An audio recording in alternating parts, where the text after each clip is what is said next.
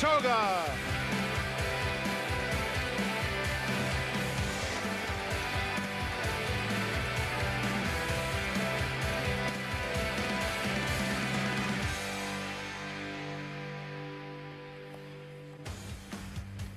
One more day in the sun, one more day at the spa. Just like when we were kids, summer goes by way too fast. But here's the thing, we're not done at Saratoga. 12 races remain, among them the most prestigious for 2-year-olds. Enter ferocious, sensational debut winner Whitney Day, the favorite in the 120th running of the Hopeful. Gonna miss saying this is Saratoga Live, as always brought to you in part by America's Best Racing. For the love of the race, visit americasbestracing.net today. Daryl Wayne Lucas, happy 89th birthday. 89 and still knocking down American classics. Live look on this stellar late summer afternoon Saratoga racecourse. You call it closing day, we prefer just Labor Day. Or Wayne Lucas's birthday in this case. Either way, still part of Fan Appreciation Week. Thank you to the fans for everything this summer. None of this works without them or the horses. Nearing post time for the first race on closing day. From the paddock, welcome everyone. I'm Lafitte Pinkai. Doesn't seem that long ago we were here on opening day, looking at the 2-year-old fillies, talking about the Schuylerville, and just like that, it's closing day, or Labor Day, and we're looking ahead to the boys, the most prestigious race for 2-year-olds, a Grade 1 hopeful a little bit later on this afternoon, winding down another memorable summer at Saratoga. There's the field. Grade 1 hopeful, promising crew, exciting crew, 7/8 of a mile, $300,000 purse. Number 2, ferocious, 8-5. Morning line favorite as I welcome in a motley crew. Rajiv, Andy, JK. Gentlemen, are you more depressed that it's closing day at Saratoga, or more sad that this is the last time we'll be together for like a while? Well, I'm going to get to see Jonathan, so I'm okay, actually, and the other two of you, I really don't care at all. Closing day at Saratoga is always as sad as this is say goodbye, JK, but it's also about the future, the 2-year-olds, and this hopeful that we get to see. Who knows? Maybe the colt or two that we could be talking about when the first Saturday in May rolls around next spring. And this feels like a really special hopeful, right? I mean, every hopeful's great, but I think a lot of times there's some sprinter types that might be good now, but you don't get too excited about what they might turn into the future. I think the winner of this race is a legit front runner for the Kentucky Derby next year, and I guess it's probably why they call it the hopeful. I don't. You know the first hopeful I saw? The winner of the hopeful won the Kentucky Derby. Man of War? No. Foolish Pleasure, 1974. See? Won the Kentucky Derby. So there you go. Rookie, you coming back for a second summer? I would love to. Has he had, like, are you going to survive all the hazing? Because it's been a pretty rough for summer. The hazing is not stopping. I want to do my 5 years? I want to do my 5 years I'm so I sorry. don't get Wait a hazed second. anymore. We at some point in the show have to show Rajiv's footwear here because seriously, without this is I mean, look what we got going on up here, okay? Get this away from my drink, will you please? That is nice. I'm not going to be able to stop looking at that for 3 hours. You got to pull out all the stops. It's closing now day. you earned a second summer at Saratoga. Rookie of the Year, Rajiv Mirage. Today's race is brought to you by Claiborne Farm. That first race kicks off the early pick 5. Very fitting. The Harvey Pack, first of 2 stakes races, and the hopeful race 10 post time around 5:43 Eastern. John Deere track condition report. Really a gorgeous day for racing and farming. Main track is fast. Turf courses are firm temperature around 78 degrees. Okay, so now your time is really running out. All the same, invite still stands. Sign up today, NyraBets.com. Get involved. Play closing day with us. When you do so, use that promo code SPA250. Earn up to a $250 deposit match after your first deposit, but any track, anywhere, anytime. Join now, NyraBets.com to earn your $250 deposit match. Field Race 1. Early pick 5 starts here. 3-year-olds and older. Mile and 1/8 on the main track. JK, a bankroll play. No pressure. Andy found a $64 winner with his yesterday. No pressure. Look, he did a lot of good work yesterday. I'm going to swing for the fences a couple of times here. A couple all-in moves. My tournament experience coming into play here. $1,250 double, 4-2 here. I also have a backup, $245 double, 4-7. if I can hit this, something around ferocious, I'll be going all in again to try to catch Andy because he was absolutely sensational yesterday. I don't believe this is fair. This is the most pathetic act of degeneracy I've ever seen. And let me tell you, I've been around a long time, and I've seen some pretty silly stuff. Go get him, JK. I'll miss saying this, too, as we welcome in Acacia Clement to the broadcast standing by trackside. Acacia, what are these maidens showing you as we approach post time? Well, first, Lafitte, I just want to tell Raj, my first Saratoga with the Saratoga Live team was 2019, so this is 5 years for me. And I just want to tell you, Raj, the hazing never ends. So get tied on, but that's what we love about this team. But taking a look at your favorite, the number 4, Military Road, do I trust him? Not necessarily. That being said, he's just so much faster and has just faced much better unmatched wisdom, even timeout. I thought It's a Miracle, very impressive. We saw Protective come back to win. He looks much the same as he always does, carrying his weight well, and a little bit more time since his last race. The 3, Elko County, finished second to Protective in that off-the-turf long-distance race. He's held his weight well, too. He was pretty washy last time, much more settled today, so I appreciate that for him. And the 6, Stop the Press, certainly distance not going to be a problem for him, but he, even now towards the second half of his 3-year-old season, has not settled at all. Very revved up in the preliminaries, very hot out on the track, and does look a bit more like a turf horse. So to get the distance on the dirt today, needs to keep things together as they head towards the gate, Lafitte. Keep it together, keep it together. Post time for the first, Raj, but you don't think it's a one. I know you like Military Road, but what about the horseshoes outside in Daily Grind? Yeah, I think Daily Grind can do this. Military Road is just not that genuine. He likes to finish second a lot, and I feel like Daily Grind, especially that it's Mr. Wayne Lucas's birthday, might have aligned to have him win on his birthday. Raj won't miss in those shoes today. To Frank Miramati, the voice of Saratoga, with the call, first of 12 on closing day.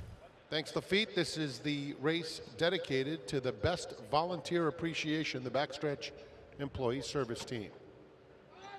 They're in the gate.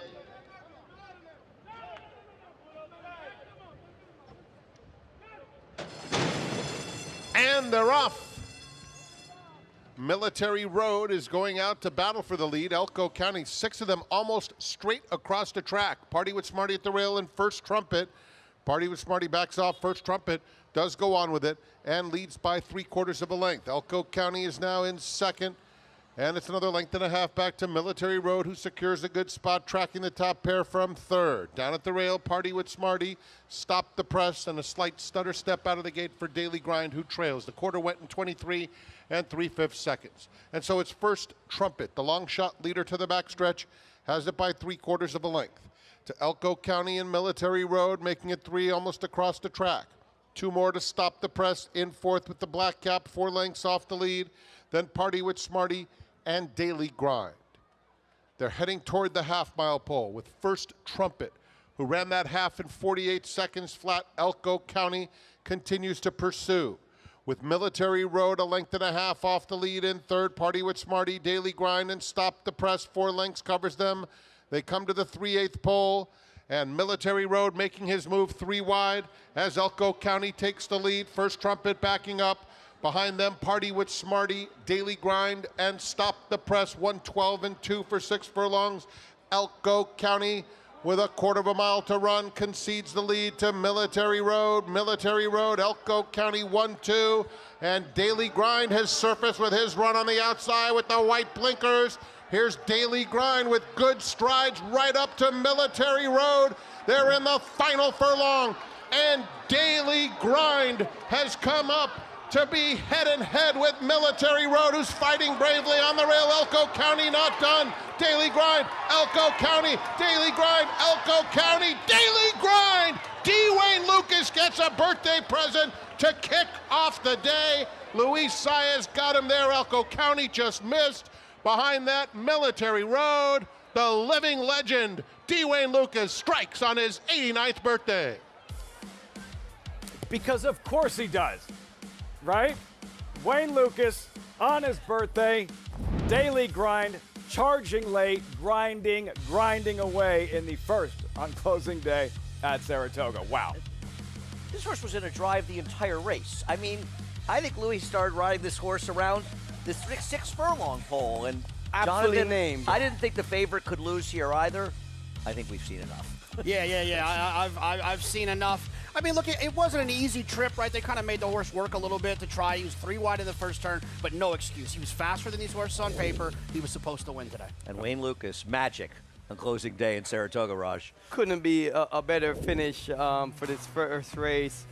But Daily Grind, aptly named, he just grinds away, grinds his gears. He's one of those steady pace kind of horses. And you can see Jockey Luis Saez in the green. He's hustling him out there. He just doesn't have speed.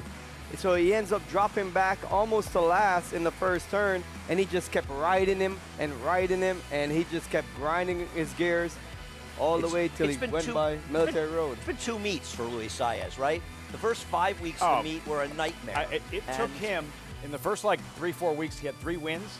In one day, a couple weeks ago, he had 4. He had 4, I think, just the other day, as a matter of that's what I'm fact, saying. too. Yeah. No, I mean, it's been, if this Luis Saez had been, and it's hard. Look, it's an 8-week. We always say it's a marathon, not a sprint. And I think it's very true for Luis. And I'm just glad to see him do so well late in the meet and let everybody know and remind people like me that he can still ride. He's a strong finisher. He can pick a horse up, but that needs a lot of help, and he showcased it in that race. Luis Saez, Panamanian phenom. They're doing something right at that jockey school. You know what it's called, right? Yeah, it's junior, not the third, though. What's the Jamaican jockey school like, Rajiv? I'm not sure. I didn't attend it. You don't think you should start the Rajiv Mirage jockey school? I'd consider it. Now would be that you great. need to start your life over because of the computer problems. yeah, my computer is down today. Yeah, maybe I got to go into the jockey school. Luis Saez won a riding title here in 21. Teamed up with Wayne Lucas to capture a Travers with a massive will take charge results reaction when we come back. Plus, how good is he? Ferocious. His debut, simply put, lit up Saratoga. What will he do for an encore in the Grade 1 hopeful? Just getting started, closing day at the Spa.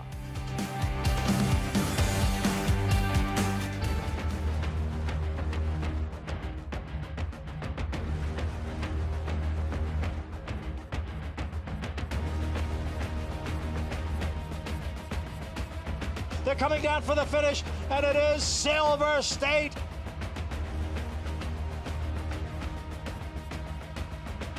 140,000. Grade 1 winner Silver State, standing at Claiborne Farm.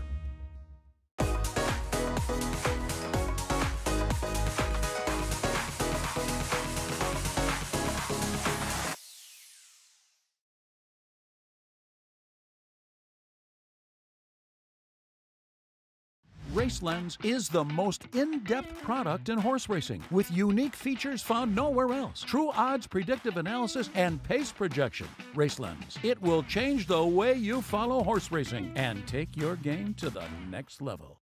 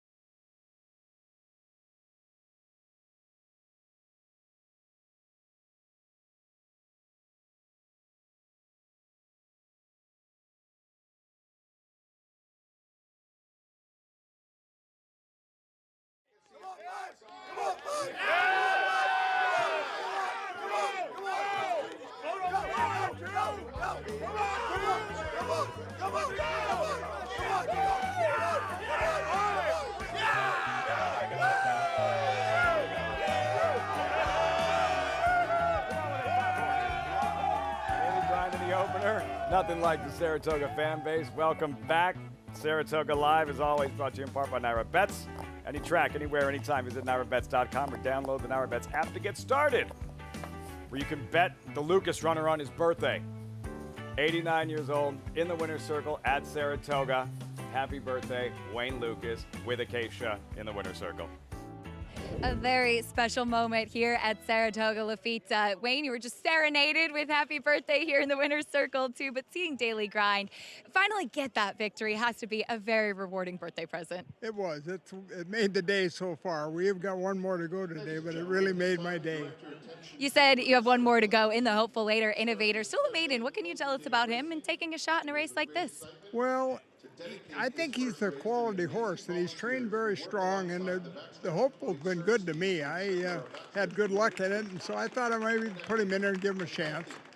Looking for your 9th win in that race, just incredible. And Wayne, we see you out on the pony every morning. You clearly have such a passion for the game that you've shared with so many people. What does Saratoga mean for you, especially winning here on closing day?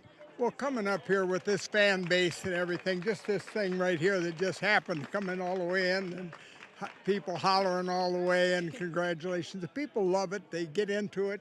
And, you know, they say New Yorkers are kind of calloused and cold, but I don't see it at Saratoga ever, not at all. Not here. You have to be happy up at the spot. Well, Wayne, big congratulations and a very happy birthday. And it's a very nice outfit you got today on the last day. Well, thank you very much. Well, there you go. My day is made now too, Lafitte. Mic drop. Acacia can leave. Not going to get any better than that in sharing that moment with Wayne Lucas on his birthday in the winner's circle of BC Stables. Winning owners, right? And the owner of Innovator, his runner in the hopeful. Andy, those 8 hopeful wins, the all-time leader over a 27-year span, Wayne Lucas in the hopeful. That's the things I find amazing. You know, when you see these situations where there's enormous time between when Codex, his first Preakness winner, and then he wins the Preakness again this year. What was that, 1980? From 80? 80, I think, was yeah, Be Genuine 80. Risk, and that was 1980 to 2024. I remember seeing when Peter Brandt won the Alabama with Dunbar Road a few years ago. He had last won it with Spit Curl, and I want to say the early to mid-80s, and that was close to a 40-year gap. The longevity, and that's one of the things about this game, it keeps people young, and it keeps people around, and it's just great to see people competing at such a high level. You know what I think is so fascinating about that? As many hopeful as he's won over that period of time, many of the other hopefuls that he didn't win was some of the... Sure, Todd. And some of the people from the family tree of assistants that he had. They came from the Wayne Lucas school, so I would love to know what the numbers are, but I'm pretty sure it's a high number between Todd and all those guys. We can, if your computer's working, you could look it up, but I'll look it up on my phone. It's one of those days. I can't look it up on this paper, man. Wayne Lucas, what a way to start closing day with a victory on his birthday in the opener. Turn the page, race 2, maidens. Turf sprint, 3-2, Marvelous Madison. Much more on the second race, 19 minutes out. But first, cue that animation.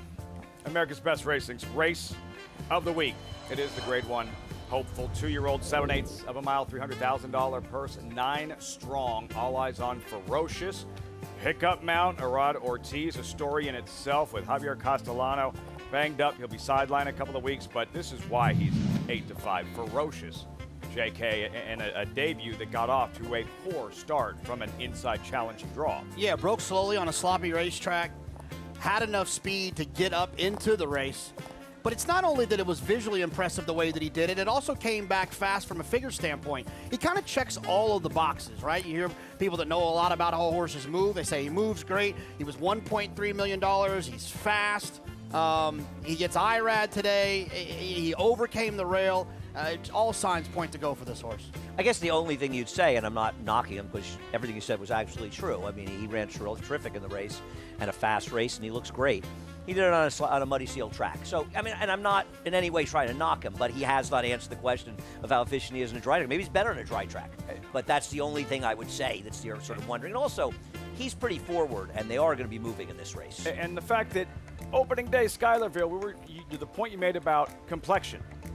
And it's not so much an indictment on Ferocious, it's just a theory in that just because a first-time starter, a 2-year-old, runs really fast in their debut, don't just expect the same or improvement the next time. Have we all forgotten about last year's Hopeful, where there was one fast-looking, interesting-looking maiden breaker after another in that race, and a horse with absolutely no form to go on whatsoever from Delaware Park with a fast pace blew the field away. And I'm not saying that means it's going to happen here, but sometimes I think we miss the lessons that racing wants to teach us. You're talking about Nutella Fella, so maybe that opens the door, just maybe, for Chancer McPatrick Rajiv, another impressive debut that got off to a poor start. Yeah, I mean, he broke well. I don't think he got off to a pour start, but what happens here, what happens here down the back stretch is when he got shuffled back behind horses, you could see him toss his head in the air. So what happens with some of these inexperienced horses, when they feel that dirt hit them in the face, they react almost like someone that's spraying water in your face, throwing the head back, and he lost his position being shuffled back. That put him way behind the 8 ball here, and for him to overcome that much adversity and still finish as strong as he did, because watch, he goes significantly wide because his jockey is thinking, man, I got to get him out in the clear where there's nothing to hit him in the face so he can kind of level off, which he did. And once he does, you can see him just finishing faster than anyone else and pulling away at the end. A very impressive debut for a horse that is highly regarded, coming from a top barn. Very promising colt here. How concerned are we that the horses he beat came back to not necessarily flatter that particular race? You know, it's hard to know for sure. I mean, it's the kind of thing you bring up when he runs badly and the kind of thing you forget when he runs well. I hear you. I'm not so sure he wasn't running in his own race. The problem I have is that the pace was fast. It fell apart, so that's one. Well, it didn't fall apart, though, Jonathan. The second horse was on the pace the whole way. It didn't fall apart. Yeah, and that horse came back and didn't run very well. I'm saying the race didn't fall apart. Well, they went fast early and slow late. I'm not saying that it was like an absolute collapse. I'm saying there was a very fast pace in front, and he picked up a bunch of tired horses who came back and didn't run very well. That's fine, but I do think, you know, nobody else closed there. Now, maybe nobody else there can run at all, and that may turn out to be the case, but he's still got an 81 buyer. Couldn't handle things early and didn't have things go his own way, and he figures to get a pace in this race. Before we go to break, the other Chad Brown, I know you think has some upside today? Yeah, I don't think, you know, I think if the morning liner maker could have made the morning line later, he might have changed it because the second place finisher came back and won, improving his buyer speed figure 24 points on Saturday's card. And horses have run well out of that race, kind of the opposite of what you're saying, Jonathan. And that race may be one of those races, sort of like Valentine's Candy last year that came up slow, but was just a better overall race. And he's been training very favorably versus Chancer McPatrick since the race. Looking forward to this one. Grade 1 Hopeful, the most prestigious race for 2-year-olds at Saratoga. It'll be the final race in the sequence for the cross-country Pick 5. Monmouth and Saratoga get started in the 7th race at Monmouth, the Red Bank Harvey Pack. A couple of races, the optional claimers, Monmouth, Saratoga, all leading up to the Hopeful race 10 here at the Spa. We'll step aside, and when we return, that was a moment.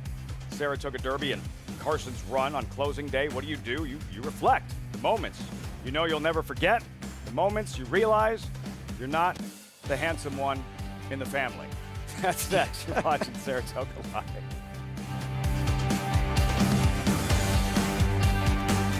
Introducing a stallion, as top class as they come. In 22 career starts, he won or placed in 12 graded stakes, competing in 15 grade ones, earning over $1.7 million. His undisputed speed is evidenced by 7 100-plus buyer speed figures, a 3-time grade 1 winner, Raging Bull. Horse racing? Check. Weekly promotions? Got 'em. Huge payouts? You bet. With Naira Bets. Download the app today and bet on any track, anywhere, anytime with live HD horse races, betting tips and tutorials, expert picks, and more. You bet with Naira Bets. Join now for a new member bonus at NairaBets.com.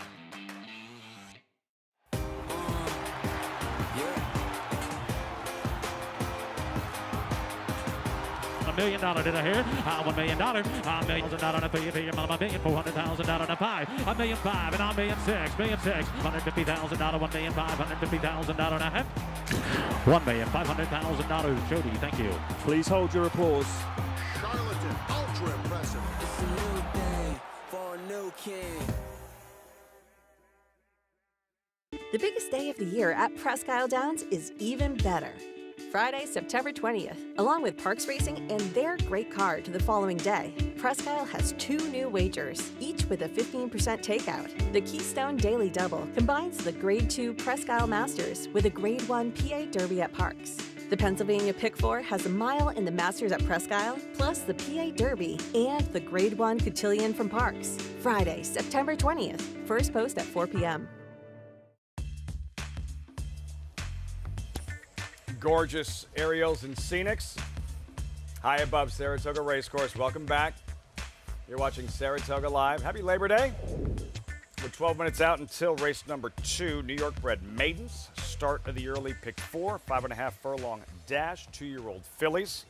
Marvelous Madison, the 3-2 favorite. Yeah, this horse was entered at a mile and a 16th about a week and a half ago and was rained off. Chad Brown is high on this horse, and I think is going to be a fairly likely winner, but it is bred for longer, though. 2-year-olds often will be effective going shorter early in their careers. It's a lot like her daddy, Acacia. Marvelous Madison, the debuting filly by Caravaggio. Absolutely. You certainly see that Caravaggio influence here with Marvelous Madison. And as Andy mentioned, she's actually been scratched twice with the races coming off the turf. And as we talked about this weekend with National Archive taking on the boys, if you want to run on the turf against New York breds going long, your only option was to run against the boys. If you want to stay with the fillies, your only option with New York breds is to sprint. So that's why we see Marvelous Madison here, but I don't mind her sprinting. She's not the biggest. She's very athletic looking type, but the big thing is that this mare has been quite a producer. Just pretty much everything that she has thrown is a runner. 5 out of the 6 foals were winners, 4 of them on the turf, including Grade 3 place Shoddy, stakes winner No Salt as well. So there is a ton of pedigree with Marvelous Madison. Now she's been pretty sharp, a little bit green to get the tack on and a little bit all over the place after that.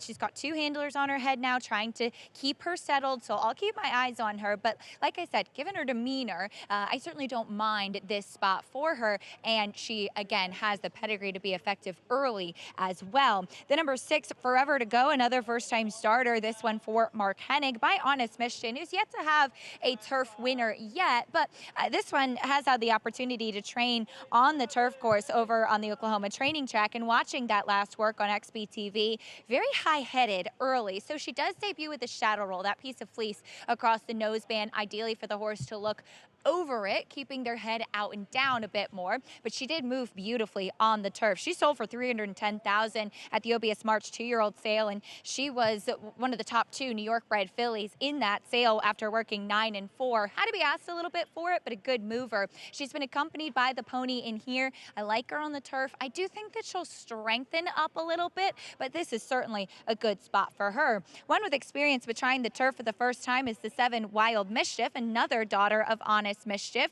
The dam never won, and she was 0 for 2 on the turf, but there was some turf in the 2nd generation, and she's one that looks like she'll just really benefit from continuing to racing into fitness, kind of bringing it all together. So she's a very solid type of filly in the way that she's built, so a little bit more defined second out, which I appreciate. I think that she should like going to the turf as well. She's been training quick on the main track in preparation for this, and Mike Maker has had a lot of 2-year-olds who are ready to roll early. Didn't show anything on the dirt, but I'm very curious about her switching surfaces today, Lafitte. What'll she do on grass? Solid meat, Mike Maker. Solid meat for the guy in the shades, Chad Brown. Atop the standings, 18 clear of Todd Pletcher here entering closing day. So that's safe, right? I think so. How many races? Is there a chance? We might have 22 there's still races. A chance that if we had 22 concerned races today, it wouldn't up surprise me. And for Chad Brown, a 7th straight JK in 4 in a row.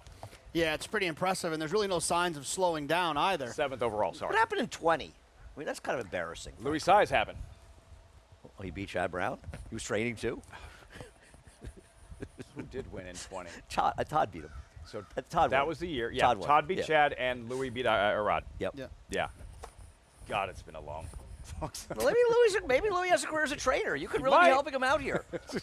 Maybe your father. It's not too late for him to get back in the game. Start training. Hey, they get that jockey school. Yeah. Teach him how to train as well. Panamanian as well. Johnny Velasquez. So it's 7 overall and 4 in a row for Chad Brown. Yeah, and to win so convincingly, and like I said, no one's really like close. And I think the weather, and even we had some days. I think even when the weather is not bad, he's still the favorite to win. But when the weather is good and we get a lot of grass racing in, it seems like he's unstoppable. That's his Achilles heel, obviously. And I think what's happened also is that Todd doesn't have the dominance in the 2-year-old races he once had. And you think about Chad Brown, he had a big meet with 2-year-olds. I don't know how many maidens, but it feels like 5 or 6 of them winning. And, it's not that Todd's a worse trainer. It's that he's just not having the same sort of edge when so many other trainers are getting good 2-year-olds. And I think that's one of the things. Because I feel like there's a year where Todd won like 17 2-year-old races or something. That's not going to happen anymore, and I think that's to his disadvantage. Grade 1 wins in the test, ways and means, the Alan Jerkins. 5 grade 1s. 5 total. Incredible. Chad Brown, yet another Alan Jerkins training title, 7th overall. And with the favorite here in Marvelous Madison, we kick off the post spread, looking to rock, the smiling assassin, Katie Davis. Well, has yet to rock in 3 career starts, 2 of them on the turf. 12-1, here she is, Marvelous Madison, and Larry Goichman's debuting homebred. Yeah, this one looks like he can run a half to Shoddy, one of my favorite named horses. Lady Delilah, Lane Luzzy, 2 wins closing weekend. The suddenly hot Lane Luzzy. He'd have to get this one to approve off the debut. She's grand number 4. Dylan Davis aboard the first-time starter. Yeah, I mean, as this meet comes to an end, Dylan Davis had a sensational meet. The big surprise to me of the entire meet. It's a big story, Dylan Davis's summer. Dancing Dakota, there she is in Ricardo Santana. It did a little late running in a race that I wasn't thrilled with. I think the second-place finisher disappointed the second time out. I feel like. Forever to go. 3-time Travers winner Johnny Velasquez. This horse is taking a little bit of money, but that last turf work wasn't graded particularly high. Wild Mischief, number 7. 5 wins yesterday, Irad Ortiz. I guess when you have nowhere else to go, you go to Irad, and at least this horse is a half to 1 turf winner, and there's some turf pedigree there. Number 8, 57-1 outsider, Classicals finale. Back to grass. This horse has never taken any money and never done any running. Horseplay, back to grass as well. Don't you wish a horse named Horseplay was a little bit better? Did have a little bit of trouble, but nothing to account for the first effort. These New York bred 2-year-old fillies sprinting 5.5 furlongs on turf. There's Giants Audible and Luis Saez. Yeah, Rudy's firsters, if they can run, they usually take a little bit more money than this. 2-year-old fillies, turf sprint, start of the year elite, pick 4. What's this Saratoga money back guarantee all about? Well, you're going to make me read this? I know what it is. Oh, boy. You do it. I got it. All right. You're on Saratoga money back guarantee. Play Saratoga's closing day with money back guarantee on any race, Andy. You bet a $10 win wager on 1 horse in any race on the Saratoga card. If your horse finishes second or third, you get your $10 bet back. All you have to do is opt in at NairaBets.com, but you're going to have to do it for Rajiv because he doesn't have a computer. I got to tell you, only you could have done it with your $1,250 double to start out the card. Air right out of the balloon. Third. Right out of the balloon. For all the trolls on the internet that are making fun of that, just remember that I've run second twice in a Breeders' Cup betting challenge. So don't. You can say you can. I think you're inspiring a whole bunch of new people to say, "Well, if this guy runs second, maybe I can win it." No doubt, no doubt. See if you can fix your computer, Raj. Keep quiet. IT department, please. Raj needs Send your help. someone Irad needs nobody's help. Not here at Saratoga. Raj in another sensational summer and closing it out with a bang yesterday in the 5-win Sunday program.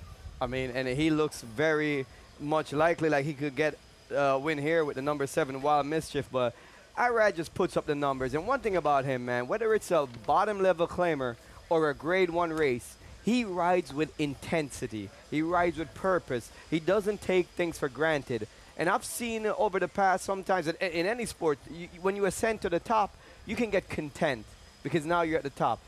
Irad is hungry for every win, and that's what keeps him going. He loves what he does. The way he does. He genuinely loves what he does, and it's a pleasure to talk to him about the races, and it's a pleasure to watch the guy ride. And I think there's a lot of great riders in there, but the performance we've seen from both him and Flavien Prat, particularly at this meet, just tremendous. I'll And let Dylan Flavien's- Davis into that. No, I'm not. I as don't mean well. this to knock anybody, but those guys, Yeah. I thought Flavien's ride in yesterday's Jockey Club Gold Cup. That's the way you ride, right?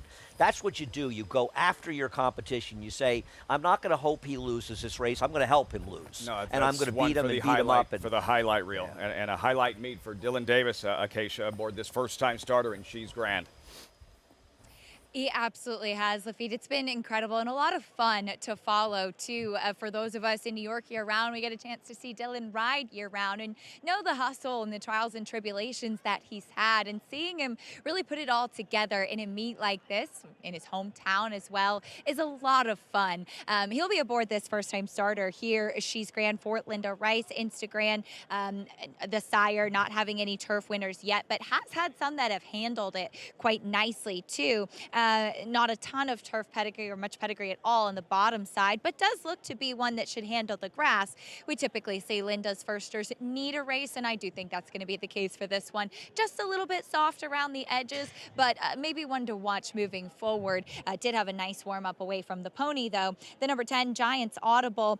This one worked 10 flat at the OBS June sale. Was asked along in that workout, but I did notice a very closed-in set of blinkers that she worked in over there at the 2-year-old sale. She doesn't debut in blinkers or anything, just with that shadow roll, which Rudy Rodriguez will use on quite a few of his 2-year-old runners. She's built like a turf horse. She's incredibly fit here. Jonathan's right. Typically, Rudy's firsters that are live will take a bit more money out on the board. I thought she was a little intriguing, though. Maybe to outrun her odds.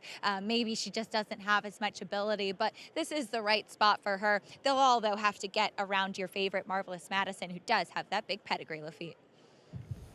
Big pedigree indeed. Marvelous Madison, Andy, 6-5 as they get set to cross over to the turf course. Yeah, first of all, I would say that Larry Goichman, for many, many years, has bred good horses. And I think it sort of flies under the radar a little bit. I mean, he's a guy, when you're handicapping New York bred races particularly, and you see him turf race in particular, you always take a second look when he's got a horse in there because he's been so successful in the past. And Chad Brown's had a horse from the past, got some more horses. And while, yeah, this horse is bred to go on a turf, it's not just shoddy. I have to 4 solid turf winners out of 5 to try it. These horses, think of the other day when that George Weaver firster won, and the horse that was really well bred for Jack Sisterson probably does want to go longer, but that horse still finished a good second in there because a good horse, first time out in the grass, will probably run okay sprinting. A good horse. And I think this is probably a pretty good horse. So, yeah, I would prefer this horse going longer. I'm going to be very surprised if Marvelous Madison doesn't win this race. And I know he's even money, and I don't like, or she is. I don't love to tout short prices, but this is one short price I have no interest in trying to beat. Her career debut in Raj for Wild Mischief, who does have the one race, albeit on dirt, under her belt. I thought it was a very productive debut against the second place finisher from that race. Came back and won on the turf, beating the boys. But one of the things about this race, for a 5.5 sprint, there's not a lot of speed signed on, and I feel like this filly's going to had a big advantage being up close to the pace in a paceless sprint race. With the experience under her belt, that a bit of an early speed, I think she's going to be tough to beat. Irad Ortiz aboard. And there's a look. Johnny V. Forever to go. First time starter for Mark Hennig. Another look. Irad Ortiz, Wild Mischief. All set for the second race and the start of the early pick 4 on closing day. Frank Baramati with the load and call. Loading into gate 4, race number 2. Classicals finale and horseplay.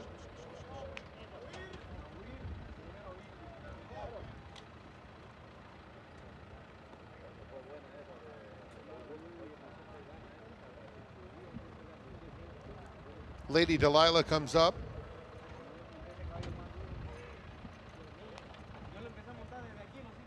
She's Grand is in. Dancing Dakota.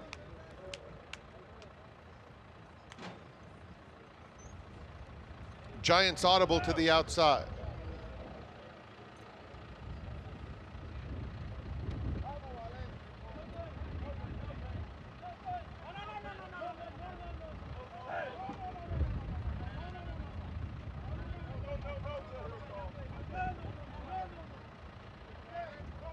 They're in the gate.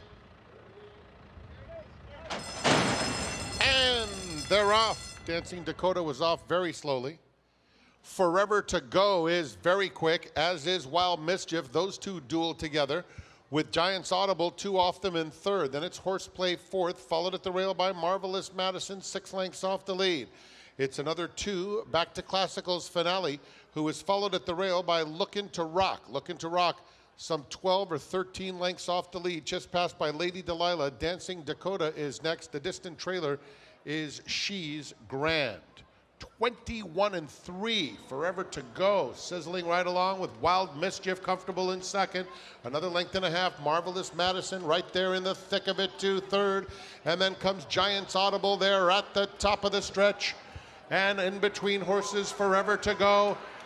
45-1 for the half. A very tough Marvelous Madison has come through, confidently handled. Narrow lead. Wild Mischief is still in it too. It's Marvelous Madison, Forever to Go. One more try for Wild Mischief. Marvelous Madison wins at 3/4 of a length. Wild Mischief was second. Then it was Forever to Go in third. A very nice late bid along the inside from Lady Delilah. Might be one to watch.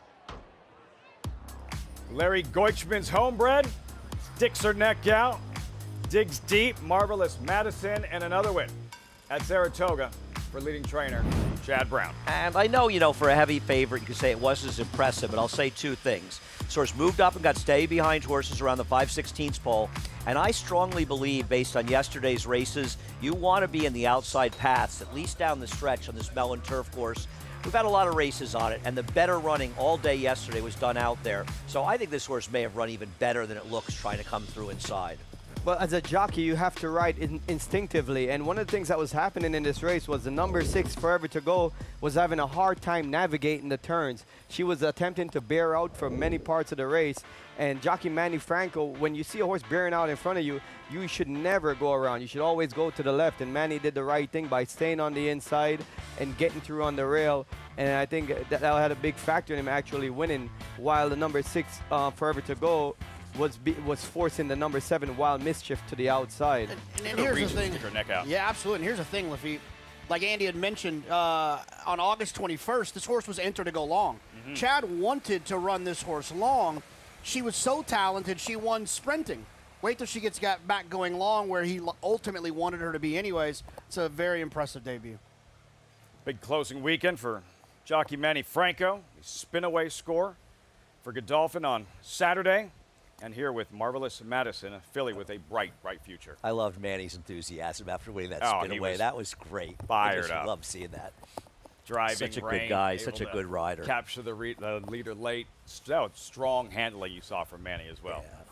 Yeah, I love seeing Manny. Anytime Manny wins makes me happy. He's a terrific guy and a terrific rider. Teams up with Chad Brown here. Marvelous Madison, 2-7-6-3. Results forthcoming.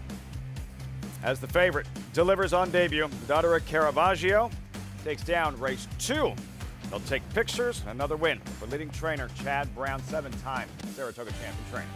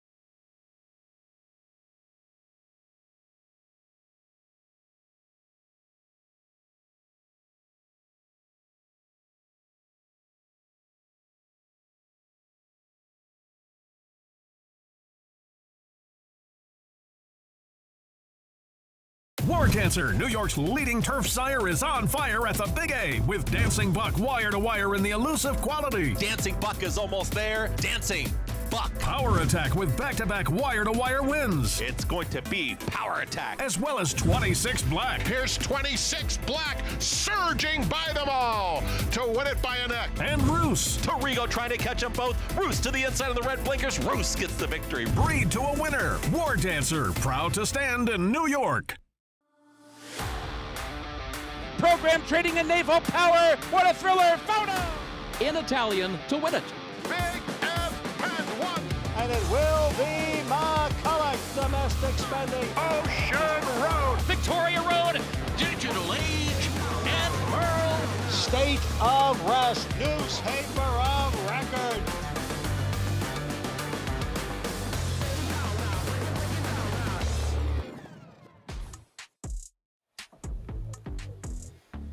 Picture perfect afternoon. Welcome back here in upstate New York. Happy Labor Day. Closing day at Saratoga. Just saw an impressive 2-year-old filly debut. Marvelous Madison, a name to remember moving forward. Yeah, I'm looking forward to this horse stretching out. I won't be surprised if Chad Brown tries this horse in the Miss Grillo. In fact, I'll be surprised if he doesn't, to be honest with you, going forward. Because even he said to me when it got rained off, he said, if I have to, I'm going to maybe run this horse against Open Company. No, we can hear from the winning trainer himself, Chad Brown, with occasion of the winner's circle. That's right. Maybe not the first choice for Marvelous Madison, but Chad, with the weather and wanting to run against New York breds, it's against the boys or sprinting, and she was able to handle the sprinting today. Yeah, I'm fortunate that Naira put this race closing day, which was good because this group of New York bred turf fillies, they didn't get to run. The long ones all meet, so that was very good. They carded this race. We took it. You know, these Caravaggios do have enough speed and to sprint, so it wasn't crazy to start her here, but her future is going to be going longer. Absolutely, and with that pedigree where kind of everything from the mare runs from Larry Goichman's family, and just another one that obviously is a runner. Goichmans have been long supporters of the New York bred program, and I'm so appreciative to have some horses for them. And you know, their families run deep, as you say. They stick with the generations that they've developed, and Larry's a very astute breeder and matchmaker for his mares, and here's another good one he produced. Well, speaking of 2-year-olds, big day for the 2-year-olds today with a Grade 1 hopeful coming up. You'll send out 2 in Chancellor McPatrick and incentive pay. Seems like both of them should be able to handle a little bit more ground. It certainly seems that way. Both of them trained beautiful for their debuts and overcame a lot, both of them. Very professional debuts from both. More distance better, but it is a tough race. So hopefully the pace sets up for them. Well, good luck later. Congratulations with the win here. Thank you. Big day for the 2-year-olds in the Brown Barn. With Off to a terrific start. Marvelous Madison. She delivers and really full of herself after the race as well. Like the effort, Raj, didn't take very much out of her. No, I mean, when you think about what the connections are saying, that she's going to be better going distance, you think of a filly with a lot of stamina and energy, and she sure showed it there. While she was able to win sprinting, she's probably not optimal at sprinting, and she's expected to improve as the distance increases. But you've pitched her from the Miss Grillo. She's off your tickets already. Zero shot in the Miss Grillo. She just win a New York bred maiden sprinting. Maybe Chad Brown's going to win a Miss Grillo one of these days. He's got, yeah, but with a different horse, not with her. If she's in a Miss Grillo, I would be surprised, and if she wins it, I would be shocked. This filly, not Chad Brown. But not Chad Brown. Chad Brown can win for the Miss Grillo. I mean, I just Chad can't wait. Brown wins the Miss Grillo all the time. If this horse wins the Miss Grillo, we will have to have a link up. I will wear your famous dunce cap. He'll be. We need security. We would dust it off. Security, please. For Chad Brown, cap bet on that. We'll see. Now we're really going to pay attention to what happens with this filly moving forward. I mean, Can't if you don't wait like for this the horse, the Miss Grillo now. Let me get the Miss Grillo on the mothership on Fox now. $25,000 claimers coming up next. Race number 3. Non-winners 3 lifetime 6 furlong sprint fillies and mares. 6 is out. And Roman got us a favorite at 9-5. So we spent some time looking ahead to the hopeful, the final Grade 1 of the meet. But 2 stakes races this afternoon. The Harvey Pack a little bit later on, Andy, and a gentleman that's had a major influence on you and so many in the handicapping community. Yeah, I could go on and on and on for hours about Harvey Pack, and it's not clear we'd all be sitting up here if it wasn't for Harvey Pack. His influence on the game as far as simulcasting, presenting situations like we do, and presenting racing to people from going in the 70s to people on the track between races to doing inside racing with John and Brielle so many years, but also the Thoroughbred Action Show that was on Sports Channel, gave Mitch Levitas a job for better or for worse. bring on great guests to talk about racing in an intelligent manner, and also an incredibly fun guy. I mean, he's just loved by people. People still come to me and talk about him at the track all the time. His great sense of humor. Funnier, actually, off camera than on camera, and he was pretty darn funny on camera. But he also was a huge, huge presence in this game, bringing so many important parts of the game, as you see with Woody Stevens and John Nehru together, talking about racing and bringing it to people and bringing it on television, bringing the game. People all over the country watched Inside Racing. They watched Thoroughbred Action. Look at that. Racing. There I was. Harvey's last trip to Belmont Park, actually. Took him out there, and we did his little piece. It's on YouTube if you want to check it out. And I can't say enough about the influence Harvey was on me. Personally, and working with me, and such a great supporter of mine as well. And we did those seminars at Ciro's, which I'm sure some of you were attended for many years. And sometimes you don't appreciate things in life as much as you should have. Believe me, I appreciate those. Every day I walked over and said, "This is the greatest thing you'll ever do," and it really was fun. And I'm just so glad that NYRA was able to name a race for somebody who had an incredible influence on everything we do in broadcasting on racing, and every year we can remember a guy who had a great influence on so many horse players for many, many years. May the horse be with you. The Harvey Pack later on this afternoon, race number 8, turf sprint. There's the field. Arzak, the 7-5 morning line favorite with Irad Ortiz aboard in one of his best efforts at Keeneland in the Shakertown here. Andy Arzak, a very good turf sprinter in last chase with Cogburn in the Jaipur. Right. I mean, I think their connection said, we're not going to Kentucky Downs to face Cogburn. We'll run here. He is very good, and he might not win today, but he is without question, Jonathan, the horse to beat. No, absolutely. His speed figures are outstanding, and he's got Breeders' Cup turf sprint type numbers. And the only thing about it is, I think when you look at turf sprints, I actually find the numbers to be pretty dependable. If a horse is really fast, they can overcome bad situations as well. So I'm not really too concerned with Arzak. He's got enough tactical speed to stay close, but he seems like he's going to be pretty tough. Yep.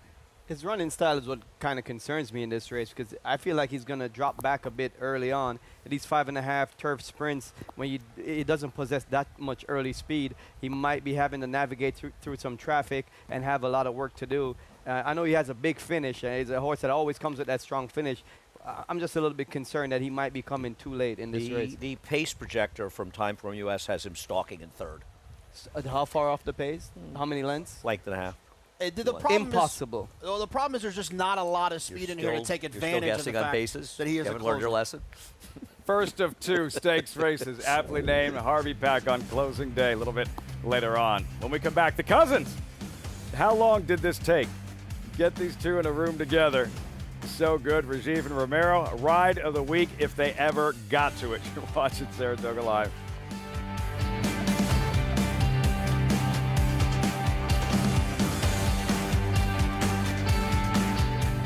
He always showed up. From June at 2 and through 2 championship seasons, week after week after week of consecutive works. That's toughness. He always showed off. You know all about those 4 G1s. Here's his maiden on the Derby undercard. That's brilliance.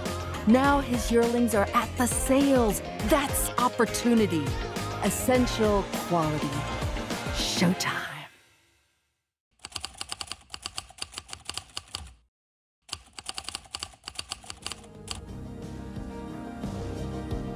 Complexion. Phoebe in Wonderland. Galabrand asserts herself. Poppy Flowers putting in a late burst here. Poppy Flower with the momentum.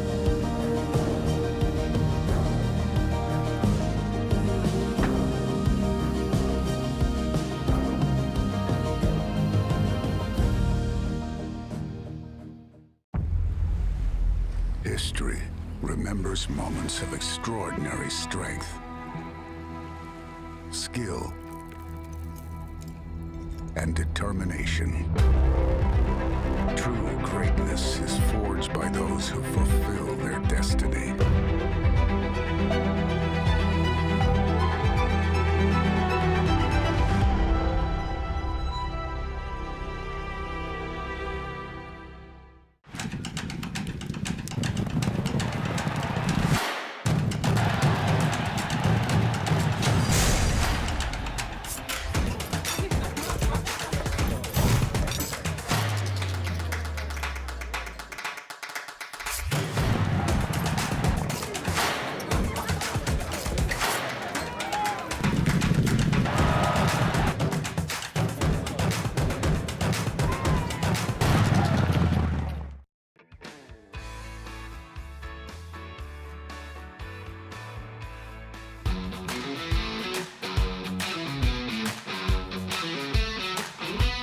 Romero, I picked your ride aboard Frieza on Saturday, August 31st, race number 3, as the ride of the week.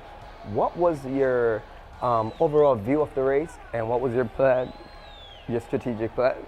My plan was to break and just drop in right away because I knew I had some speed on the inside. There's a little bit of speed on the outside, but I figured the 2 and the 4 didn't have speed, so I could clear them, but the 1 and 3 did have speed. So I just wanted to get behind those horses and go directly down to the rail right away. And then once I get to the rail, I just start picking my spots after that. This horse has been notorious for breaking slowly and being too far back. How do you get him to sit closer? How did you do leaving the gate?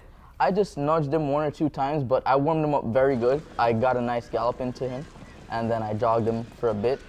So I didn't really even have to rush him too much. I just let him get his feet under him and get in his comfort zone. So now you got a good start, better than he's usually accustomed to. How do you see the race unfolding from here? What are you trying to accomplish going into this turn?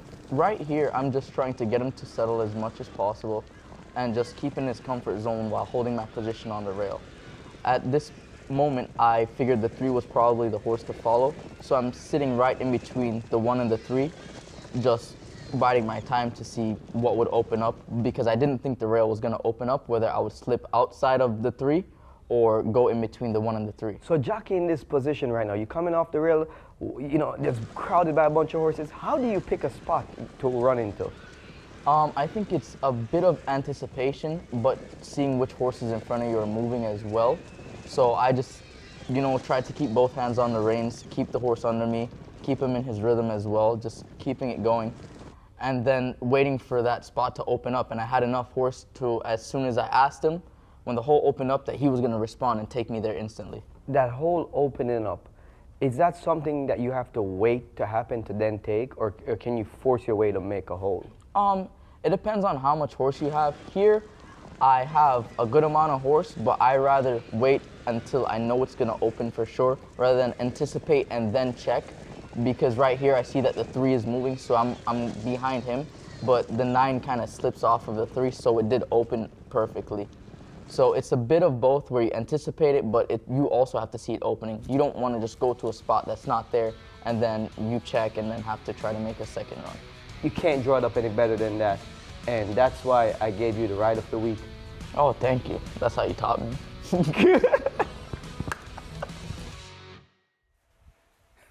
How long did it take you two to get through that? I mean, as much as we try to be ultimate professionals at the track here, we are 2 goofballs at home. We are 2 goofballs at home. Just keep coming. And we just kept on laughing, and I don't know, man. It took about 25 to 26 takes on a segment that we usually take 1 or 2 takes to do. But we got it done. It wasn't as polished as we'd hope it would be because of all the laughing going on. And I'm trying to hold my composure so we actually get to tape the segment. But it was really fun. And, you know, truth be told, man, it was such an exceptional ride. And when we look back at those 8 weeks, the ride of the weeks, this is what's great about this Saratoga Jockey Colony. We have these superstars that everyone knows and the Hall of Famers. And we also have the up-and-coming guys that are the future of the sport. And the blend of that over the 8 weeks. And also with the ladies, Katie Davis, I mean, just shows the melting pot of jockeys and the range from top to bottom. And I was just so excited this year, my first year doing this Ride of the Week segment. I was really excited to see everyone's point of view and get inside everyone's different perspective and the different ways that each jockey looks at the races. It's been so much fun for us just to watch you, watch him, and the pride in general, and especially when he won that particular race, and what a great ride it was, as we just saw. As far as for you, where would that rank as far as highlights this summer at Saratoga? I mean, as far as the ride, I thought that it's deserving as one of the top rides of the meet. But for me, as a highlight personally, for my cousin who I've been coaching and helping him out, it was just a proud moment. I know how hard he worked for this, how much he puts in. We lived together throughout the meet, day in and day out, even when things weren't going that good from the beginning. He got off to a slower start than anyone would have hoped. He kept doubling down on his work. He kept pushing harder. He never got disheartened. And I love to see when people thrive from adversity.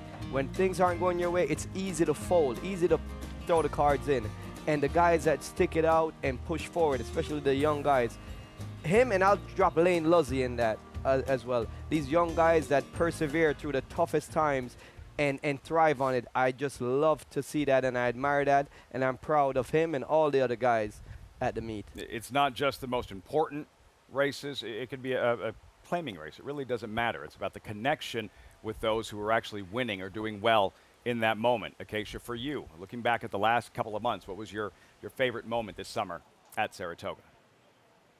I ended up landing on the Grade 1 Saratoga Derby at Lafitte with Carson's run winning. And as I said yesterday, of course, it's a special one for me, being close to the connections. But I thought that this was just a beautiful example of everything coming together. And one of the reasons that we love racing, that one horse can take so many people on an incredible journey. This race was run 8 days after it was originally supposed to be run. It kept getting rescheduled, twice rescheduled up here due to weather. We finally got a chance to run it, and you see that rainbow at the end coming over this Saratoga racetrack. And Carson's run, named in honor of Carson Yost, who's 31 years old, has not been able to speak or take a step, and his family, fans of racing as well, close with West Point's Terry Finley. And Terry for years has said that he wanted to name a horse in honor of Carson and for his friend's son, who does suffer from Wolf-Hirschhorn syndrome, the same disease that we saw Cody Dorman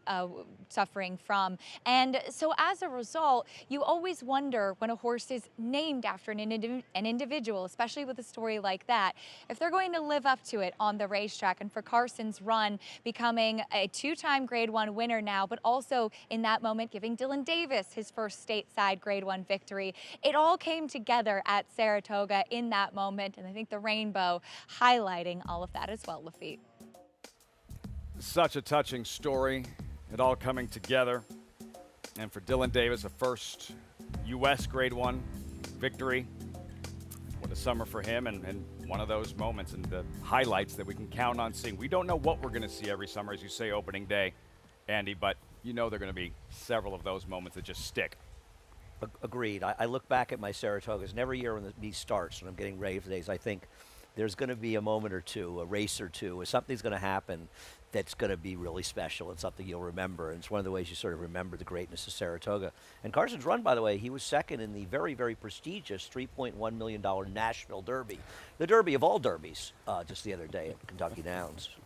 Carson's run, two-time Grade 1 winner, and perhaps some of those memorable moments, maybe a couple more before we say goodbye with the hopeful, the 2-year-old's ferocious 8-5 in the morning line, the final Grade 1 of the meet. Later on this evening, we'll have it for you right here on Saratoga Live as they call the field to post. $25,000 claimers here. We start with Concharity, hot pink and a hot summer for Flying P. A private purchase by Flying P to try to get a win here from Three Diamonds Farm. She looks like the speed and much the worst to catch. Poseidon's missed and Manny Franco looking to go back-to-back. Yeah, getting back on the dirt. That dirt race 3-back can win this one.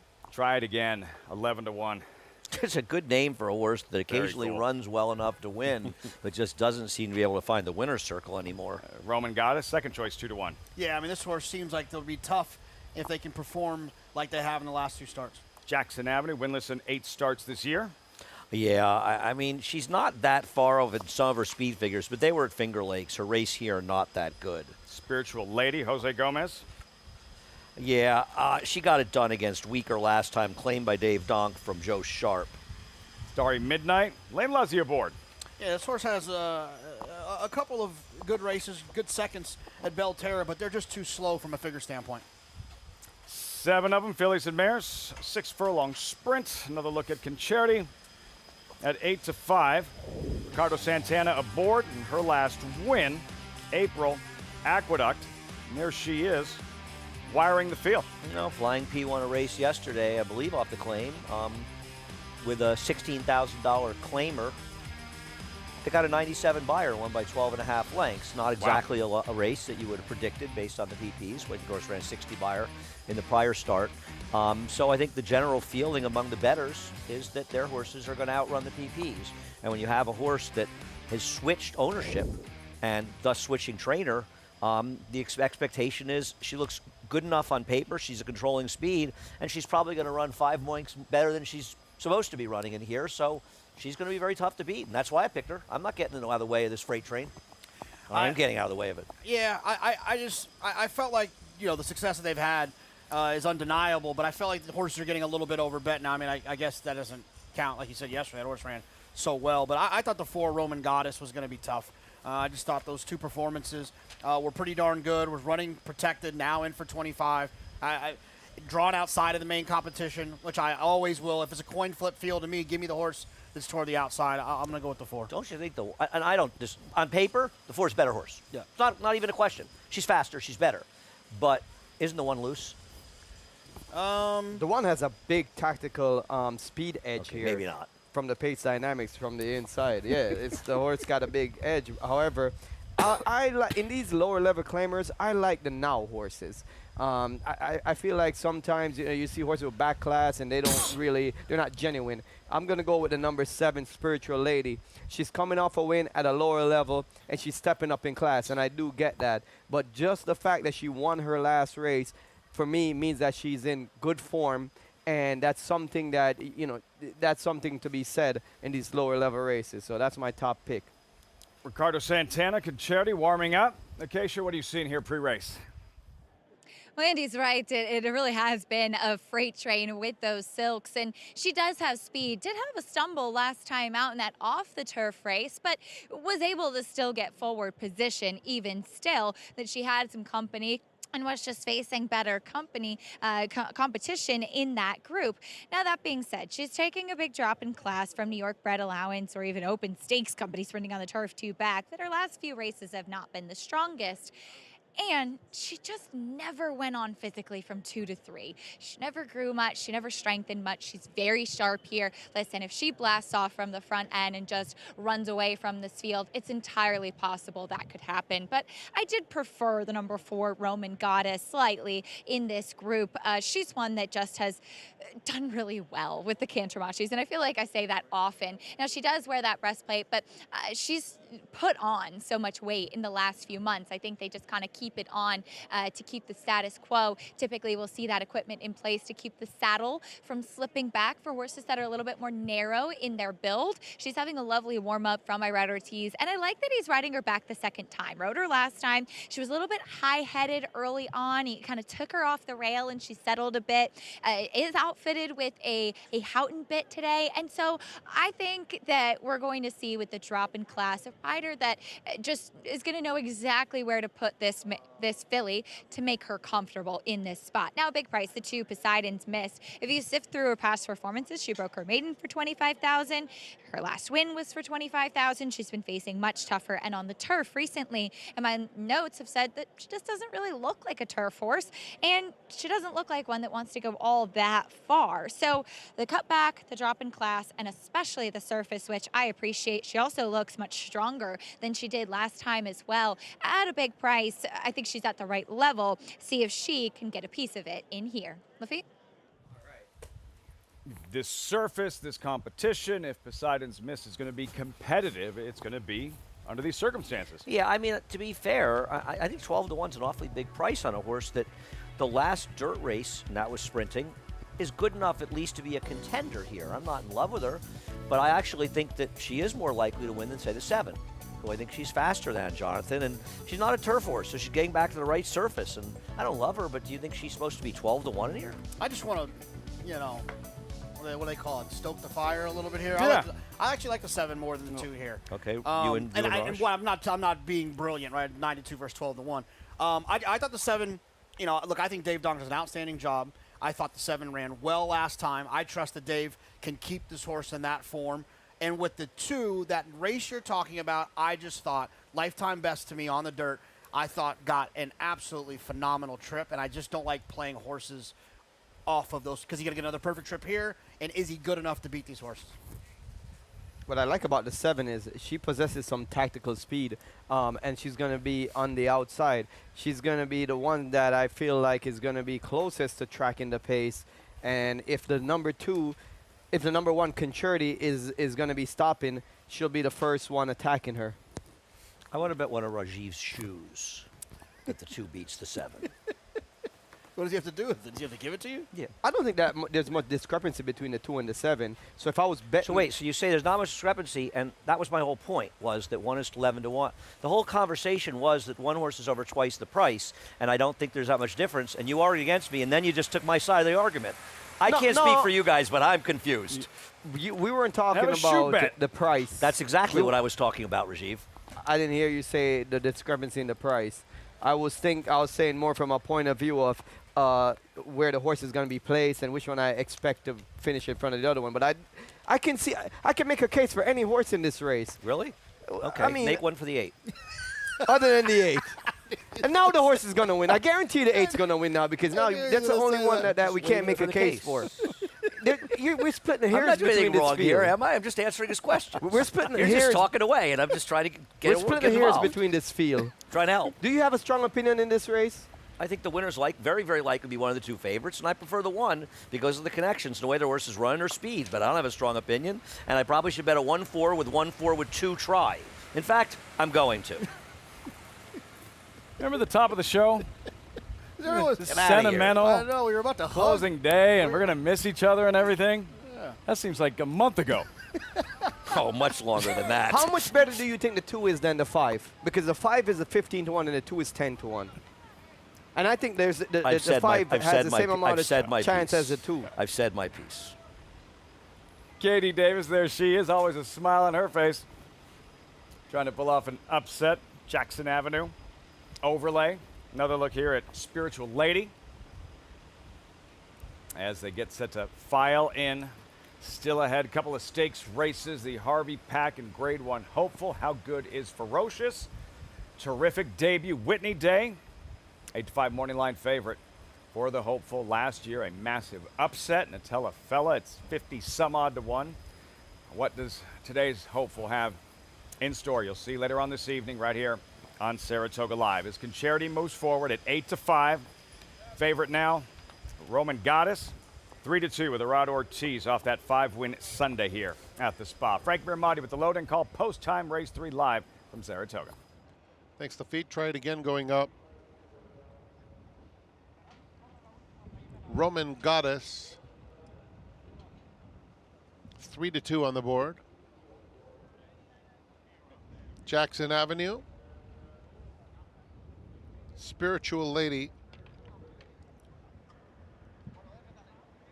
And Starry Midnight.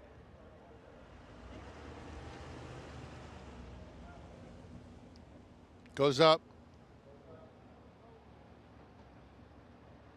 They're in the gate. And they're off. Favorite Roman Goddess was off last. Spiritual Lady is going to the front. Concerti and Poseidon's Mist now having to steady off horses' heels. Poseidon's Mist got in tight there. And Try It Again now makes it 3 of them vying for the lead. Then comes Jackson Avenue outside Roman Goddess, and Starry Midnight trails. There's a half-mile left to go, and Concerti has a narrow advantage. Try It Again, Spiritual Lady outside of that pair. Then comes Poseidon's Mist lurking in 4th through a quarter that went in 22 and 3/5 seconds. Roman Goddess on the move now in the black silks. 3.5 or so off the lead, followed by Jackson Avenue and Starry Midnight, the distant trailer. They're a quarter of a mile from home. Spiritual Lady, Poseidon's Mist has come through smartly, and Poseidon's Mist is on even terms with an 1/8 of a mile to run. It's Poseidon's Mist, and Try It Again. Outside of them, Spiritual Lady. Roman Goddess flattened out after a brief bid. On the outside comes Jackson Avenue. They're coming to the 16th pole. Still wide open, Poseidon's Mist. Try It Again, nose to nose, coming for the wire. Try It Again, just in front. Try It Again, won it. Very close photo between Poseidon's Mist and a surging Jackson's Avenue for the second spot. Try It Again. Try It Again. In the 3rd race at Saratoga in a really good second half of the summer. Meet here, Luis Saez and Rudy Rodriguez. What a ding-dong battle down the lane. I mean, at the 8th pole, coming off the turn here and going towards the stretch, it looks like any one of about 4 or 5 horses could win this race. And what a gutsy performance from jockey and horse in between. Try It Again.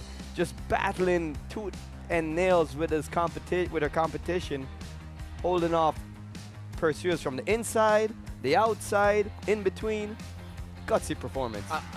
If you would have asked me at the start of this race who was going to run last, second last, and third last, I would have given you the trifecta. You're knocking my 2.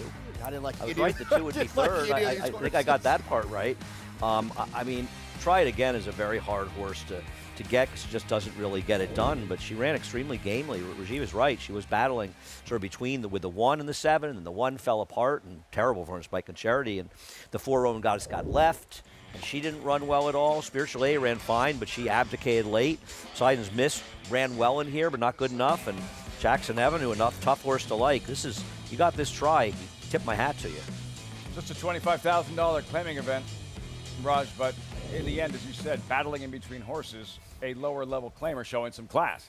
I just want to go back on a point that we touched on before the gates open, is that this was the kind of race where the favorites aren't that genuine, right? And in these races, you could make a case for anybody. I know that the 3 is an unlikely winner when you look back at the race, but in the lower level races, when you see big favorites that aren't that consistent, it's the kind of race you take a shot with some weird horses. Luis Saez, but we didn't do it before the race. Of the first 3 on the afternoon. Try It Again.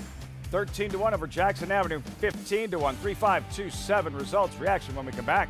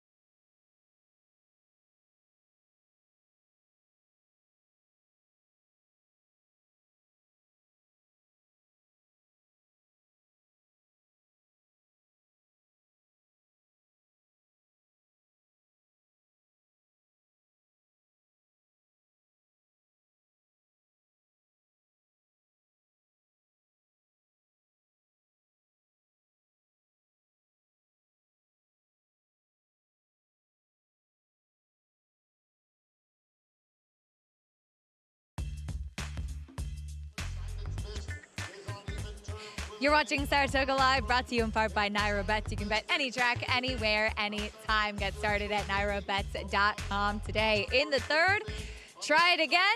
Oh, she did, and got to the winner's circle today for trainer Rudy Rodriguez and co-owner as well, who joins me here. Rudy, she was very game for a filly that hasn't seen the winner's circle in a long time, getting the job done today to feel good. She's definitely a challenge to work with her, and you know, all the credit goes to Luis Saez. I tell him, you know, if you don't grab and push it together, I don't think she's gonna give you anything. So he put in the race, and he keep pushing him and trying, and all the credit goes to Luis. He did a great job with her today and getting that victory. And looking back on this Saratoga for you, as we talked about, started off a little bit slower, but then you just really picked up through the second half of the meet for a horseman and for a trainer. How tough is it to kind of keep positive and keep pushing through with meets like this where it is so competitive? I just try to be positive all the time and try to do the best I can, and hopefully the horses show up. Saratoga is one of the toughest meets in the country, and just to be here is a bless. And we got a good team and a lot of barbecues, a lot of drinking and parties and everything. But we got to get up in the morning and keep moving. Really appreciate the owners that give me the opportunity, and that's all it comes. You just got to keep working hard. And you really do have one of the best positive attitudes on the backside too. And I want to know about this swag here. The hat looks very sharp. Somebody won the other one, so I give it to them. So I got this one in the car, and I'll put it on. Looking good for the win picture today, Rudy. Congratulations. Thanks so much, guys. Thank you. You heard that, Lafitte? The party's over at Rudy's barn tonight. Clearly. Instructional video on how to become a better trainer. Barbecues and a little drinking. And earbuds. Earbuds. Rudy Rodriguez, notoriously streaky, his barn for years. Cold start, finishes very strong. Yeah, absolutely. But he did, look, a couple years ago he had a cold start and he finished with a cold start. I think he's very happy, I'm sure, the way that it's turned around for him. And Rudy, I'd love to see a little Rudy interview after a win. Big win here and an upset, 13-1 over 15-1 shot in race number 3. We turn the page, race number 4 here at Saratoga closing day. We'll take a look at the field, updated odds. The $16,000 claiming event, 7/8 of a mile. They're all one for something. What'd you come up with, Andy? I end up picking Pascal Moon, but I'm talking about a horse who's 8-1 morning line is now going at a much shorter price. So I would be more interested in Pascal Moon in the 5 or 6-1 range than 3-1. 21 minutes out. Fourth race here on closing day. As our coverage continues, and for the fans here, the heartbeat of Saratoga. Every year, more than 1 million attend. Such an incredible, loyal fan base. And here for one more summer bash, one more day of racing, winding down the summer racing season at the spa. We'll be right back.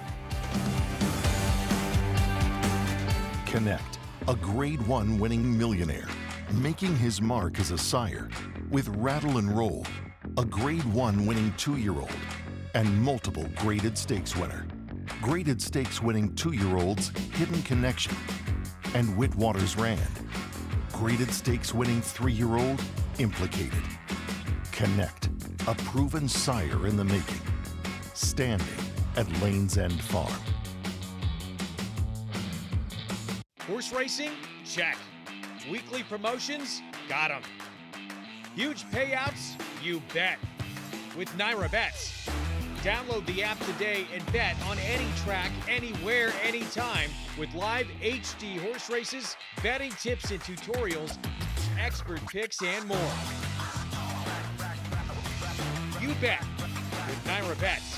Join now for a new member bonus at NairaBets.com. The rumbling started early and only intensified, with performances that sent shockwaves across the nation.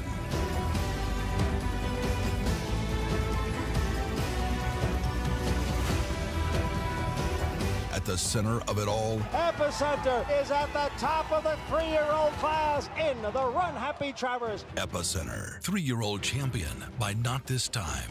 Coolmore America, home of champions. Racetrack Television Network brings you every race, from every track, on every screen, every day. With monthly packages starting as low as $5, RTN gives you great value and access to more live HD streaming and race replays than anyone. Visit RTN.tv today to sign up and watch on almost any device, including Roku and Amazon Fire. RTN has packages that start at $5 per month.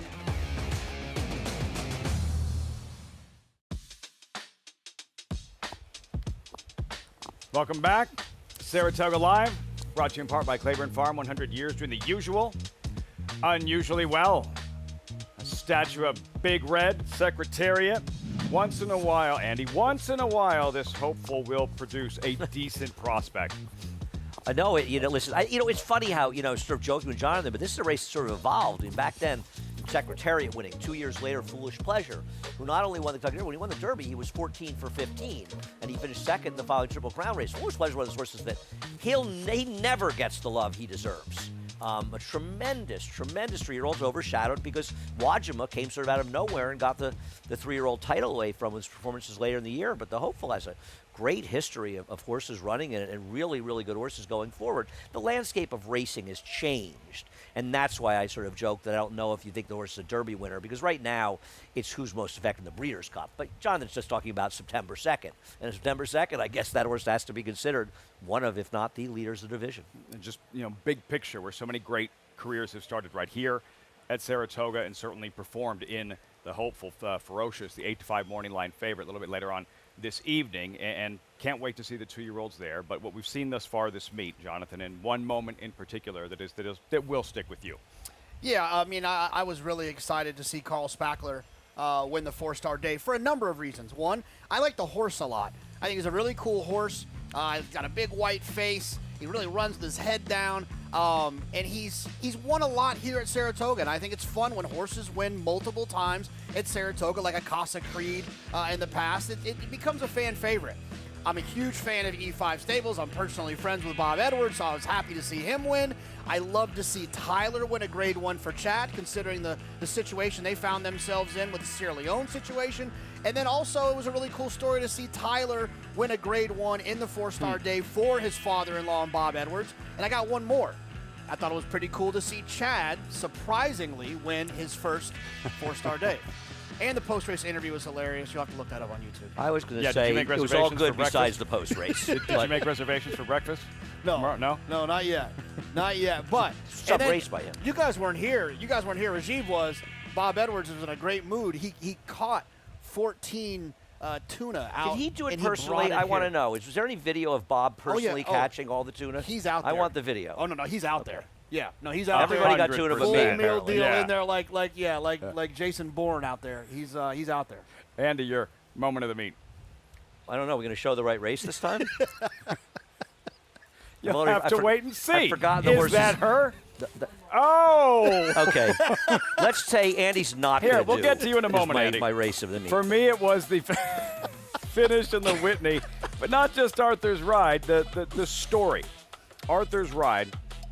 First, Whitney for Bill Mott. Carl Glassman naming him after his father, Arthur, who passed away about a year and a half ago. Watching that story come together. Also, the second place finisher in Krupe, named after Jimmy Krupe, passed away in 2019. A horseman, pinhooker, Mike Rapoli, Vinny Viola, who had waited a long time to pick the right horse to name a horse after Jimmy Krupe. And then the third place finisher in post time for the Russells, Sheldon and Brittany Russell, jockey and trainer, husband and wife, working together. The top 3 finishers in the Whitney. Just a very satisfying result, Andy, in one of Saratoga's most prestigious races. No, it was a tremendous performance by him. And I think the best part for me about it was Junior's ride. I love a take no prisoners ride. And I liked Ernie getting out of the way there at the end. That was kind of cool. You didn't even mention that. First ever Whitney for Bill Mott. I think we're ready now. I think like third time's the charm. We'll try one more time, Andy. I hope they show the wrong race. Hey, look, it's actually Senza. I think that filly's pretty good. She can run a little bit. I picked her. It's not the top moment of the meet. What it is a moment of the meet that's going to be remembered going forward. For some reason, nobody seems to remember Senza Parole. Are we sure that's her? Yes. You are? Okay. I'm a little battle scarred from yesterday. It was the most outstanding performance by a 2-year-old filly, and maybe the second most outstanding performance by any 2-year-old when you look at the horse that's in the Hopeful today. She had a 94 Beyer, and she cruised around the racetrack like a machine. She broke well. She sort of took back off the pace, and she cruised around the field like an absolute monster. And she beat a Brad Cox horse they absolutely loved. That horse was in a full-out drive to keep up with at the 5/16 pole. And Senza Parole, we'll see her in the Frizette, assuming she stays in training, or the Alcibiades, knowing Chad, probably the Frizette. And there's a good chance we'll see her as the favorite in the Breeders' Cup Juvenile, and a good chance we'll see her in the winner's circle in Juvenile Fillies. And she's getting zero press because it was the first race of the day before the Travers, and there was so much conversation about so many other things, and rightfully so. But for some reason, she has completely and totally fallen off the map. And I keep thinking of Echo Zulu, who justifiably was the talk of the entire meeting in Saratoga when she broke her maiden first time out, and then, of course, she ended up being a champion, and justifiably so. An incredible racehorse. This horse ran, I think, a little faster. Circumstances matter. People Wait, just Echo don't Zulu, remember that was with fans back in the stands for the first time no, in it's 2 just, years. I'm not. It's just one of those things. I'm not saying anybody's doing anything disrespectful. No, of course. This horse is just forgotten about. And Senza Parole was without question, if not the best 2-year-old we've seen at the meet, the second one. But I also think that happens sometimes when we know we're not going to see them back here again. Okay. You know, you kind of forget. We get hype about the ones that we're going to see this weekend. Look, because Ways and Means, they basically did the same thing, and we talked about Ways a ton. Because of I'm not saying there's some conspiracy here. I chose her because nobody's talking about her, and I thought that she deserved a little bit of a mention as one of the more impressive performances of the meet. We can't even get the right video roll of this filly. Well, I mean, what does she have to do to get a little respect? Everybody, I mean, just can't get this filly right. Bob's now Parole, calling. You got Bob's texting me about that tuna. You can take that call. There's probably a video of the tuna. Horses in the paddock. Hey, look, Senza Parole. Kidding. Heard on the street. 9-5. Fourth race at Saratoga. Next on closing day, completely off the rails.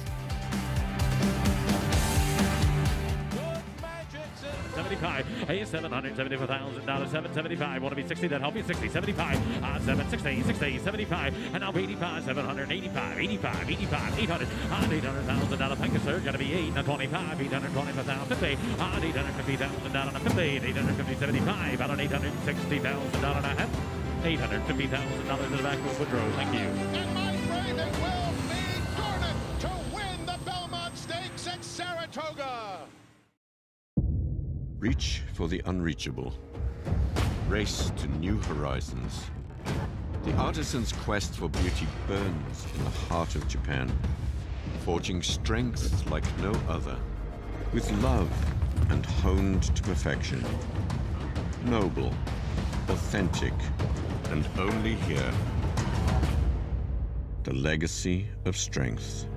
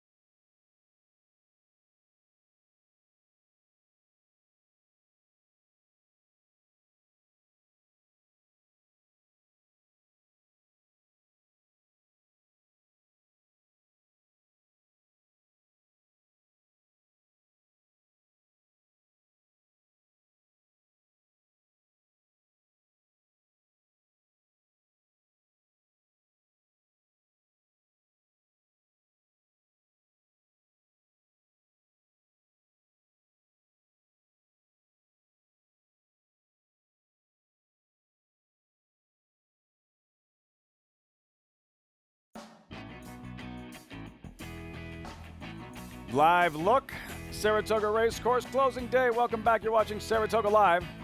Going through our highlights and moments of the meet. And now for the Duncan Dash of the week. And this filly, who is an absolute terrific filly mare, Breeders' Cup sprint type, in bright work, in what she did in the prior race last year, spin away winner Andy, and sensational effort on Saturday in this Grade 3 Prioress. I thought it was a terrific effort by both horses. Absolutely. You know, the winner, the second horse, had won a maiden with an impressive big figure.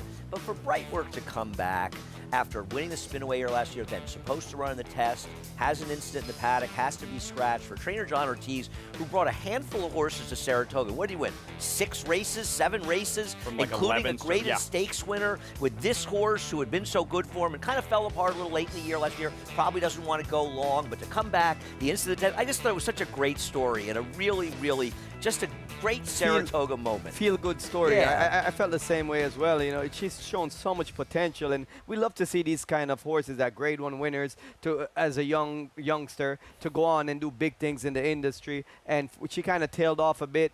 For her to rebound in such a big way, it's just all came together for her, and it was fun to watch. Some good horses really putting on a show in the Prioress. She defeated Ways and Means last year. Ways and Means didn't break in last year's Spinaway, and now a 2-time graded stakes winner, 3-time graded stakes winner at Saratoga. Yeah, no, I mean, look at the 3-year-olds feel like they're the ones you want moving forward in that filly and mare sprint division. Yeah, and I imagine we'll see her pointed towards the, it's not the Madison, the TCA? Raven Run. The Raven TCA? Run. Well, they should run the Raven Run, TCA, maybe? but also the Raven Yeah. Run, which is a 3-year-old filly stake at Keeneland. You know, whether or not you think she's a Breeders' Cup, that's up to them. But this is a nice filly, and I don't know John Ortiz at all, but we've seen him come here in sort of dribs and drabs, and he came this year. And man, we talk a lot about Phil Bauer, and justifiably so, but John Ortiz deserves an enormous amount of credit for the meet he had up here. Terrific trainer, easy to root for. Dunkin' Dash of the Week, bright work. Keep things cool this summer with a nice beverage from Dunkin'. Beat the heat with your favorite Dunkin' refresher. Delicious cold brew sparked energy by Dunkin' and more. American runs on Dunkin'. Dunkin' Dash of the Week and bright work. I forgot, you're reading the promos today. You kind of want a donut now. I want a donut 24/7. Raj, would you go over to Dunkin' Donuts, get us to half a dozen glazed? Yeah, I mean, show the those Asian shoes continues. off around the. I think that's what you do for the 2 beating the 7 in the last race. The 2 barely Donuts. beat the 7. Barely. Do they? And I would have taken the 5 against when, the when 2. Caleb's posse beat Uncle Mo, did they say to you in the winner's circle, "He barely beat him. He was off a layoff. Get out of here. Go get some donuts." They kind of did. I think someone said that. 4th here. Bone Chance picture with Ricardo Santana at 9-2. Yeah. Where are we? 4th race, Sarah. We're in Saratoga. Saratoga. Well, flying Z's, flying P's, last gasp of the meet. Heard on the street, John inside with Irad Ortiz. Yeah, switch to Linda Rice. Always dangerous when Linda gets one in her barn. October Bliss. Bruce Brown getting that first win of the meet last week. If you like turnbacks at big prices, this horse for you, going from 1 mile and 8 to 7 furlongs. My top pick. At 18-1. Can't wait for the sales pitch. That's called Moon at 4-1. 5 second-place finishes to go with that 1 victory. Didn't run particularly well last time, but I'm going to give Tom Morley another opportunity to try to find some of that back form this horse once had. Eric Cancel in the saddle, followed by number 5, Solo in Paris. 1 for 12 coming in. Well, if you like turnbacks, you're betting the 3. If you like new geldings, you're betting the 5. If you like horses that make sense on paper, you're not betting either one of them. Solo in Paris, then Midnight Express. Rudy Rodriguez looking for a 2nd win on the afternoon. A back-to-back Rudy win. Have you seen the movie, This Jonathan? one's a little bit tougher for me. Yeah, I think Rudy probably had a better shot. Rudy's having a good barbecue. Stormquist at 5-1.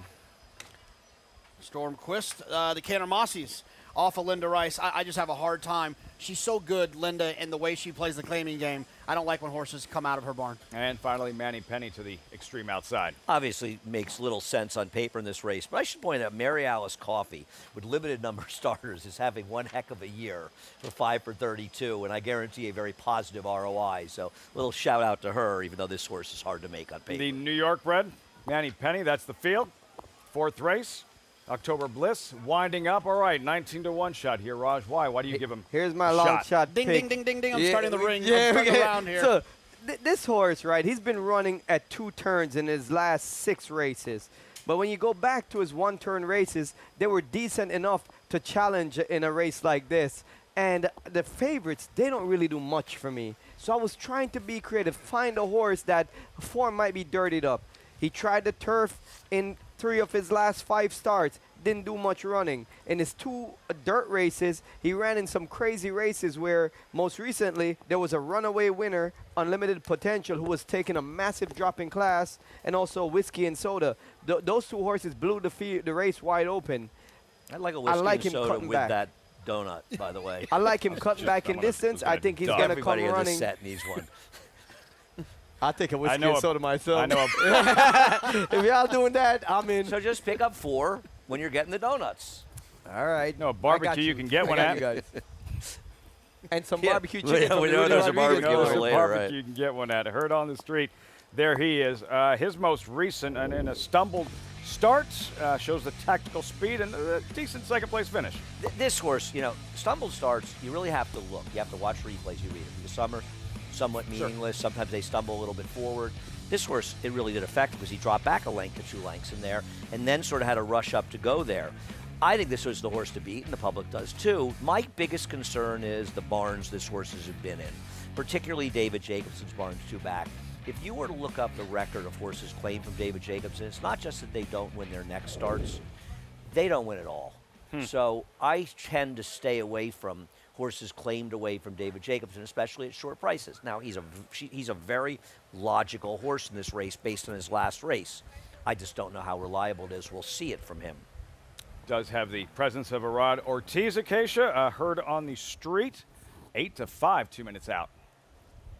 Yeah, short price right now. And I agree with what Andy said. It was a significant stumble last time out, but comes from barns that typically can have horses ready in spots like this with Wayne Potts and David Jacobson. And Linda does a tremendous job picking up horses and putting them in the right spot. And this one has had a little bit of time since that last effort. But one thing I will point out is that stumble was significant, yes, kind of to his knees at the start, but he has had the habit a little bit of acting up in the gate or being off a little bit slow. Irad Ortiz giving him a big warm-up out there on the track as well. Physically looks like 7 furlongs actually will suit him very well, but being drawn from the rail, he needs to get out of the gate well. So the number 1, Bon Chance, he dropped to this level last time out, finishing 3rd behind Midnight Express in here. And this is a horse that is now making his 3rd start off the layoff. We've talked about Flying P horses and how they've been well spotted and aggressively dropped. But I thought that this was a horse who just has improved from his last start. He's strengthened up. Definitely the best I've seen him this year. Again, now 3rd off the layoff and moved beautifully out there for Ricardo Santana. Was very sharp back in the paddock too. He's a horse that early in his career was very, very energetic and a little bit quieter last time. He's back on it today, which I like to see. But that brings me to the 4, Pascal Moon, who is taking a drop in class after just facing tougher last time. And he's done really well with Tom Morley. He's a horse that always gets washy out in the preliminaries and out on the track. So that is normal for him. But even last time in the first start for the barn, I thought that he still just didn't look great in his coat, wasn't carrying the best weight, and that's kind of how he had always been. And today he's put on quite a bit of weight and conditioning and muscle mass, which I'm glad to see. So that kind of won me over. Like I said, you always wish that you don't see them getting all hot and washy out there, but that's just always how this horse is. And I think earlier on in his career, we would see him be a little bit more forwardly placed, and he certainly acts like a horse that can get into the race a little bit earlier. Lafitte? So important being familiar with those tendencies and what's typical and what's out of the ordinary. Great stuff, Acacia. JK for you, Bon Chance, pictured there in the gelding you're going with here in the 4th. Yeah, I mean, I thought this horse ran pretty well last time. You know, he showed a little bit more tactical speed last time, which helps. I think Ricardo's been riding lights out at this meet. He hasn't had as many opportunities as he has in the past, but when he's on a live horse or even not, he does what he's got to do here. And I just thought this horse was interesting. I don't trust the 2 at all. I didn't need the 6 in here. It was kind of just a landed on this one, or this horse by elimination. I like the fact that the horse is drifting up a little bit, 2-9-2. While I picked the 3, October Bliss as my top pick, I really think the 2 is the horse to beat for me. Based on the fact that he possesses the most natural early speed and he's on the inside, I think that gives him a tactical advantage. And he's a lightly raced horse. in this non-reserve 2 condition, many horses have had double-digit starts, tries, and not able to break through. He's the one that's only raced 8 times, which is, kind of bodes well for him. He hasn't proven that he's just stuck at this level for a long time. But watch him early. Getting out of his own way at the start of the race has been an issue last couple of starts. Irad Ortiz does take over today, 8-5, Herd on the street. 4th race, closing day. Frank Mirmati standing by with the load and call. Bon Chance goes in. Last one is Manny Penny in the colors of Horse and Hound Racing Stable. They're in the gate.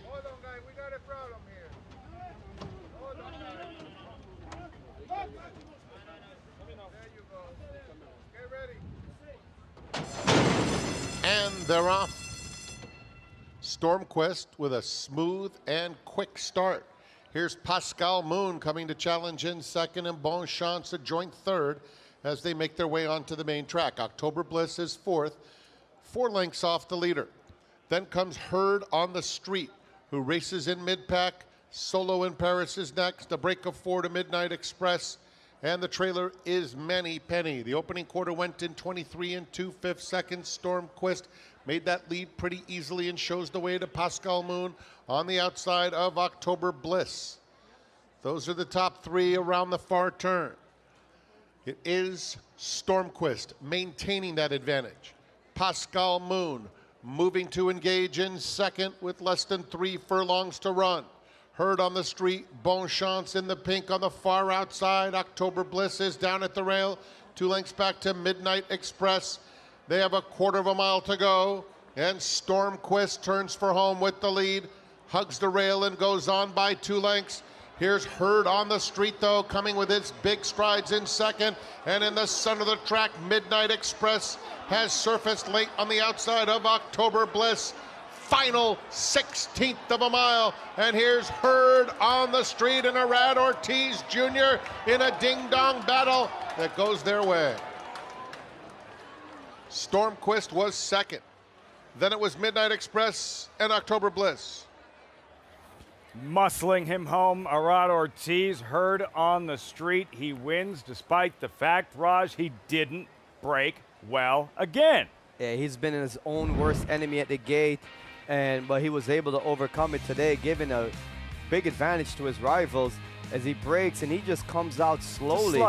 Sluggish. It takes him about 4 or 5 strides before he actually gets in rhythm and gets in motion, and it definitely cost him a few lengths at the start and some useful position. And you can see nothing really bad happens other than he's just flat-footed. Yep. Takes him a while to get his gears going, and Irad Ortiz just did a great job of staying with him, getting him rolling here. You can tell he wanted to get him to the outside earlier than usual because it seems like the kind of horse that just plugs away, just at one steady pace. And when you have a horse that's like that, you can't expect them to just have a quick acceleration and wait for them to, to explode. You have to kind of get them going a bit earlier than usual. And Irad just rode a perfect race, as he always does seemingly, and gets up right in the shadow of the wire. 2 of the best finishers in the room right there at the end, Lafitte with Irad and Manny, and you see that stretch run. You can just see those 2 and how physically strong and powerful they are, kind of trying to get their mounts home to the wire. And look, you don't win this Angel Cordero riding title at Saratoga if you don't do what Irad shows up in here and does every single day. Just watch how physical these 2 are, Irad on the outside and Manny on the inside, compared to the horses from behind. And one of the things as a jockey that you can do to really support your horse is take a short hold on the bridle. You can see these guys, their hands are up close to the back of the ears of the horse and a tight grip on the reins. It's almost like playing tug and war with the horse and giving, when they feel that support on the bridle, it's easier for them to engage and run into it. And I think that's what makes jockeys strong finishers, when they're able to pick up the horse's rein, to pick up the reins and really put a tight grip on the horse's bridle. Irad Ortiz, Manny Franco, slugging it out. And in the end, Herd on the Street with Ortiz. Sluggish break, strong in the finish, takes down the 4th. at the Spa when we return. The champ is back indeed. Fierceness, back where it all started, his career debut. He returns a champion, wins the Jim Dandy, and that epic stretch duel with Torpedo Anna in the Travers.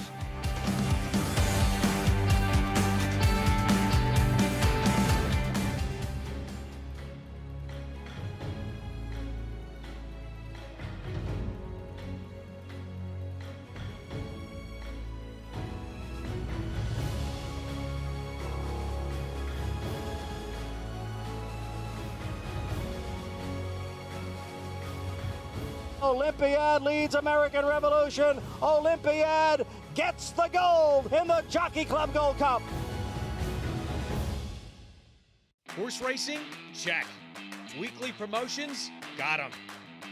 Huge payouts? You bet. With Naira Bets.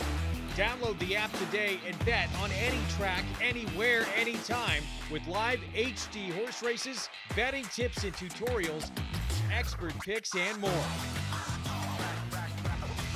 You bet with Naira Bets. Join now for a new member bonus at nairabets.com. There's a big, bold, beautiful world waiting to be explored by you and your friends, of course. But not just any friends, the best of friends. The kind of friends who let you do you. Because in this world, it's positive vibes only. And when you get in the zone here, you stay a while. These aren't just good times, they're the best of times. And your time is now. So come explore. Resorts World. Want to know a secret? The Massachusetts breeding program pays huge bonuses for finishing first, second, or third at any racetrack in the country. You didn't know that, did you? Massbreds get paid up to an additional 25% of their purse earnings for the owner, and breeder, and stallion owner, and developer. It's the best kept secret in racing, till now. Tell all your friends, and to learn more, visit massbreds.com.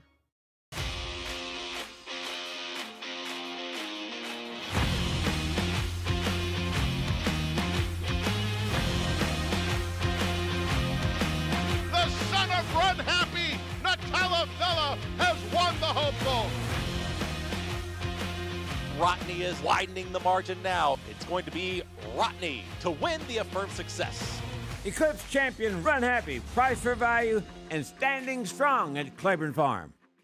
Who's still a nose in front. Carew is lifting late as well. Better lucky than good at the rail. Better lucky than good. Carew, better lucky than good wins the finale. Welcome to Adelphi Racing Club's unparalleled partnership experience. Exclusive access to the backstretch at Belmont and Saratoga, premier accommodations on race day, and of course, experience excitement like no other.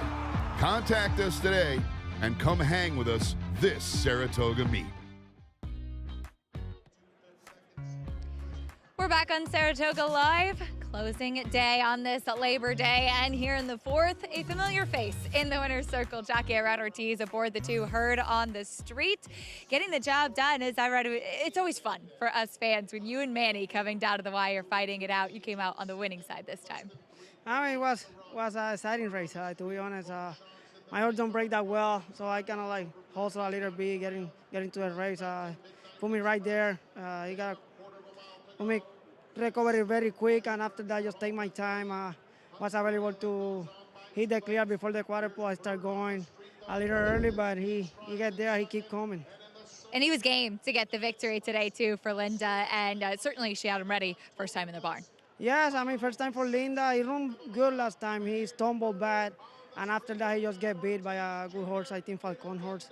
And I think if he run that race today, he got a big shot. It was 7-9-2. He got a little more chance to get closer of the field if he breaks a step slow like he did today, and everything worked out perfect for us. He broke a step slow, but he recovered pretty quick, and after that it was fun too. And I know you're hoping everything works out perfectly a little bit later in the Harvey Pack as well as the Hopeful, but in that turf sprint, you're going to be aboard Arzak, who you've ridden several times for Mike Trombetta. This horse looks like he is really game finishing as well. Yes, last time a little bit the turf course, Mama probably don't help us, and I think today this turf course is gonna be much better. The owner is very positive, Mark, Mr. Tasher, and Mike. He do a great job, so I trust them. I trust the horse. He's a nice horse. He certainly is. And just real quick, as it's been such a tremendous summer for you and just really being atop those jockey standings, any highlights or was it just kind of the whole meet for you? I mean, we have some good wins over here. To be honest, I want to say thanks to all the owners and trainers for support me and give me the opportunity on those kind of horses, and my agent Steve Rochin for do a great job. And thanks for my dream, you know, to win another title here is always exciting. Always means a lot to me to win available to win a title over here. Absolutely. You've certainly put on a good show. Congratulations, Irad. Thank you very much. Irad Ortiz, but he's not done yet, Lafitte.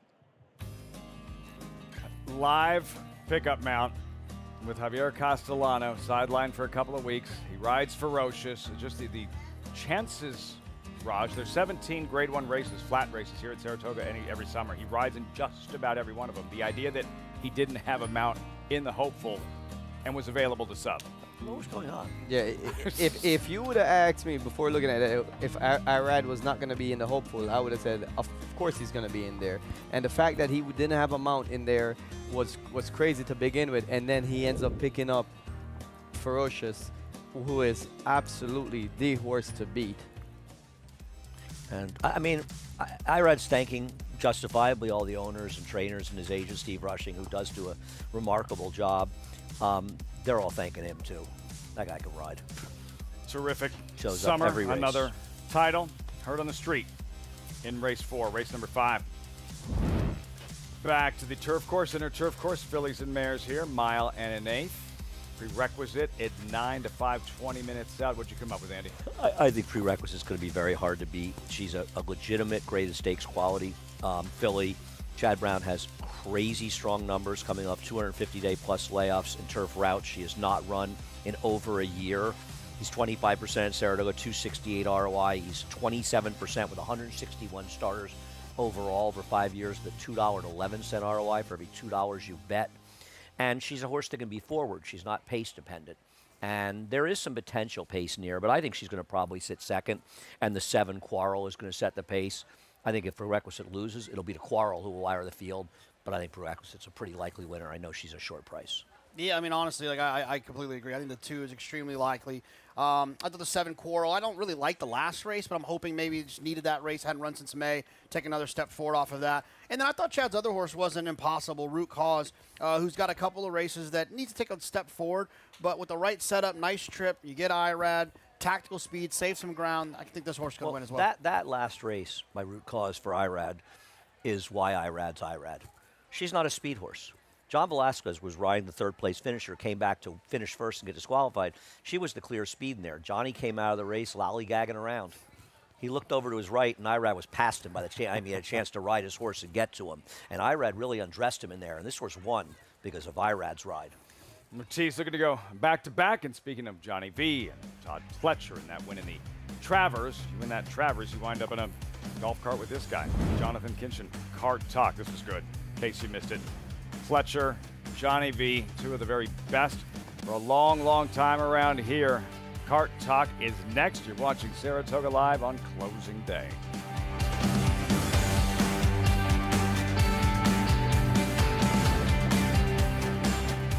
Curlin's Grade 1 son, Solomini, New York's leading sire of 2-year-olds in 2023 and sire of Grade 2 winner Winstock. Winstock's just the leader from Stronghold and Coach Prime and Winstock. New York Stakes winner My Shady Lady. My Shady Lady gets the victory. 2024 Stakes winners Solo Shot. Solo Shot and also Geopolitics in a tight photo. And Doc Sullivan. Doc Sullivan dominates the Mike Lee. Solomini, standing at McMahon of Saratoga Thoroughbreds. Program trading in naval power. What a thriller photo! In Italian to win it. Big F has won. And it will be McCulloch, domestic spending. Ocean Road. Victoria Road. Digital Age and Pearl. State of Rest. Newspaper of record.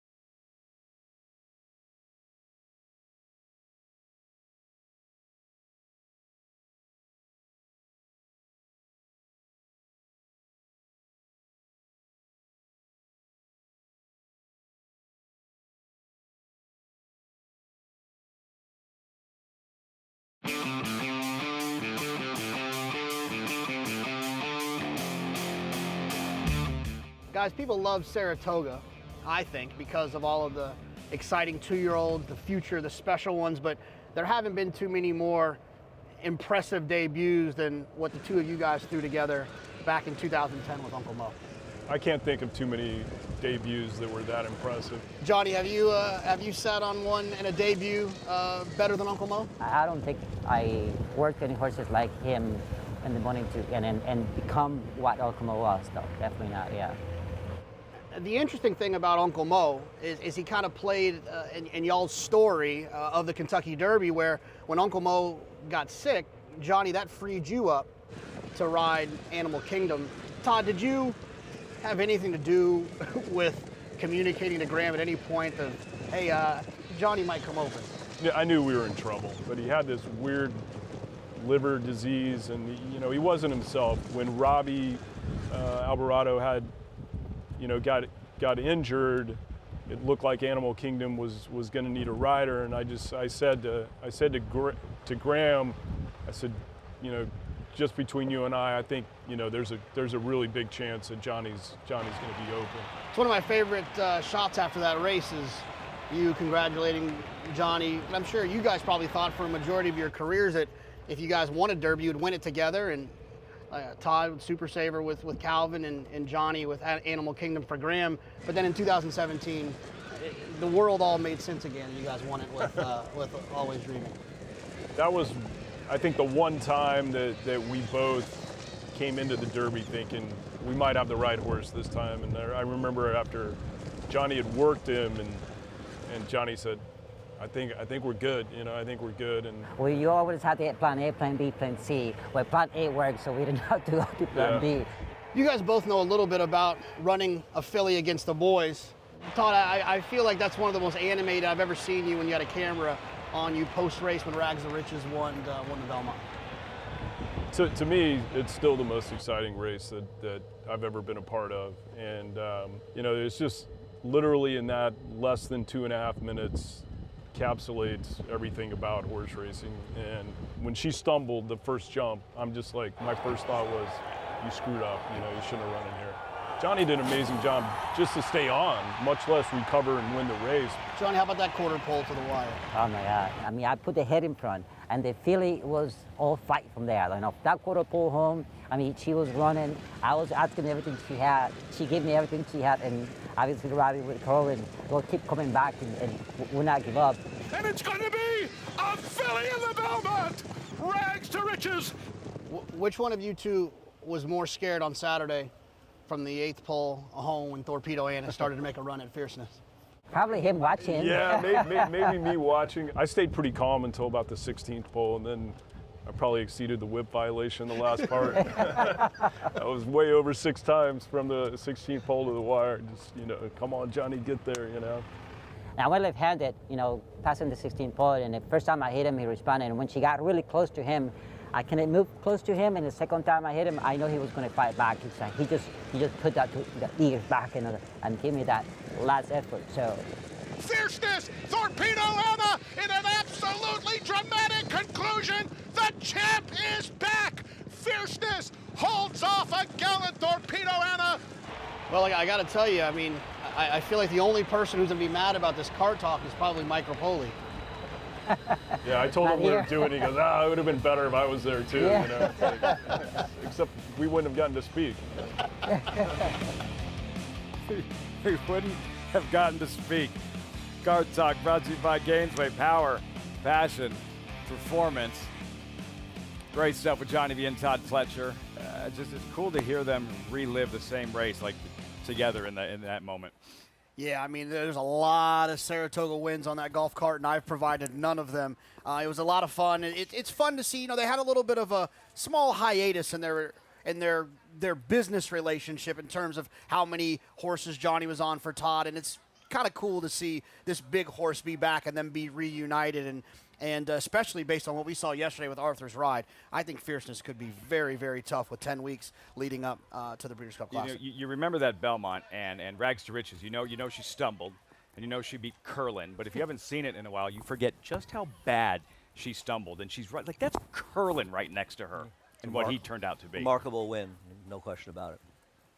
And the celebration that followed, Johnny Velasquez, Todd Pletcher, one of the most dynamic combinations in the history of this great sport. Great seeing them on Kart Talk. Back to the live racing here, race number 5, and Chad Brown, strong 1-2 punch here with Root Cause and Prerequisite, Acacia Prerequisite, who we have not seen since last summer's Grade 2 Lake Placid. That's right. It's been a big layoff for Prerequisite, and she's been training down at Belmont Parks. Unfortunately, can't watch any of her workouts coming back here, but the time suggests that she's training strongly coming back for this race off the layoff. And typically for Chad, a layoff like this, especially with the turf horse, is no problem and can certainly have them ready to roll at first asking off the bench. She has a lot of class, having won the Wonder again, second behind Aspen Grove in the Belmont Oaks, and then we saw that Lake Placid where she was wide that day as well, and quite a bit of cut in the ground too. Also, longer is better for her. She's always been the filly that really carries quite a bit of conditioning. So seeing her coming back, that's kind of what she's always like. She's a bigger body type, but she's strong, which I appreciate. She's been very relaxed here in the paddock.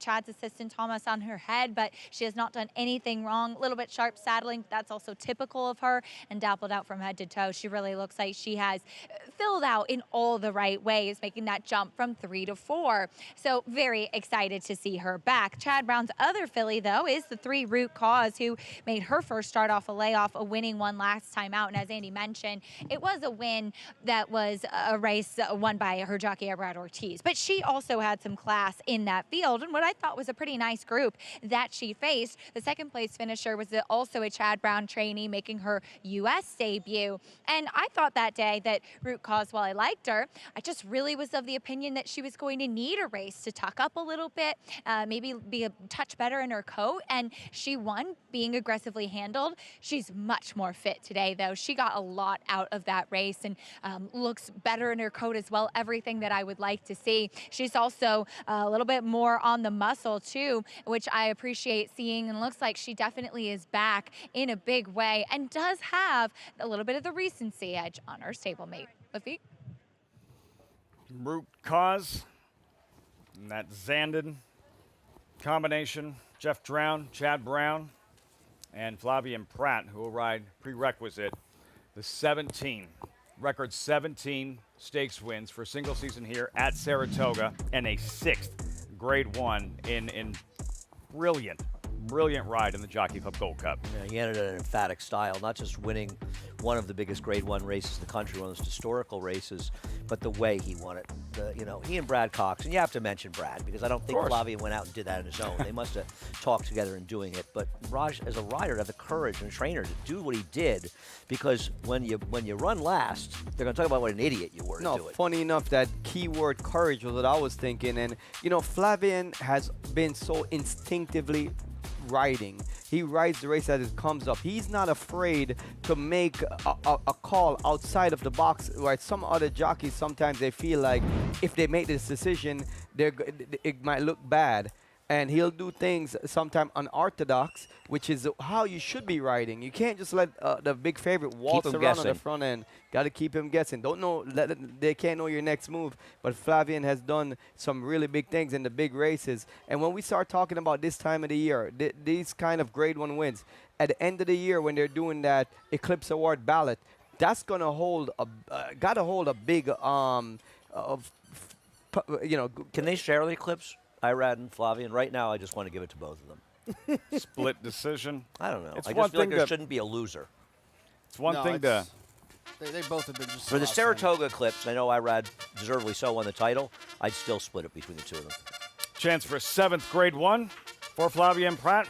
Chancer at McPatrick in the Grade 1 hopeful. Post-parade here, the girl from Ireland pictured filly from Maryland. And John and I will put this horse in the winner's circle. We were both a little perplexed how many people like this horse. Maybe we've missed something. She's not impossible, but she's 9-1, I guess. Not that I feel like her. Requisite. There is Flavien Prat, and the brown fillies will break side by side. Root Cause. Yeah, Root Cause has to improve to win this race if Prerequisite and maybe some others run their race. Pelota Sisters and Joe Rosario.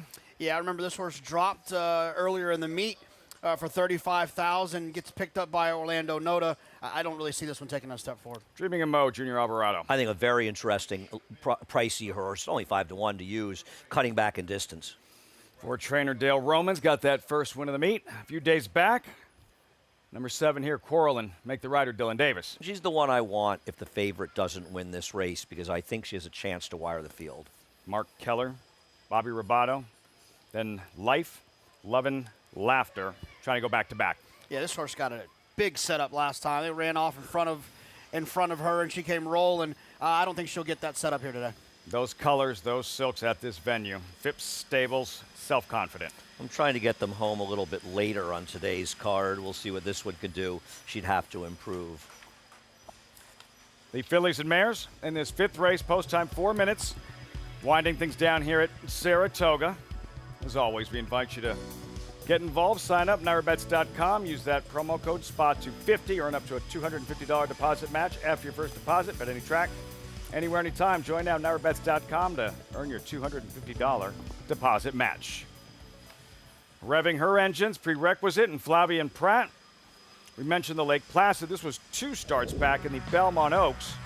She's in front, turning for home. She fires, but Aspen Grove, Andy, just able to get her in the end. Yeah, I mean, she got a very good ride. The rails were at 0, so being inside was beneficial, but Aspen Grove's also got a very, very good ride, beat her.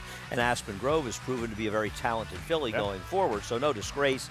Villo finished 3rd is good. These were good horses. She didn't have a great trip in the Lake Placid, and something may have even gone wrong in there, given the layoff. She's forward. She's drawn inside.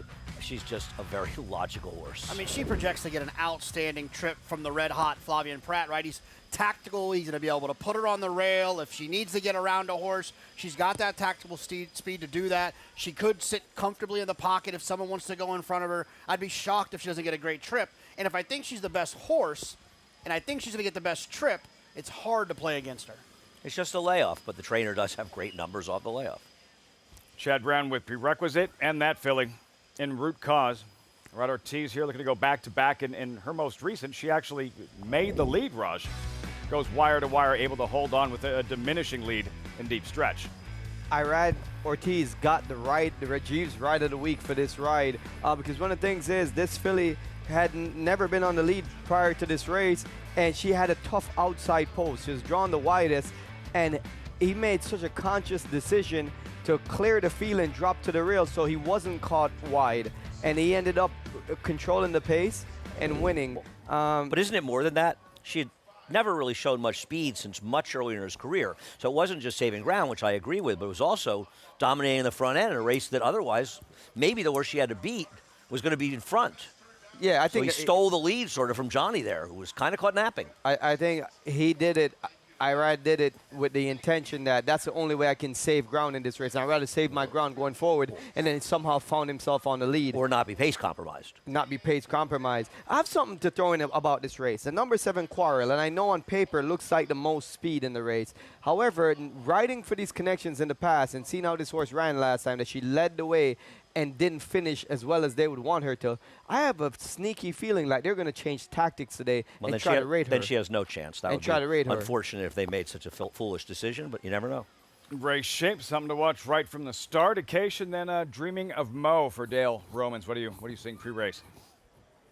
Well, on paper, as Andy touched on, she is incredibly interesting because cutting back in distance from a very tough and competitive race, and including Aspen Grove, who we were just talking about, graded stakes quality horse who was waiting to run in that race. Second place finisher Avenue Niel came back to win at Kentucky Downs yesterday as well. And I thought that Dreaming of Mo was going to be one that was really interesting. However, she has been such a handful throughout. I was not in the paddock for her last race, but she acted up pretty badly trying to get the tack on, nearly getting loose in the paddock, and our outrider, Jesse Costa, took hold of her, and he had to hold her while they saddled her on the walk. So with the pony, and you can see, she is just really revved up, throwing her head around, acting up a lot. And I know she's cutting back in distance, but she still has to go 9 furlongs today.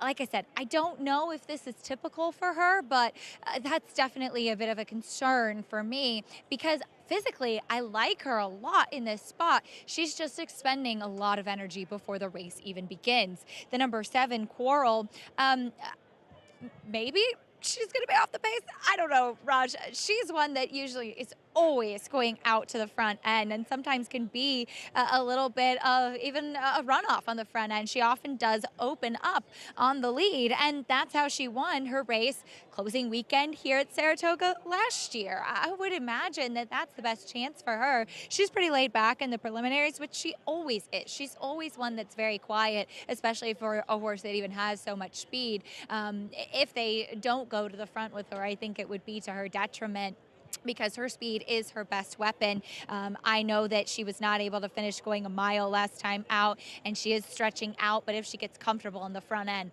I would think that would be her best bet. Lafitte? Quarrel, Acacia, those colors, grass racing at Saratoga, images and shades of Grand Couturier, Bobby Robato, Mark Keller, 2-time Sword Dancer winner.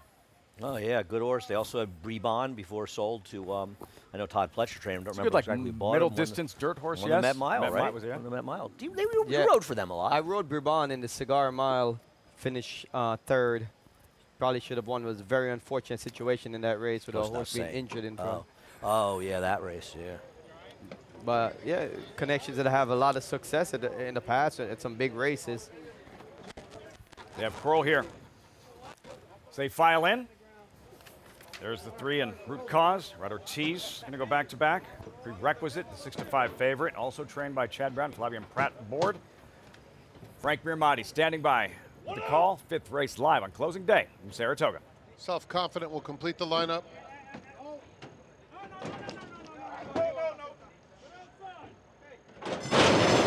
And they're off.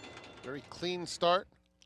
Live, love, and laughter out in the center of the course, but it's prerequisite who's quicker, and prerequisite has the lead by the stands the first time. Root Cause in between horses 3rd, followed by the Girl from Ireland, and Quarrel is 3 deep, 4 lengths off the pace. Another 2 to Pelota Sisters, self-confident 2nd to last, and Dreaming of Mo is at the back of the field. Prerequisite is the boss through the opening furlongs, cuts the corner and leads the way by 1.5 lengths. Live, Love, and Laughter races 2nd, followed at the rail by the Girl from Ireland in 3rd. Then comes Root Cause, taking a nice hold of in 4th, 4 lengths off the lead, 2 clear of Pelota Sisters on the inside of Quarrel through a quarter that went in 23 1/5 seconds. Self-confident is 1.5 lengths behind that pair, and 4 clear of Dreaming of Mo. Prerequisite controls the pace, heading to the half-mile pole. It's Prerequisite in front by 2 lengths. Moving into the far turn, Live, Love, and Laughter 2nd, the Girl from Ireland just inside of her. Then Root Cause and Pelota Sisters side by side. Quarrel splits that pair. That half went in 48 seconds flat. 2 more to Self-Confident and Dreaming of Mo. Prerequisite is the leader. Now getting cut loose is Root Cause. Root Cause making her 3 wide bid. Following her 4 wide is Self-Confident as the field turns for home. It's Prerequisite, asks for a bit more now, leading by 1.5 lengths. The Girl from Ireland gets some breathing room and is coming to chase in 2nd. Root Cause flattened right out of it. Taking 3rd is Live, Love, and Laughter past the 16th pole, and it's Prerequisite. Simply too classy. Prerequisite, confidently ridden throughout, scores by 3.5 lengths. The Girl from Ireland was 2nd, and then it's a photo for 3rd, very tight between Dreaming of Mo and Self-Confident. Just another day at the office. Chad Brown, another stroll to the winner's circle, and Prerequisite strolls on the lead. Dominant in this 5th race at Saratoga. It was a very good point made before the race by Rajiv when he said the connections, the 7 would probably want to rate. Once they did that with the 7, not only did she have no chance to be effective, I think she finished last, but the 2 basically couldn't lose this race because the 7 was the only horse that could legitimately press her or actually be in front of her. And the 2 probably would have won anyway. But regardless of that, once the 2 is allowed to just control in a very moderate, not incredibly slow, but moderate pace, she's too good for these. And the rails are down. You see the 1 ran 2nd, right? She never even did that much running. And she finished 2nd, Jonathan. This horse had too much of an advantage over these, and she's better than them. Flavien is just such a well-rounded rider. And I think that's what makes him great. He rides speed horses. He can go to the front. He can come from last. He can ride the dirt. He can ride the turf. And one of the things that he did in this race was he made her run to establish the lead. So she went a decent first quarter. But then, as we can see, he lets her run out of the gate. Once she establishes her position, that's when he starts to rate her and slow down the second quarter. That's where really she got a big breather and was just not going to get beat from there. First start since last summer in the Lake Placid. Here's a filly who won the Wonder again, who was second in the Belmont Oaks, Grade 1. So, given how well she performed today, albeit circumstances in her favor, what might be next for prerequisites? It's very hard to keep all the older filly and mare sort of stake races. I hear you. The Noble Damsel or the Athenia or races like that. And Chad Brown usually has a fairly strong presence in those races, and because nobody seems to ever want to run against him, he wins them all the time. That's one way. Well, if they don't run against him, I mean, where are the horses? I You know, everybody says, oh, Chad has too many in it. No, nobody else has any in there. Is there the Flower Bowl that always used to be a little bit later? The weigh-in, but that's Is a that mile the and way- 3/8, okay. I think, or half even. That's how they move those things around. Right. That race. I And mean, yeah. in the past, when I was riding horses off long, extended layoffs, no matter how good they were, the one thing the trainers want to use it as is usually a starting point. And what they don't want is a gut-wrenching performance off a long layoff. I think that they accomplished exactly that today. Public workout. She got a nice work, wasn't challenged early, got to just waltz around on the front end and then sprint home. This is a great starting point, and you know, maybe Chad could tell us a bit more about that from a trainer's perspective, but I think that would be ideal for the connections to get No her rust started back this whatsoever. way. The long layoff and right to the winner's circle, Chad Brown, leading trainer, another Alan Jerkins training title here at Saratoga. Prerequisite. Flavien Prat, they'll team up once again in the hopeful Chancer McPatrick. 2-year-olds later on in the Grade 1 hopeful as prerequisite rolls on the lawn at the Spa.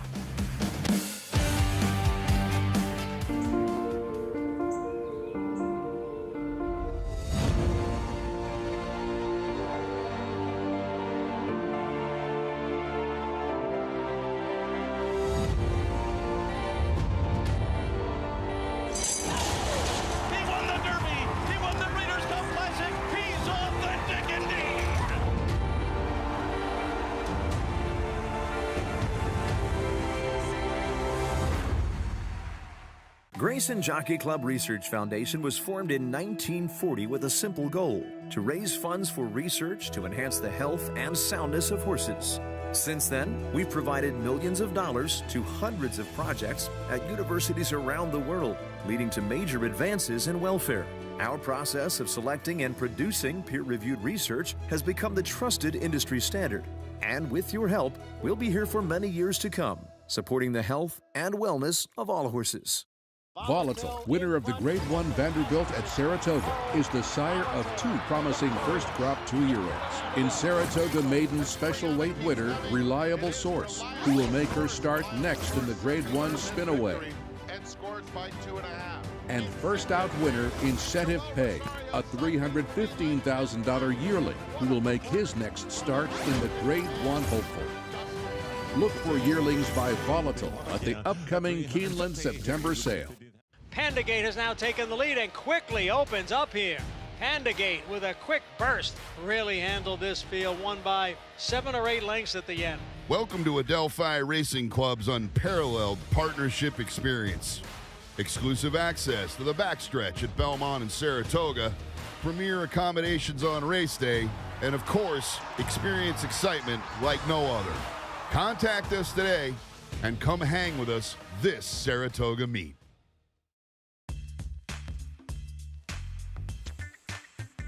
Closing day from Saratoga. Welcome back, Saratoga Live. Brought to you in part by Naira Bets. Bet any track, anywhere, anytime. Visit NairaBets.com or download the Naira Bets app to get started. Prerequisite. Finishing strong. Off the bench. Idle since last summer's Lake Placid. Impressive in return, again, even if everything was in her favor, and look forward to seeing where she resurfaces and what she does throughout the rest of the season. She's a very nice filly, as good as a 3-year-old, and she looks good here. To Acacia with winning pilot, Flavien Prat. Flavien actually undefeated on prerequisite. Flavien, you rode her a couple times last year and just too classy for this field today. Yeah, she's always showed talent. Obviously, she had a little layoff, but she looked great today, and you know, Chad got her ready today. And when you have a horse coming in off the layoff that breaks as well as she did today and puts you on the lead, that has to be a really good feeling. Yeah, absolutely. I mean, obviously, you never know, you know, if they're gonna need a race or not. But yeah, I mean, like I say, she jumped well, and I was traveling well all the way around, and she got the job done. You'll team up with Chad a little bit later on in the hopeful as well for Chancellor McPatrick. It seemed like an educational debut for him, being able to re-rally like he did. Yeah, absolutely. He broke well, and then once we crossed the chute, he took a funny step. So then I got kicked back, and so find myself in the back of the field. But he made a nice rally. So you know, obviously we're all in the same boat. We don't have much experience, and you know, you're still learning from those horses. But yeah, it seems like the first time was a good race. And of course, you're not done yet, but can you reflect back on this meet for you a bit yesterday, surpassing that stakes record with 17 stakes and 13 of them graded? Just an amazing accomplishment.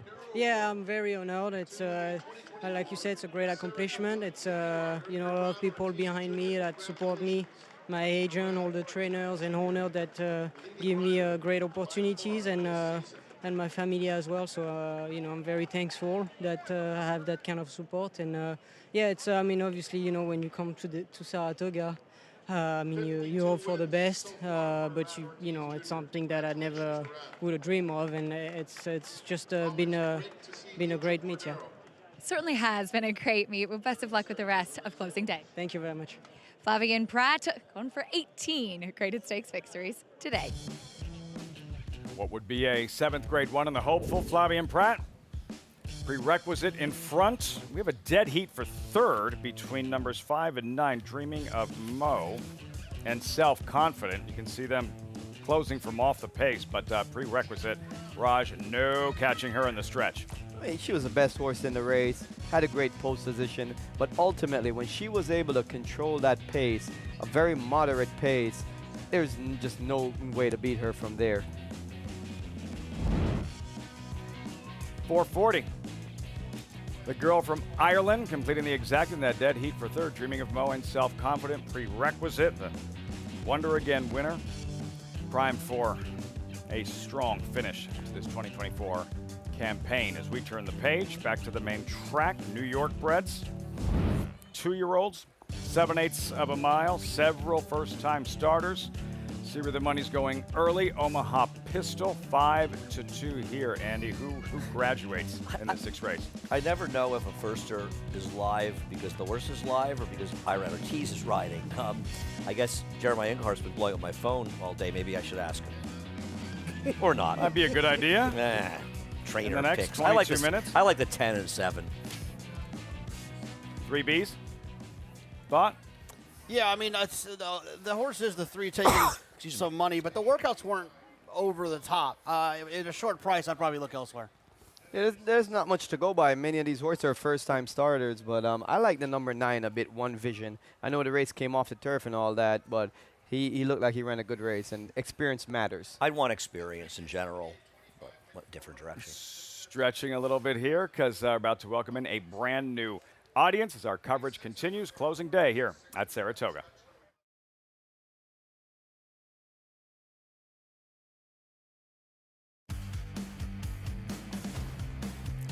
Closing day at Saratoga. Happy Labor Day. Welcome back.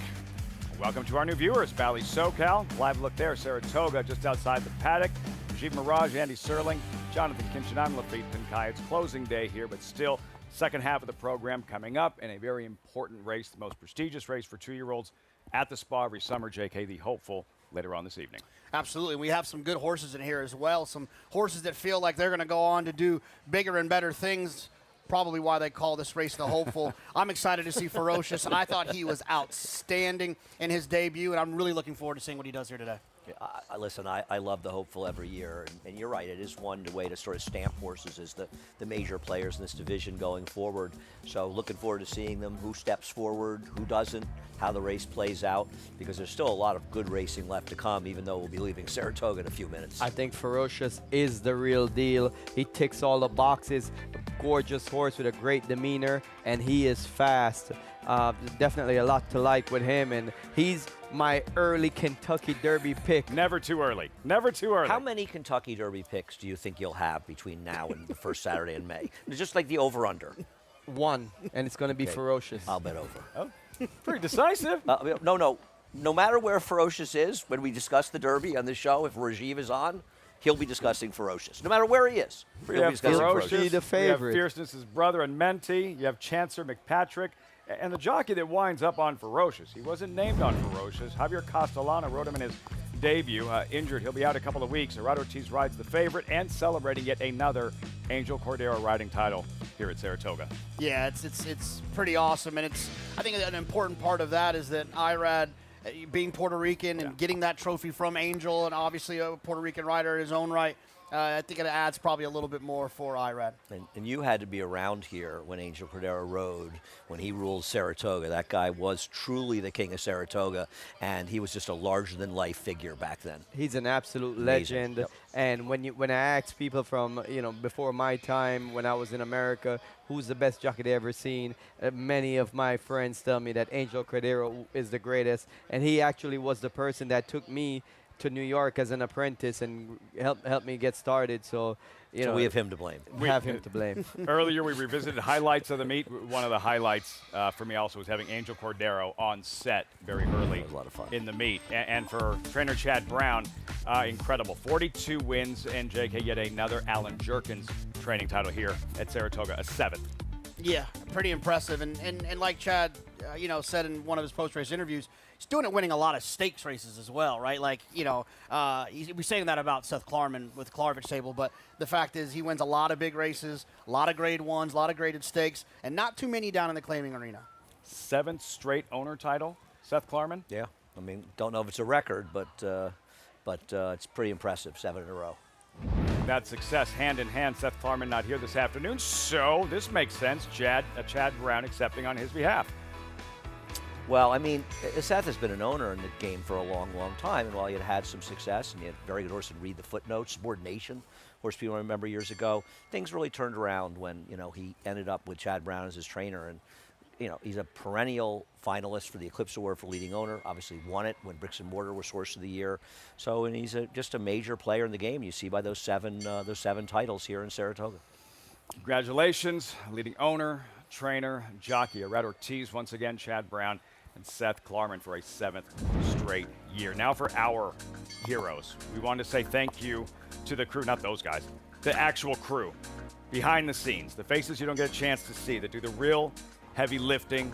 Without them, none of this happens. This broadcast that on days like this goes 6.5 hours, 7.5 hours on some of the bigger days, a Herculean effort, JK, from the crew that makes all of this possible on Saratoga Live. A salute. Oh, I mean, it's unbelievable. Veronica. Yeah, Veronica. She's We're out of outstanding business as without well. her. Yeah, no doubt. Ernie. It's just too much. It's a lot. It's shocking that they can pull off what they pull off with the crew that they have. Is the amount, the bodies that they have. It's shocking to me. Hardest working crew in TV. And what's funny is the Saratoga meet, it's so bustling, 40 days of racing, and every day when I come in, everyone got so much energy. I don't know where they get the energy from, but the people behind the scenes really are the ones that when I see them, they give me that energy. I feed off them. No matter how early you get here, they're already here working. No matter how late we leave, they're still here working, and these 2-year-olds are making a lot of noise in the paddock behind us. Again, thank you to the terrific crew here working hard on Saratoga Live to make this production possible. And without the fans, we experienced it. We hope to never experience it again without the fans during the pandemic.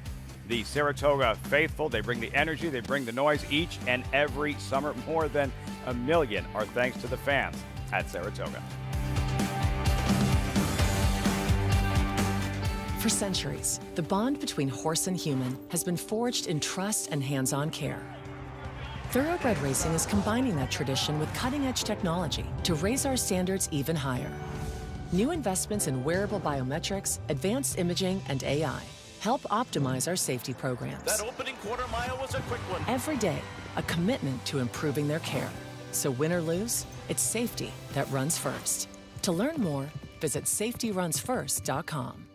Quality at his core. And Core Beliefs will come on and win it nicely. By leading sire, Quality Road. And here is Core Beliefs to take the lead. Core Beliefs on the outside. Here it is. Core Beliefs. All the best attributes of his sire, a multiple graded stakes winner who's proven at the classic distance with tactical speed and a must-see physical. It's Core Beliefs who digs his heels in to win the New Orleans Handicap. Core Beliefs, standing at Walmack.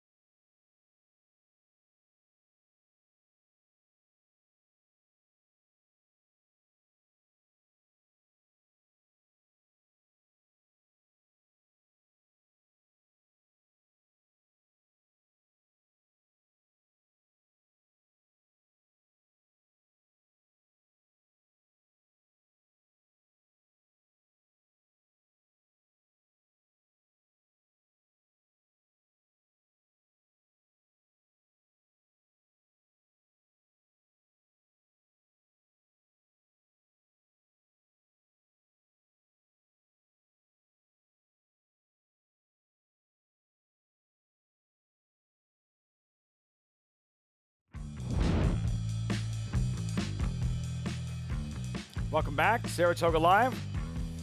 Coverage is always brought to you in part by McMahon of Saratoga Thoroughbreds. Solid meat, lots to be proud of over at McMahon. And you see a rundown, winners bred at McMahon, Geopolitics, Bank Frenzy, and the Evan Shipman, Courtly Banker, and the Rick Violet. Very stormy, backed by gold, 6%. Several winners, and the stakes winners, of course, stand out in the Evan Shipman. JK, how about Bank Frenzy by Central Banker? Yeah, Bank Frenzy was so good in this race. You know, he was down on the inside. Flavien was aggressive, and it's really a cool horse. And those are your guys, right? LSU Stables? I bet the second horse in there. Get that replay off the Had a Sword Dancer win as well, the Rick Violet. How about Courtly Banker, Andy? Yeah, I mean, he's really turned into a very, very nice horse and aggressively ridden in here, and he's really gotten good, Courtly Banker. And there are those Saratoga Silks and John Velasquez. Of course, they're a little more famous for some other New York breds. It was a cool way for a horse to win his first One of race. whom was born on McMahon's farm, Funnyside. Funnyside, and 'tis the law. Winners from McMahon over the course of the meet. The rundown there. Excited about the partnership. Excited about the access we get to see in the beautiful facility. It's a great farm, you know, Absolutely. with the weeping willows along the road when you head out there. And, of course, I'm a big Central Banger farm there. They've also got Puchero standing there as well, and they really are just giant players. Like we said, a really good, solid meet. How about the Statue of Liberty and My Shady Lady winning the Times Square? Yeah. Got a great ride to win this race. And nice job. And there he is, Javier. We wish Javier a speedy recovery. We've got to see him back soon. Should just be a couple of weeks. Thumbs up. Of course, he'd rather be here riding Ferocious this afternoon. But again, get well, Javi. Look forward to seeing you before long. And speaking of which, right on cue, One Vision, bred at McMahon of Saratoga. There he is, by Central Banker, One Vision, who is the favorite here, 5-2, 10 minutes out. I ran a Joe last week and justifiably proud of the incredible meet they've had with all those winners, and really great to see it happening for them. And a terrific operation. Something else I'll miss saying is welcoming Maggie Wolfendale to a broadcast here at Saratoga. Maggie, of course, with 2-year-olds, New York breds. What are you seeing in the paddock? And who's making all that noise? It's the horse I'll start with here, Lafitte. Thank you for that welcome. It is the first-time starter from the Jeremiah Englehart barn. That is number 3, Omaha Pistol. He has been quite the pistol here in the paddock. Actually, he hasn't been that badly behaved. I'm selling him short a little bit. He's just been very vocal, kind of a little bit bewildered, like, hey, will somebody talk to me? I need friends. Kind of longing to hear somebody answer him back. He's a little bit on the smaller side relative to some of the foes that he meets here today, but he is incredibly fit, as Maya does tend to send out a 2-year-old that is fit enough as if they've already run a race. So that's why you often see him getting these debut winners. Now, he seems a little bit more focused since they've gotten the tack on him, but watching his workouts, last time the 48-4 was with a 3-year-old filly by the name of Echo Baby. He was very strong early in that workout, under restraint throughout, but according to the DRF clock report, has lacked some gallop out in some of his efforts. So while a horse that should show some early speed, we'll see if he has enough left in the tank once they come into the stretch. Moving on to number 1, Hit the Post, who is a big price right now for Mel Giddings, but I have loved the workouts from this guy. Watching him work with a 4-year-old 5-time winner Fast Flyer on the modest side, but he had to be under a little bit of encouragement, but moving really well. I love the way that this horse gets over the ground. He's a bigger type, more physically mature than some of the other first-time starters that he meets here today. Excellent coat to him. And Mel, I always say, you must feed your horses really, really well, because they always look as though they're like 90% fit, but they run as if they're totally fit. So I like what I'm seeing from Hit the Post, especially here in the paddock. His number 4 is Mozambique for Linda Rice. And this one, for Jerry Zero, good size, really nice walk to him. He's one that really caught my eye for how athletic he moved, at least at that gate here in the paddock. So I find him intriguing as well, again, at double-digit odds, Lafitte. Looks the part, nice and athletic, big price. These New York breds, 7/8 of a mile. 2-year-olds. 2-year-olds later in the Grade 1 hopeful. And this competitive field of 10. I'm thinking, knowing Jerry Zero, the owner and breeder of Mozambique, I'm wondering if this horse is named for the Bob Dylan song, Mozambique. You know him better than I do. Well, he's involved, I think, with Friend of the Devil, and of course, you have to know Friend of the Devil is named for a Grateful Dead song. If you don't know that, don't ever speak to me again, Jonathan. That's all it would take. That's all it would take. That's an exit door. Take it. Get rid of me, yeah. I know one thing. I have no idea what you're talking about. I was going to ask you if you prefer the slow version or the fast version. I'll be sending you texts. All just missed our opportunity. You know Friend of the Devil, so I know you know it. I was going to lie and get myself out of this mess. Hit the Post. Post parade. There he is, Old Tavern Farm. So is Melody Gibbons trying to throw a little curveball to people and not using Sean Bridgman? Because they have been one of the most unstoppable teams in Saratoga. Mo better than good, 10-1 Kendrick Carmouche, and then the very fit, according to Maggie, Omaha Pistol. And drifting up, though, with Irad, I'm skeptical. Making all that noise out there. Mozambique, there he is. Yeah, the workout report didn't like the last work. Got a confirmation, name for the Bob Dylan song. It's my best opinion of the day. Ozzy climbing in his debut. I'm not going to guess who this one's named for. We'll have to improve off the debut. Brunch, first-time starter by 1,000 words. Yeah, great name. That is a great name. I was looking forward to some brunch. This horse seemed to break pretty well in the work. And he colors a funny side. 'Tis the law. Saratoga Stables, Spirit of the Law. Took some money first time, was caught out in the middle of the racetrack, spinning his wheels on a sloppy track. Just feels like a horse going to run a lot better today. Dylan Davis on Asset Management. Yeah, Lafitte, Asset Management's workout report looks probably like a lot of our report cards. A lot of C's. A lot of C's, yeah. On a good semester. C's get degrees. One Vision. And Louis Saez, 5-2. Yeah. I mean, I get what Roger's saying. Has experience. I don't like a horse out of a 5.5 furlong off the turf, but certainly can win. One Vision. It was Brett at McMahon. There he is. That was 3 Bs a moment ago. I like Brett at 3 Bs. McMahon, You like 1 3 Bs vision. in here at all? No, the horse did much running. Didn't take much money either. I kind of dropped back sharply after the start. Maybe a horse that needed a race. And sometimes Rossi DePaz, I know he had a very nice looking first-time starter, but his horses usually need a race. So I was kind of optimistic. I went to the 10 and 7 as my 2 horses. He's bet. 3 Bs. I can't hear over the jackhammers. Yeah, they're back there getting after. It's loud back there. I thought you were going to say I can't hear over these. Something else. Oh. That's what I was thinking. The favorite, 1 Vision. What do you think here, Raj? Why, with the experience, what did you make of his debut? Solid. Second place finish, chasing on the outside. His debut was credible. I thought it was, like you said, solid. He was talking the pace. He tried his best. He ran against a horse that was a big favorite, Pay the Juice, that beat him, who had run very well in his debut.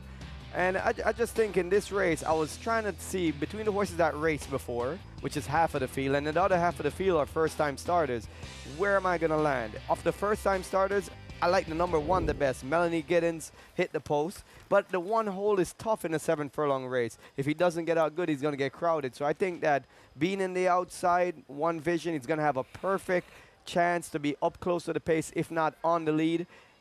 The ball is in his court here. Everything is aligned for him to win. He was running, though, in a field, and I'm not he can win, but he's 5-2. He was running in a field of turf horses in a race that came off the turf.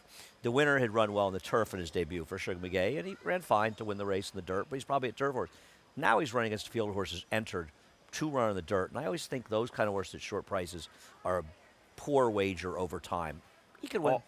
I'm with you, but I just feel like this is a horse that was helped by the fact that he was running against horses running on the wrong surface. For that gelding, all started at McMahon of Saratoga Thoroughbreds, 1 Vision. Maggie, now trackside, what are you seeing?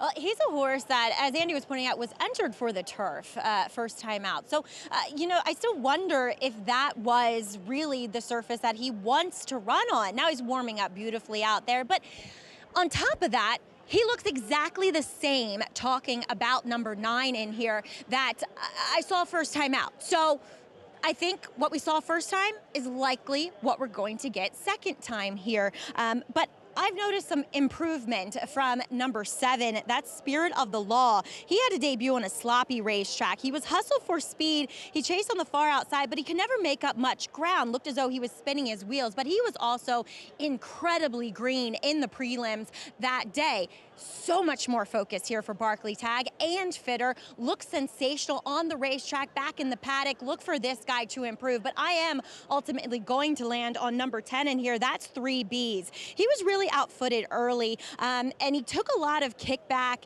shuffled all the way back to last. Then he kind of wanted to lug in a little bit in the lane, but I think that was reflective of what he was doing prior to going in the starting gate too. Another horse that was awfully green, really green on track. And look at him. He's acting like an older horse out there today. He does have the cotton in his ears. Also one that looked pretty soft. He has gained so much fitness from that first race. Both the 7 and the 10, I think Lafitte are bound to improve in their second starts. 3 Bs. Ricardo Santana towards the outside, a real pro warming up there. And for the 2 horses towards the outside, 1 Vision, 3 Breeze, that edge in experience over most. It goes a long way. We saw it yesterday. There he is, the guy right there. We saw Tom Amos just comes to the set here. We saw it with Tom's horse yesterday that had some experience. And having experience in these races, it goes a long way. Right back to Maggie. Here with Joe McMahon of Saratoga Thoroughbreds. I was just asking him, because Andy mentioned Funny Side being born on the farm. Who are some of the other really nice horses that we've seen race here that were born at your place? Well, there's been quite a few of them, but I guess Funny Side kind of takes the whole cake for everything. But, in the year Funny Side was born, we had 5 other graded winners born in that crop that got no publicity at all. But, we have a lot of mares, and we're fully involved in the New York bred program for over 50 years now, since before the program started. So there's a lot of them, and I can't remember them all, Maggie, to tell you the truth. That's quite all right. I think funny side topping the list is something to be said for the job that you and your team have done, and your wife as well. But talk a little bit about the stallions you're standing. Central Banker every year. He has a top class runner, several of them, but also Buchero now, who, I mean, with limited mares that he has covered, has produced some real runners. Yeah, Buchero looks like he'll be a real nice fit for New York. We bred 135 to him last year. Central Banker bring 130 or so. Salamini 160. They're the 3 top horses in New York. So we're pretty well positioned. Do have a late scratch there, Asset Management, a long shot in here, but Joe, please continue. Yeah, well, we'll see how it goes. It's a horse race always, and we'll just hope we have some luck. I was going to say, do you like One Vision in here, a homebred? I love One Vision. I think his first race was really impressive, and maybe he can get it down here today. Well, public seems to think so. Joe, thank you so much for your time. Keep up the excellent work at McMahon Thoroughbreds. I sure appreciate it. Thank you. All right, we'll see if the homebred One Vision can get the job done today. Lafitte? Very, very fitting. Tie the story together. Bred at McMahon. If One Vision should graduate in this 6th race at Saratoga, Luis Saez looking for another win. Should mention the 8 Asset Management, as you're seeing on the screen, a late scratch from this race was 24-1 when scratched, so obviously not going to affect the board that significantly.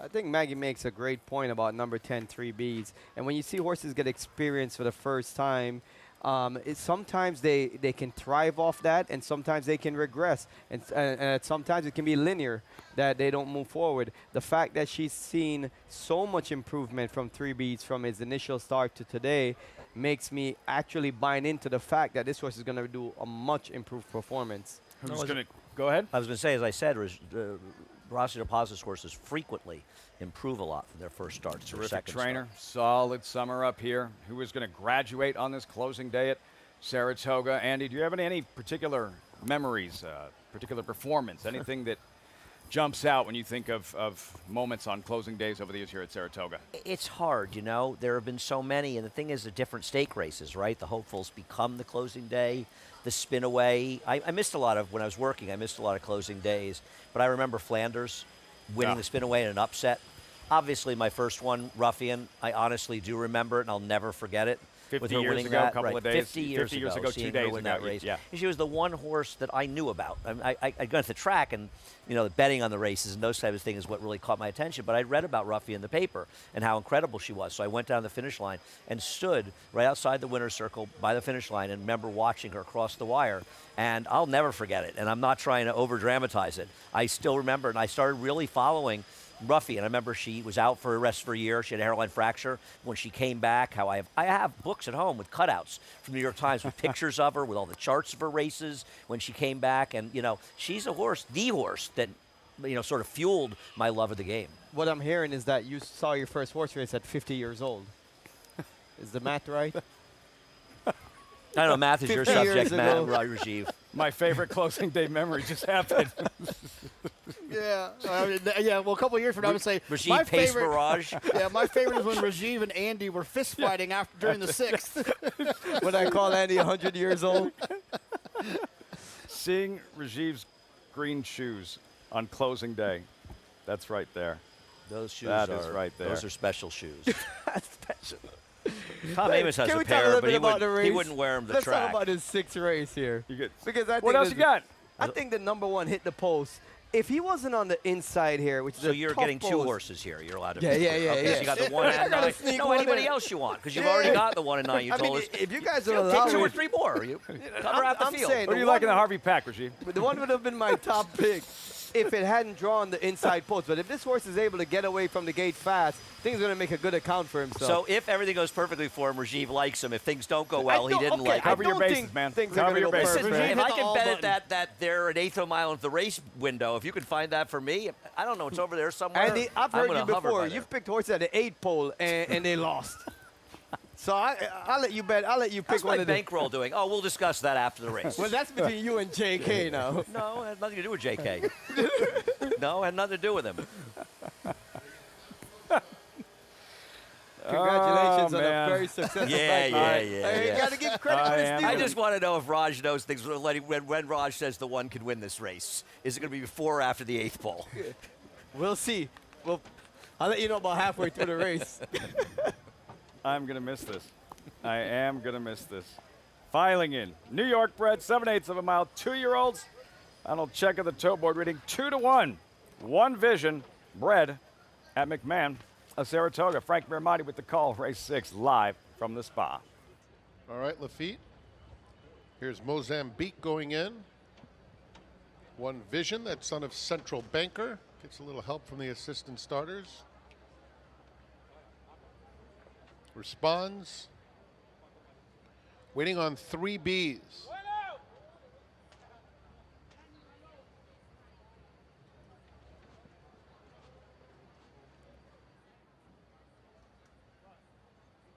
They're in the gate. And they're off. One Vision, very alert out of the gate, quickly puts a length on 3 Bs second. Ozzy comes away in third. They're joined at the rail by Omaha Pistol, who shoots through and takes that third spot as 3 Bs puts his head in front down the back stretch. So it's 3 Bs head-to-head with One Vision back in front.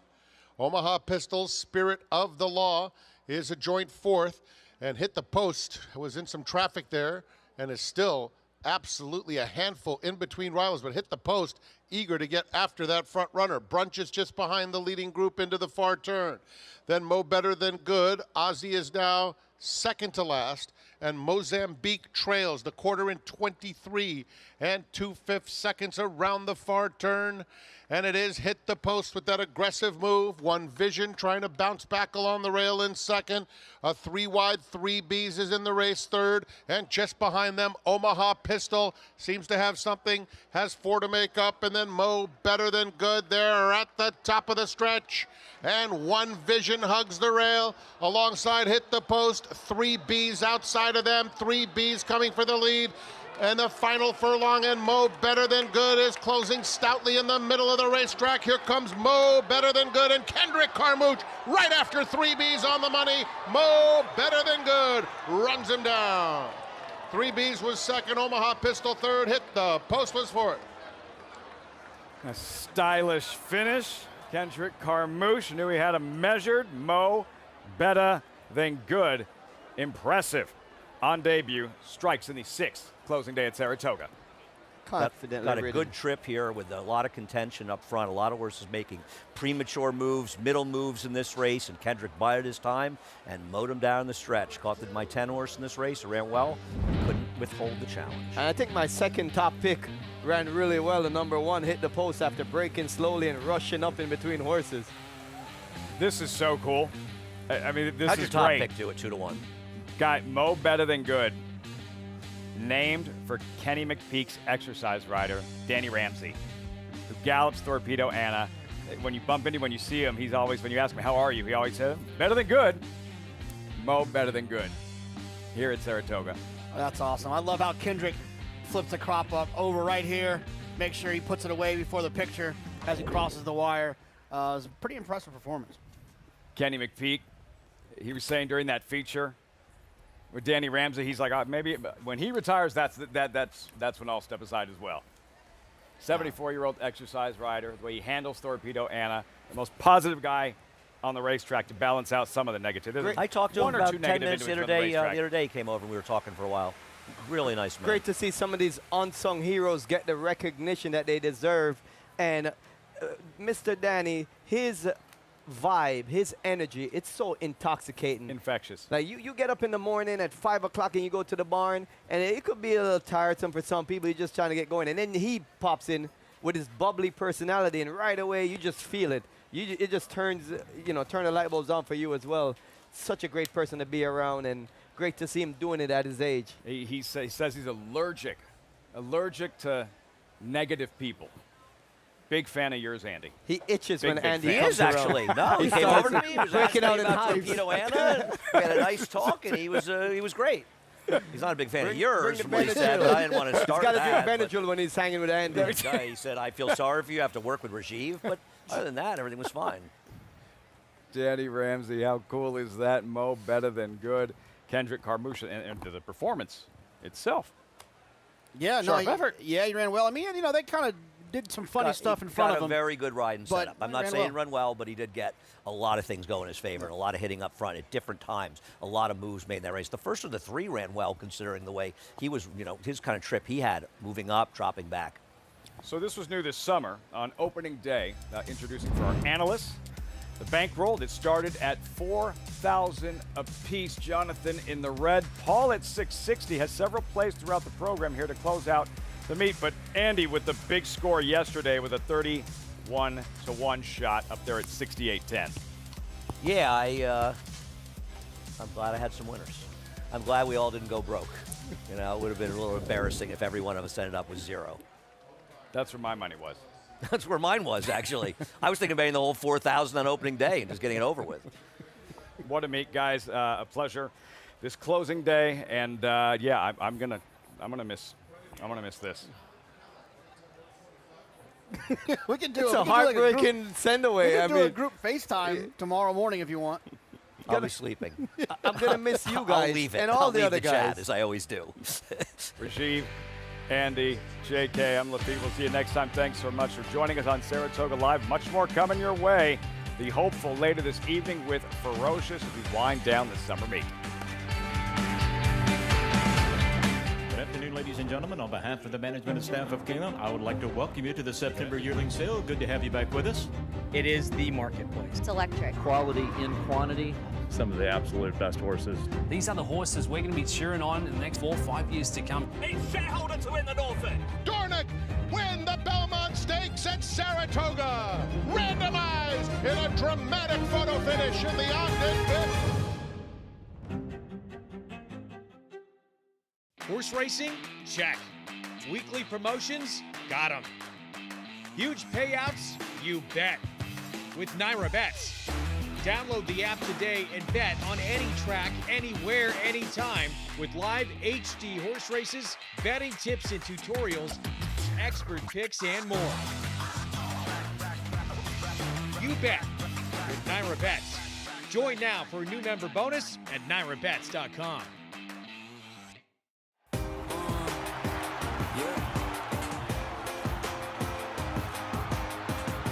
$1 million did I hear? $1 million. $1 million on a fee, $1,400,000 on a pie. $1,500,000 and $1,600,000. $150,000, $1,550,000 and a half. $1,500,000. Jody, thank you. Please hold your applause. Charlatan, ultra impressive. It's a new day for a new king. Racetrack Television Network brings you every race, from every track, on every screen, every day. With monthly packages starting as low as $5, RTN gives you great value and access to more live HD streaming and race replays than anyone. Visit RTN.tv today to sign up and watch on almost any device, including Roku and Amazon Fire. RTN has packages that start at $5 per month.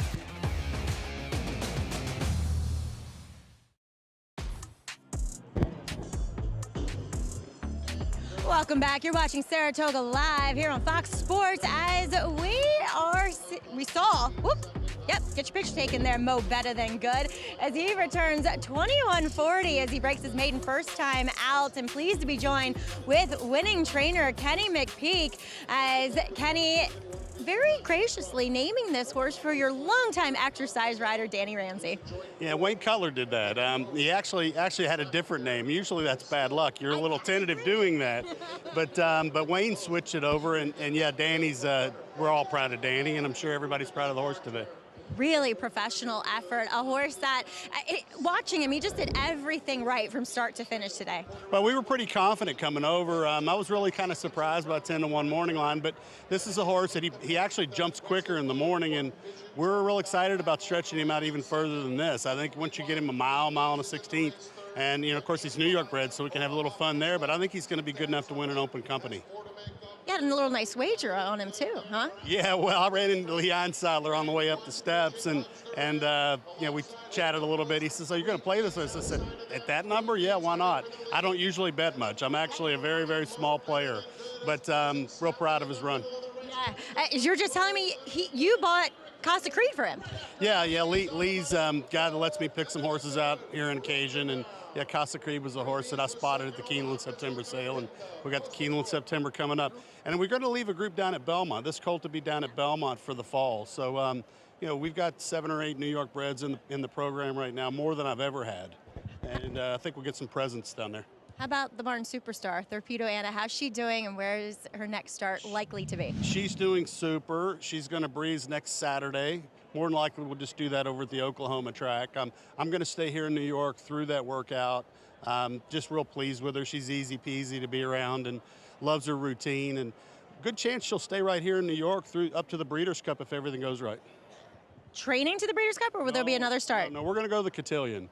I think the Cotillion's an ideal spot for, straight through-year-old fillies, and we'll hopefully everything goes smooth between now and then. But she's such a special filly to be around. Who wants to leave her? Thanks for sharing her with us. Congratulations here, though, with Mo Better Than Good. Thank you. All right, exciting news. Torpedo Anna heading to the Cotillion at Parks on September 21st, excuse me. As we will see coming up later, Chad Brown meets leading trainer. He has 2 legit chances coming up in today's Grade 1 hopeful. There's Chancer McPatrick and also Incentive Pay. Both look good in their debuts. Can they go back-to-back? Stay tuned. You're watching Saratoga Live. Introducing Gift Box, winner of the Grade 1 Santa Anita Handicap. He's a 3-time graded stakes-winning millionaire with 4 triple-digit buyers and a 4 Ragazin to his name. He proved himself early as a graded stakes place 2-year-old, and now his career as a stallion is just getting started. From the first crop of the leading sire Twirling Candy out of a multiple graded stakes producing mare. Gift Box, only at Lane's End. Who's in for Mohegan? Obviously everyone. We're off to the races, and it's you for the win. A moment of calm before the dark and stormy. High score, one more, dance floor. Who needs skill when you have style? And feeling like it's the best time ever? Smile. Apps, craps, and nightcaps? Yes. Then it's down for the thread count to start it all again tomorrow. This is how it feels when you're all in for Mohegan. Mohegan Sun.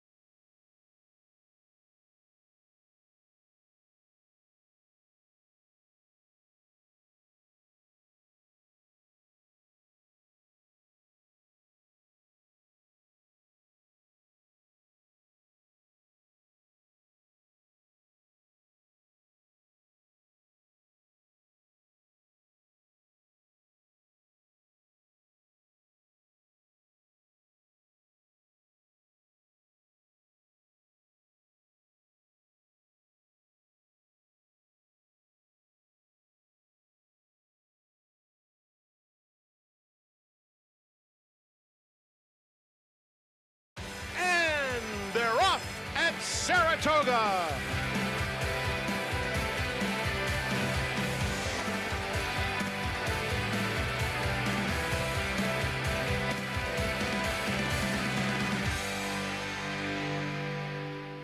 Welcome to continuing coverage of closing day from the premier meet in the country. If your purchase for $1.3 million, expectations are sky high, and Ferocious lived up to the billing. Now can he take it to the next level in the Grade 1 hopeful? Fierceness was 2-year-old champion and now is back as a leading contender for 3-year-old honors. Can his brother, Mentee, live up to his lofty pedigree? in start number 2. Flavien Prat can add to his history-making meet, 17 stakes wins and counting. He'll ride impressive first out winner Chancer McPatrick for Chad Brown in today's hopeful. And Arzak's coming out party was here last summer. He's since become a multiple graded stakes winner. He looks to add to that tally in the Harvey Pack and go over the $1 million mark in earnings. All that ahead on our final day of action at this summer place to be here at Saratoga in upstate New York. It's brought to you in part by America's Best Racing. For the love of the race, visit americasbestracing.net today. A gorgeous sight. Last time we're going to see that shot for quite some time as we say our farewells, but we go out strong with an incredible closing day card as fans get one more day of action here on Labor Day at the summer place to be. Hello everyone, I'm Greg Wolf. Great to be with you on our Fox Sports coverage here on closing day, where every summer the best come to play. And the traditional closing day feature, the hopeful for connections who have dreams of roses next year. And whoever wins this hopeful immediately goes down as a leading contender for next year's Kentucky Derby in our final grade 1 of the meet. Here's a look at the field that will line up.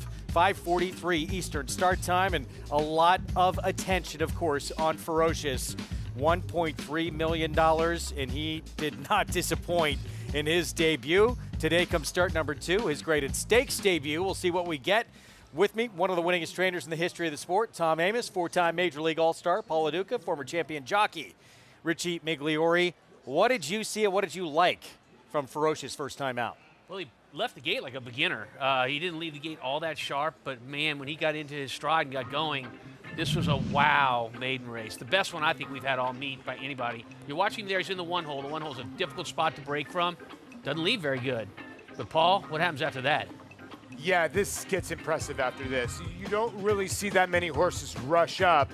And then get a breather, Mig. You know, horses don't do that at 2, turn on and off, and that's kind of what he did. That was the key. I mean, he was asked to get into his stride, and he didn't then just run off.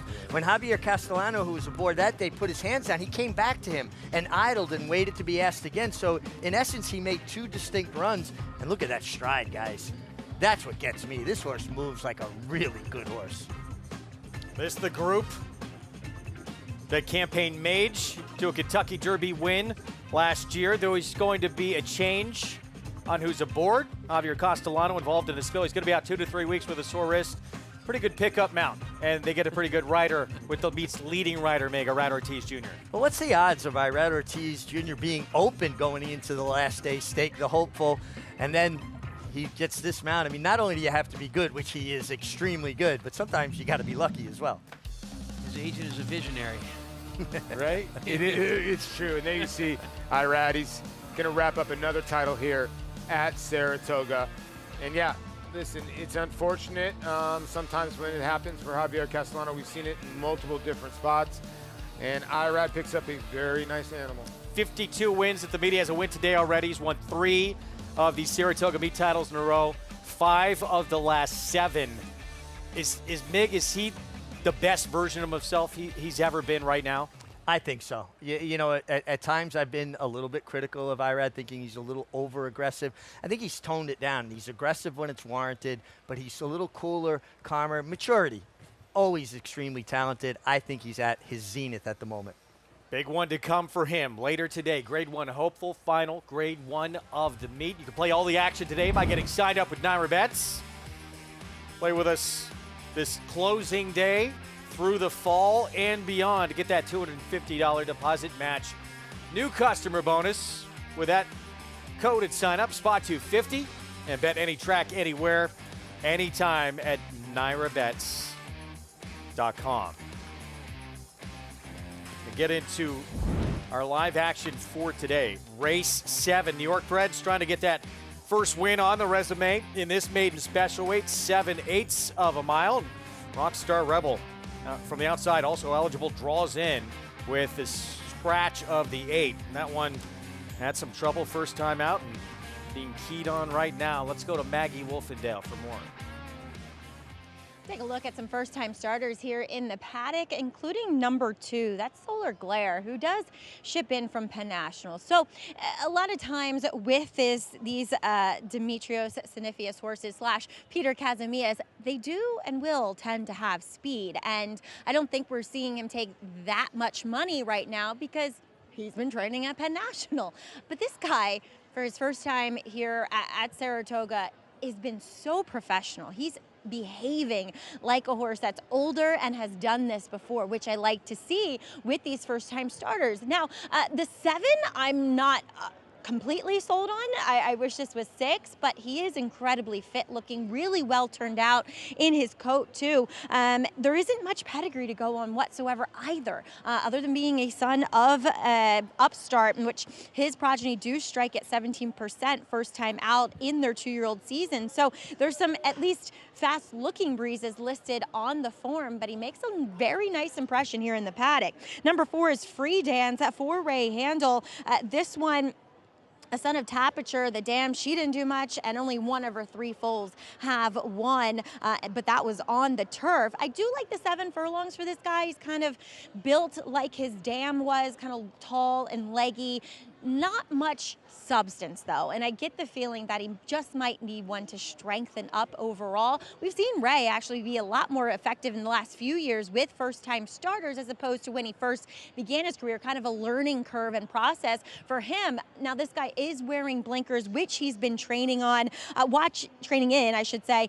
Watching some of his workouts on XBTV, he always just looks second best to the company that he's keeping. So some of them are open company horses, where this is New York breds. But again, I just get the feeling to take the wait and see approach as looking at another first-time starter, not taking much money, but number 9, Oath of Omerta for Jenna Antonucci. It is more of a turf pedigree, though I will say, on the bottom, I will say 1,000 Words has gotten off to a pretty nice start as a sire, winning with 6 of 30, at least that was the latest stats on DRF. So having a good season with his freshman crop. This guy's just so mature looking. That's the thing I wanted to say. He looks like a 4-year-old against 2-year-olds. He is a little rambunctious since they've gotten the tack on him, so might need one for a mental maturity factor. But again, just like his size and how powerful he looks, Greg.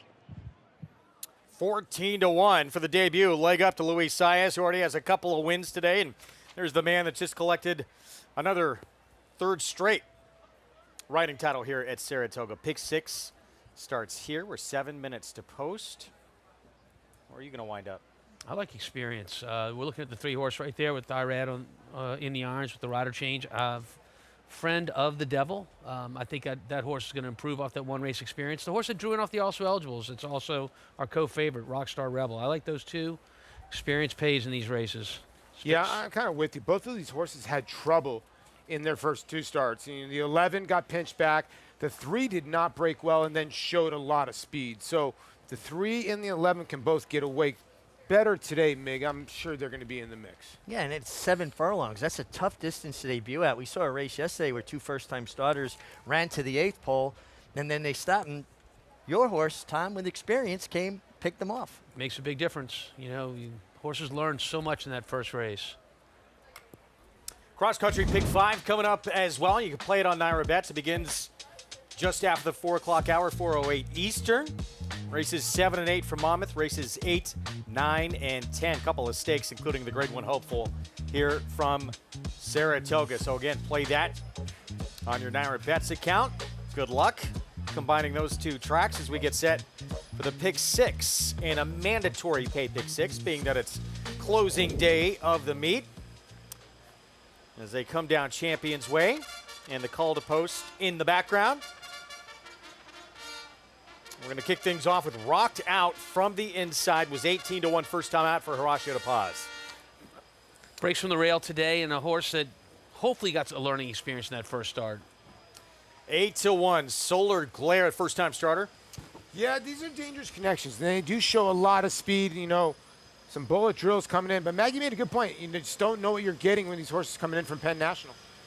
Friend of the Devil, race under the belt and had some trouble. They had some trouble in that race, and one of only 4 in this race that has that experience of a race.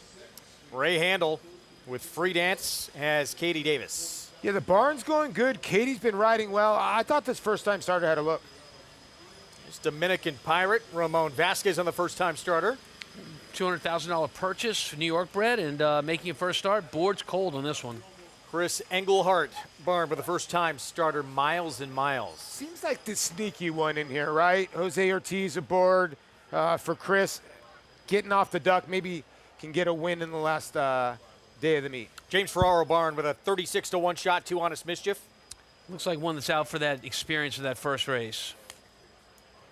Oath of Omerta, first time out, Jenna Antonucci. I thought this horse was a good-looking horse in the paddock when he went by us. One who caught Maggie's eye as well. Butta, Gary Siaka, second start. Well, we talk about the horses that had experience. This horse has had experience, ran an even race, and Lane Luzzie's kind of on a little bit of a roll. And 2-1 outside. Rockstar Rebel draws in for Charlie Baker. Draws in, our co-favorite here at the moment, and a horse with that race experience that we like to talk about.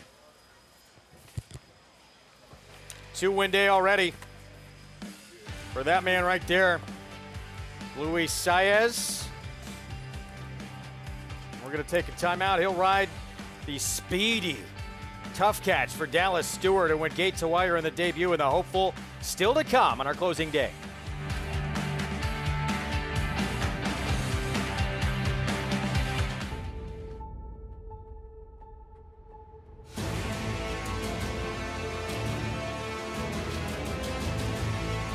They come on for the finish in the Pilgrim Stakes. Annapolis by a head.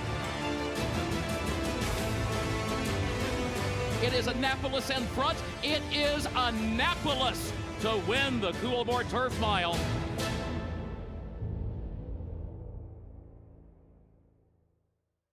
Horse racing? Check. Weekly promotions? Got 'em. Huge payouts? You bet. With Naira Bets. Download the app today and bet on any track, anywhere, anytime with live HD horse races, betting tips and tutorials, expert picks, and more.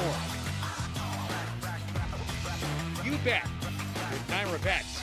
Join now for a new member bonus at NairaBets.com.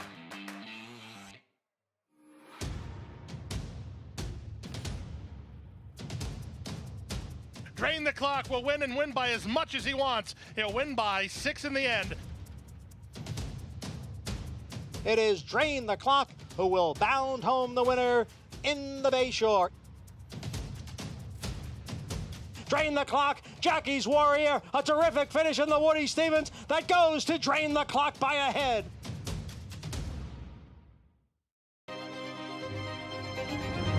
Spine-tingling, jaw-dropping,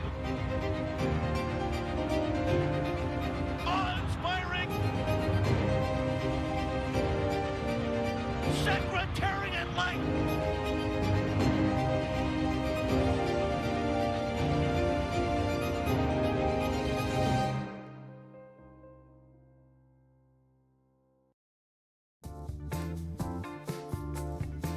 Back with you on closing day from Saratoga. Fans soaking in one final afternoon of fun and sun and the best racing you'll find anywhere in the game. No better place to spend 40 days and nights of summer. Does it seem like it's been longer than that? It feels like it went by fast, and at the same time feels longer than that as well. I agree with that. A little bit of both. As we take a look at the favorite here, Friend of the Devil, Carlos Martin barn. And we were talking about it as we talked with you, saddling your filly the other day in a 7/8 race. It is, preferential to have some experience going that distance. It's a tough distance for a trainer to get a horse ready on debut to be fit enough, because it's a combination of needing that speed we get in a sprint, but also stamina, which we use in a route. We call it a middle distance race. Very difficult. This horse looks like he's on the engine. This horse looks like he means business right out of the gate. Let's head back to Maggie. Yeah, he does. He's a lot sharper here, second time out. And also, they put a bigger blinker cup on him today, guys. So he broke slow, and then he rushed up. So when horses generally do that, it means second time, they're going to break faster and have that initial speed. The thing is, though, is he doesn't look any more fit than that race, first race. I wish he was just a little bit more defined overall, but like Tom said, he should be on the engine here early. It's just, will he have enough left in the end? Because he has been fairly revved up throughout the entire time since they let him into the paddock here at the Spa. Checking in with number 1, Rocked Out. He, like everyone else, was just left in the wake of Underwho's Radar, who took them gate to wire that day. And I noted that he just a little bit of a chunky monkey, still a little bit of that type. He's just a very round horse, but he has a really lovely way of going. Despite looking like he wanted 5.5, he covers the ground. He's got a bigger stride than what his frame would suggest, so I'm actually okay with him getting to this 7 furlongs. He had a really wide trip last time out, and as horses often do when they start to get tired, they will start to lug in, which he did down the lane. Next, we'll check in. Paulie, I thought you brought up some great points with number 6, Miles and Miles. He might be the sneaky horse. He's been doing most of his preparations with somebody at Palm Meadows. I don't know if it was Chris Englehart, but here he is for him. He does look fairly fit, decently put together horse, but he was very, very green, especially once he got out on track. So maybe he'll need one from the mental side of things. Craig? All right, Maggie, thank you. Favorite, this outside horse who draws in Mig next door. This is a colt with experience, was 23-1 first time out, Butta. Yeah, I think he can improve with also another horse with a start under his belt. His brother, Lobster, improved dramatically in his second start to win by 5. Another brother, Chowda, took him 3 starts to find it, but he wound up winning his third start. So I think he has a move forward in him, Tom. Making me hungry. Lobster, butter, chowder. I'm in. Here we go. Pick 6 begins in this one. Coming up, almost $500,000 in the pool. There's one with experience, huh? Friend of the Devil, Carlos Martin-Barn. Rockstar Rebel outside with experience as well, Dylan Davis. For Charlie Baker, good luck in the pick 6 here on closing day of the meet. Let's go to Frank Miramati. Thanks, Greg. Here's Dominican Pirate coming up.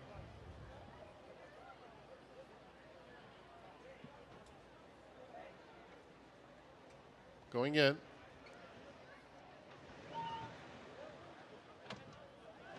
Butta to the outside.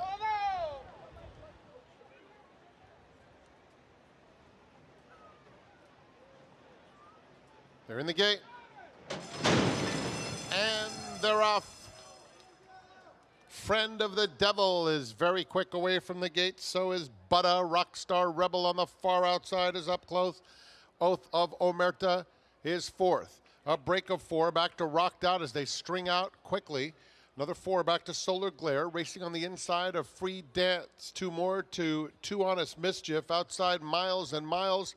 The distant trailer is Dominican Pirate. 22-4 for Friend of the Devil, who has the lead pretty easily over Butta in second. At the rail, it's Rocked Out in third. They are followed by Rockstar Rebel taking third. Oath of Omerta is in between those two. A break of 6 lengths back to Free Dance, who's 2 in front of Solar Glare. Another 3 to Miles and Miles and Two Honest Mischief. They have a quarter of a mile to go. And there goes Butta. Butta takes the lead quickly away from Friend of the Devil, who had no response, not being persevered with, it appears. On the outside, Rockstar Rebel moves into second as Butta hugs the rail and goes on by 2. In behind them comes Oath of Omerta in third. They're inside the final 1/8 of a mile, and Butta has a 4-length lead on Rockstar Rebel in second. Butta is a winner. Butta scores by 4.5 lengths. Rockstar Rebel second. Oath of Omerta finished third. Solar Glare was 4th. Lobster, Chowda, now Butta, all in the family together. Second time out for Gary Siaka with a win. Yeah, look, this race, maybe the first half mile was what it was all about. They went pretty quick early and like sands in the hourglass. So was the last quarter of a mile of this race. Yeah. Nobody did much at the end. No, they didn't gain much, and the last quarter was pretty slow, but Butta improved, just like, his family. We like to see that kind of pattern, right? His brother Lobster improved dramatically second start. Now Butta gets it done.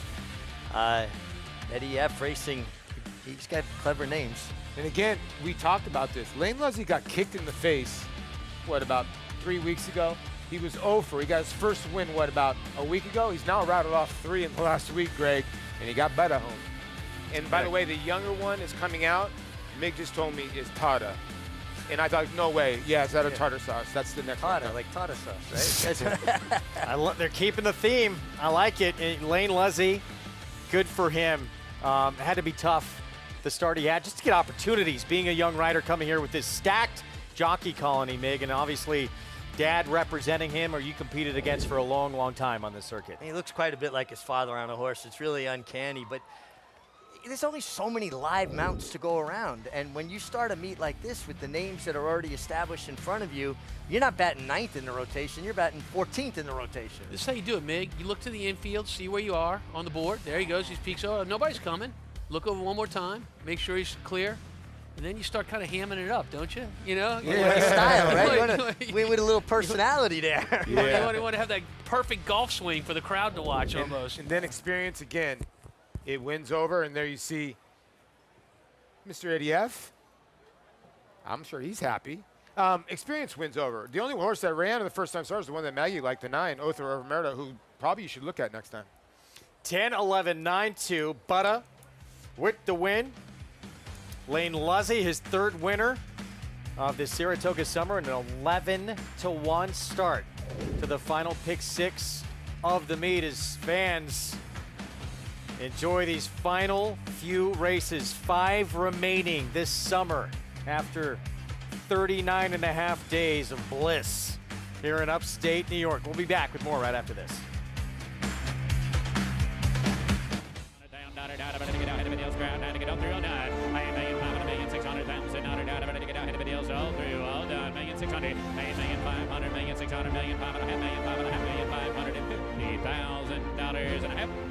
$1,500,000, Tom, thank you. $1,700,000, Jody, thank you. 9.5. Thank you. In the back, $1,900,000. Thank you. Please hold your applause.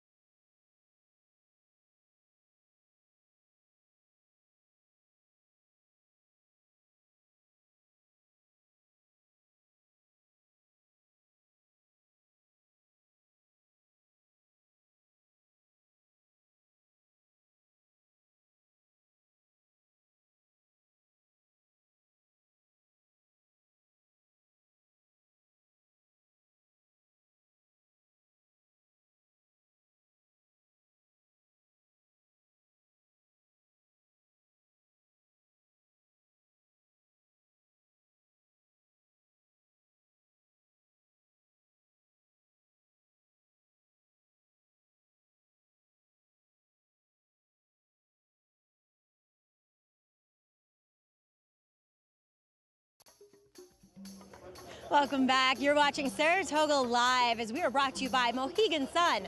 All in for Mohegan. It was all about butter. Gotta have some butter on your seafood as always, and pleased to be joined by winning owner Eddie Fazzone, Eddie F's Racing, of course, and of restaurant fame too. Yes, yeah. Man, this horse here, this is Chowder and Lobster's half brother. Man, what a race he ran today. you know, he's still got some growing to do, and, you know, but he's been training really well the last couple of weeks. And, you know, my first race back with Gary after a layoff. But, yeah, that's great. Hey, Gary was going to retire. What, did you coerce him back? Yeah, Gary came up here. We went out to dinner. Me and Gary been friends for 38 years. And I said, do you want to retire? He said, nah, I really don't. I said, I'm going to give you a string of horses. I started sending him 8. And so here we are. Excellent. That's great. Good story.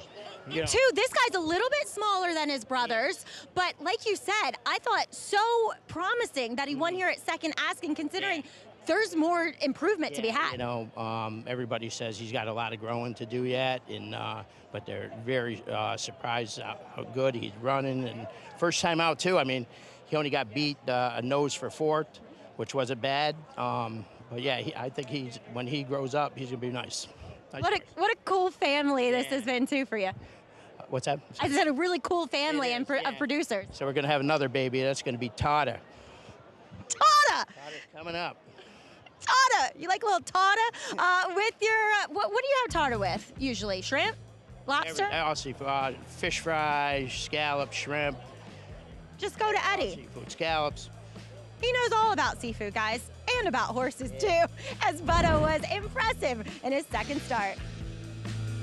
Apparently we should all go to Eddie F's. I didn't even know about it. Mick just told us just outside of Saratoga Springs, great seafood place. It's if you go past 15 Church down to the next, I think it's the next street, make a right. It's right down there by Van Dam Street.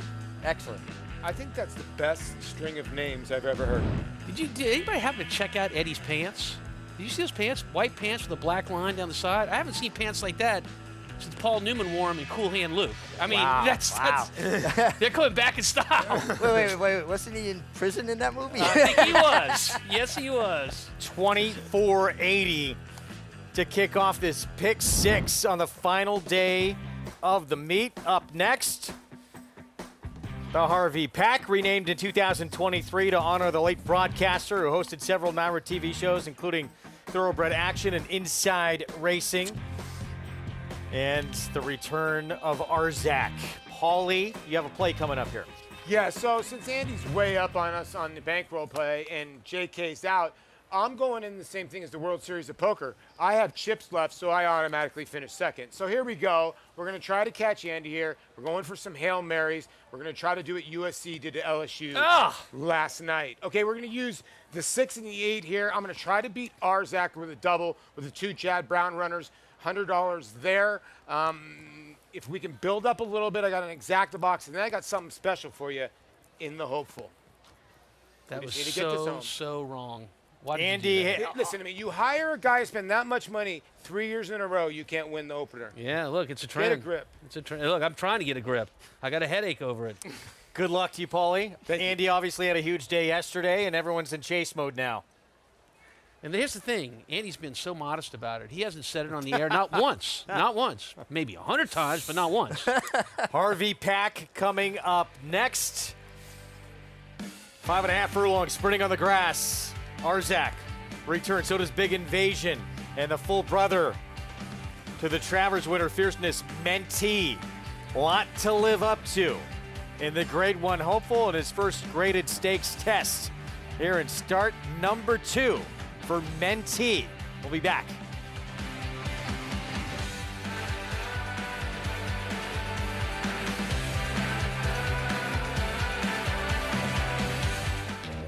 The classic looks of a two-turn type, yet the precocious brilliance of an undefeated G1 2-year-old. Maxfield, a breathtaking run at the top of the stretch. Maxfield. He took it to the max in his chosen field. Now you need a mini Maxfield in your chosen field. His first yearlings are selling now. Maxfield. Classic looks and precocious brilliance. Darley. Why do the most successful owners, breeders, and horsemen select the Green Group as their tax advisor? We simply save them money. Over the past 40 years, founder Leonard Green has owned and bred some of the best racehorses in the history of the sport. His hands-on industry knowledge, combined with cutting-edge tax-saving strategies, has produced positive results for his clientele and has made the Green Group the top-rated accounting and tax firm in the business. For a confidential and complimentary consultation, contact us at 732-634-5100 or visit our website at www.greenco.com. The Green Group, proven strategies to save you taxes. They're off in the hopeful. Here's Basin now running up and onside, and Basin grabs the lead. Basin and Jose Ortiz are running away in the hopeful.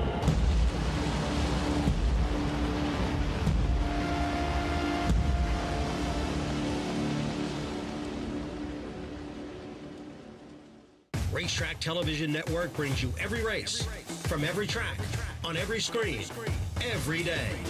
With monthly packages starting as low as $5, RTN gives you great value and access to more live HD streaming and race replays than anyone. Visit RTN.tv today to sign up and watch on almost any device, including Roku and Amazon Fire. RTN has packages that start at $5 per month.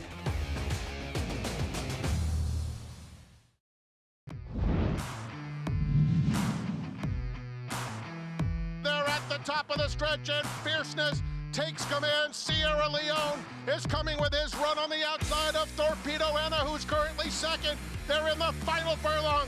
Johnny V asking Fierceness for everything he has. 3-length lead. Torpedo Anna running her heart out and coming with every stride. Fierceness, Torpedo Anna in an absolutely dramatic conclusion. The champ is back. Race of the meet, maybe race of the year, the 2-year-old champ, Jim Dandy, Travers, double holding off the Super Filly Torpedo Anna in a stretch duel for the ages.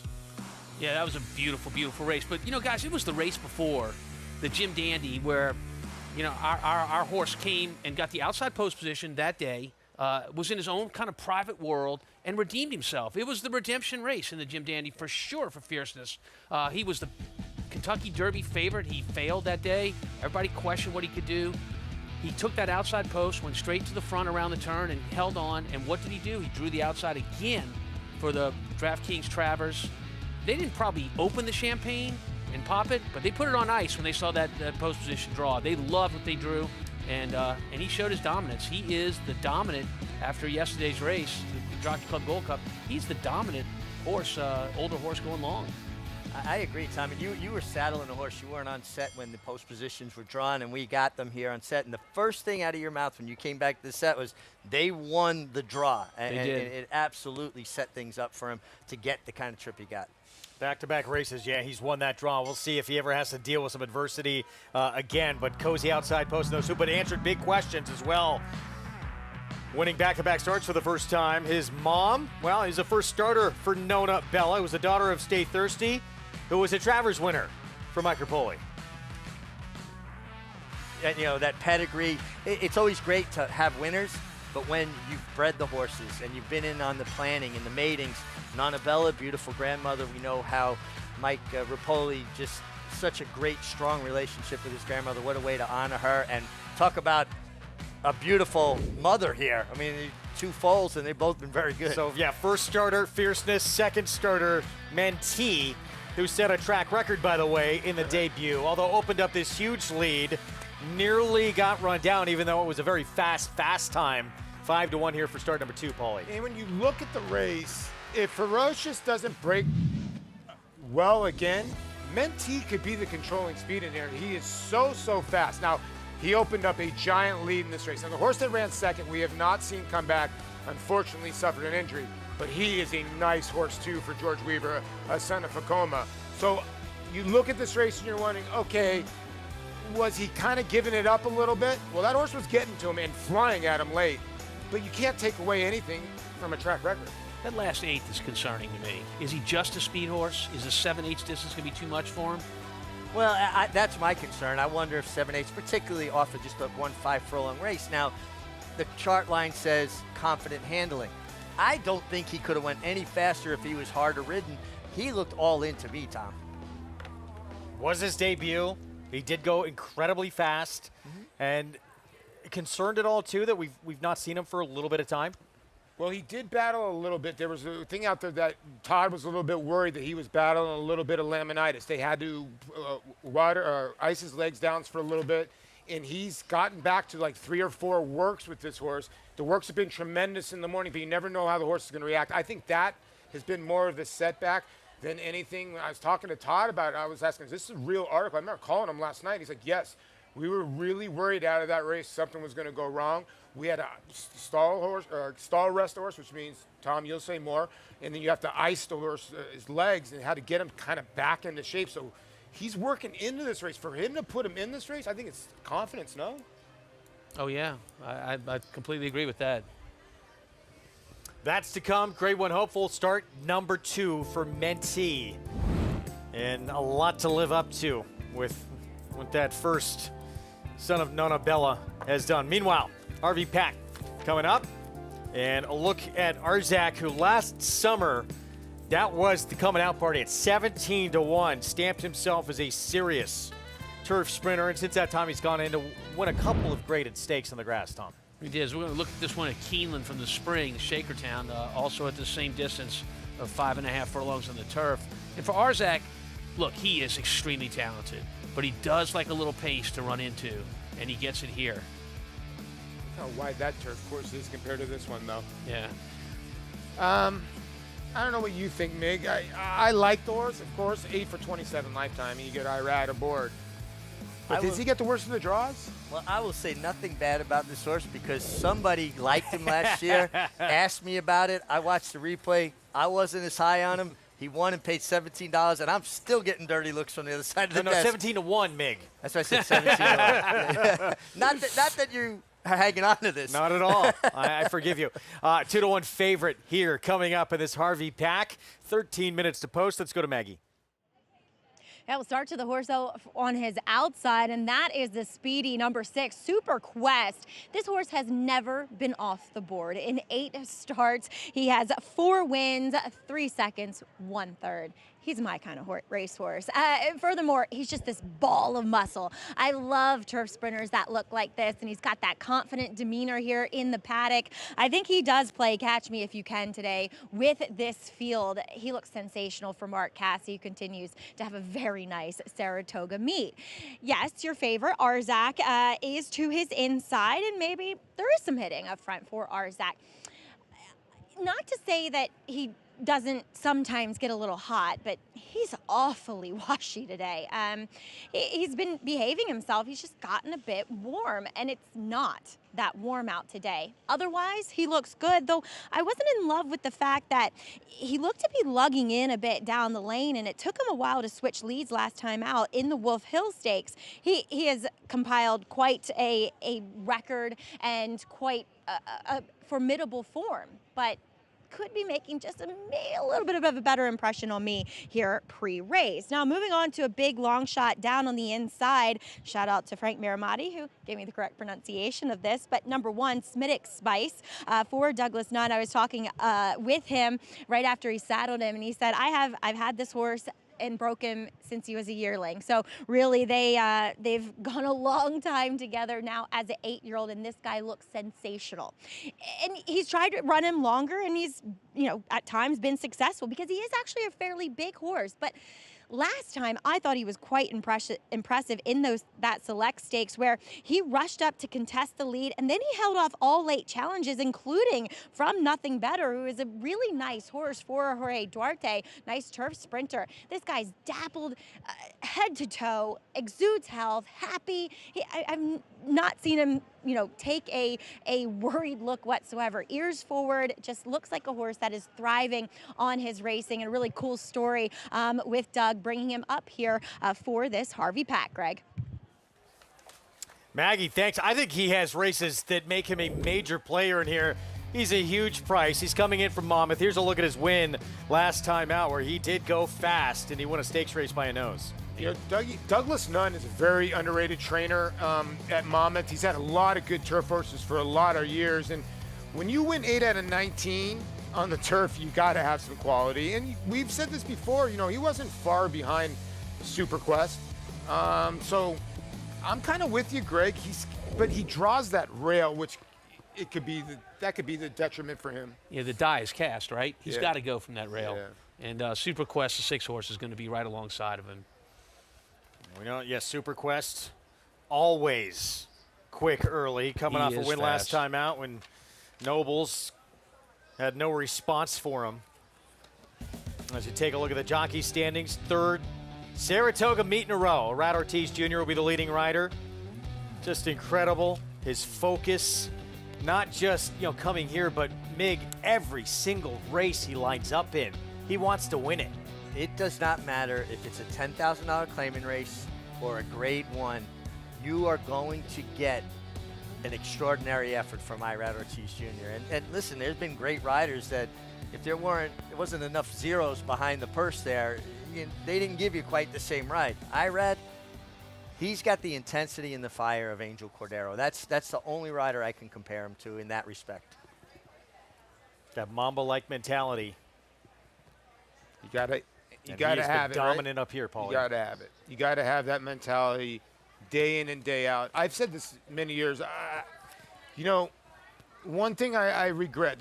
I don't regret a lot of things when it comes to my career. One thing I do regret is sometimes you give away at bats. It's 8-0 and in the ninth inning and you're down and you really don't care about the at bat. And I wish I would have not given away at bats. When it comes to Irad Ortiz, he does not give away races. That's one quality that is tough to do, to keep focused on. I don't care if you're a professional athlete or not, to keep focused on a $25,000 claimer to a Grade 1 like me, facing a young pitcher in Pittsburgh compared to Randy Johnson. For him to be locked in at all times is very hard to do. I don't understand if people know that. Especially when there's no break. I mean, they go all year long. Tom, final pick 5 of the meet starts here. How are you going to play it? I'm gonna really key in on a couple of big favorites in this race. Arzak, I think he gets enough pace up front, the 5 horse, to be who he is, and he can close really, really well. And then, of course, in our 2-year-old race, I'm going to go with Ferocious. And when you can single in a couple of legs of this, you can spread out quite a bit and keep the ticket cheap. That's what I'm doing, and hoping for some long shots in legs 2, 4, or 5, if I can get it. All right, Tom, everyone playing, good luck in this Big 5. You can play Saratoga's closing day with a money-back guarantee on any race. Bet a $10 win wager on any one horse in any race on the card. If your horse finishes 2nd or 3rd, you get that $10 bet back. All you have to do is opt in at NyraBets.com. It's a healthy pool in this final Pick 5 of the meet coming up. We're approaching $900,000. That one right there, Super Quest, we know he's quick, and he took them gate to wire last start. Our shot, who will face again today, wound up 2nd against him. Good race for me, Mig, and I like that Turf Sprint winner was in here too. Yeah, I like that he did it from the inside. Now he gets the outside draw, right? So his hand was kind of forced last time, and he still won the race. Listen, he's got so much natural speed, but being drawn outside what potentially is the other speed down on the inside, Smithwick Spice, he could probably lay 2nd and be just as effective, but he's not going to be far away because he just has natural pace. He's so fast from the gate, this horse. Post-parade, we'll start with Smithwick's Spice coming in from Monmouth for Doug Nunn. We just watched that replay. He's a horse that wants to be up close, if not on the lead. And from that one hole, I think he almost has to go. Charging Mike Maker taking over for this 3-time winner. Yeah, this is a horse making a first start in the Mike Maker barn, is going to have to find a race that we haven't seen from him previously. Surveillance, Wayne Potts, 2nd off the claim, claimed off of Mike Maker. Claimed or bought out of a race for $62,500. Got instant returns, winning a stake, and paying for that horse, and then some. High front, Steve Asmussen claims from $32,000 claimer now to a stakes race. He does have a race to get back to. We actually covered the night card at Canterbury when he won the stake on the 4-ounce rule after getting left that night. Here's the multiple graded stakes winner, Arzak. I think he gets enough pace in here to set up for his close. I think he's going to be very tough to hold off. The super quick Super Quest for Marcassi. He's fast. I don't see him being any worse than 2nd early on. Junior Alvarado on Mr. He's a horse that has blinkers in the last 2 starts. Back in the day, not that long ago, he'd be competitive here, but they're searching for this horse. Horse who just missed in this race last year, Big Invasion. Yeah, and he's had some compromising trips. Last time he kind of got back to the better version of Big Invasion. He's certainly a player here. And our shot, he was closing fast against Super Quest last start. He had a great trip along the rail, almost got up in time from the 9-hole. I don't think he'll have that short a trip. Oh, Big Invasion. There he is, 7-2 for Christophe Clement. He's had some huge moments in his career. He's just shy of $1 million in earnings. He comes from fairly far out of it, and that can compromise his chances at times. He can compromise his chances, but just like Arzak, who's our favorite, the 5-horse, Big Invasion is looking for the 1-horse and the 6-horse in this race to set it up for his big close, as he does right here. Yeah, and his outside draw is key, and the gate is key. Most of the time, he just kind of falls out of the gate, hence his name, Big Invasion. He's so big. But, you know, when he gets out of the gate a little bit better, he can stay intact. And I think the outside draw with the 6 inside of him, if he can able to stay intact and kind of keep Arzak pinned, I think the 8 maybe got back to his best version, Mig, and I'm hoping that he does today. Yeah, I mean, if you go back and look at the 2 of his last 3 races, the 2 before the last race, he just had impossible no-chance trips. He was completely stymied in traffic 2 back. I think drawing a little bit more to the outside. He gets Dylan Davis back aboard, who won the New Arctic on him last fall. He's a major player here. Meanwhile, this horse, as Tom mentioned, came up the rail last time out and just missed against Super Quest, who went gate to wire. He was closing fast. Yeah, he was, and I didn't think he was completely comfortable down on the inside. He got room, but it wasn't the most clean run up the inside. He had to be a little tentatively handled mid-stretch, and then he just missed. 3 minutes to post to this Harvey Pack. Let's go back to Maggie.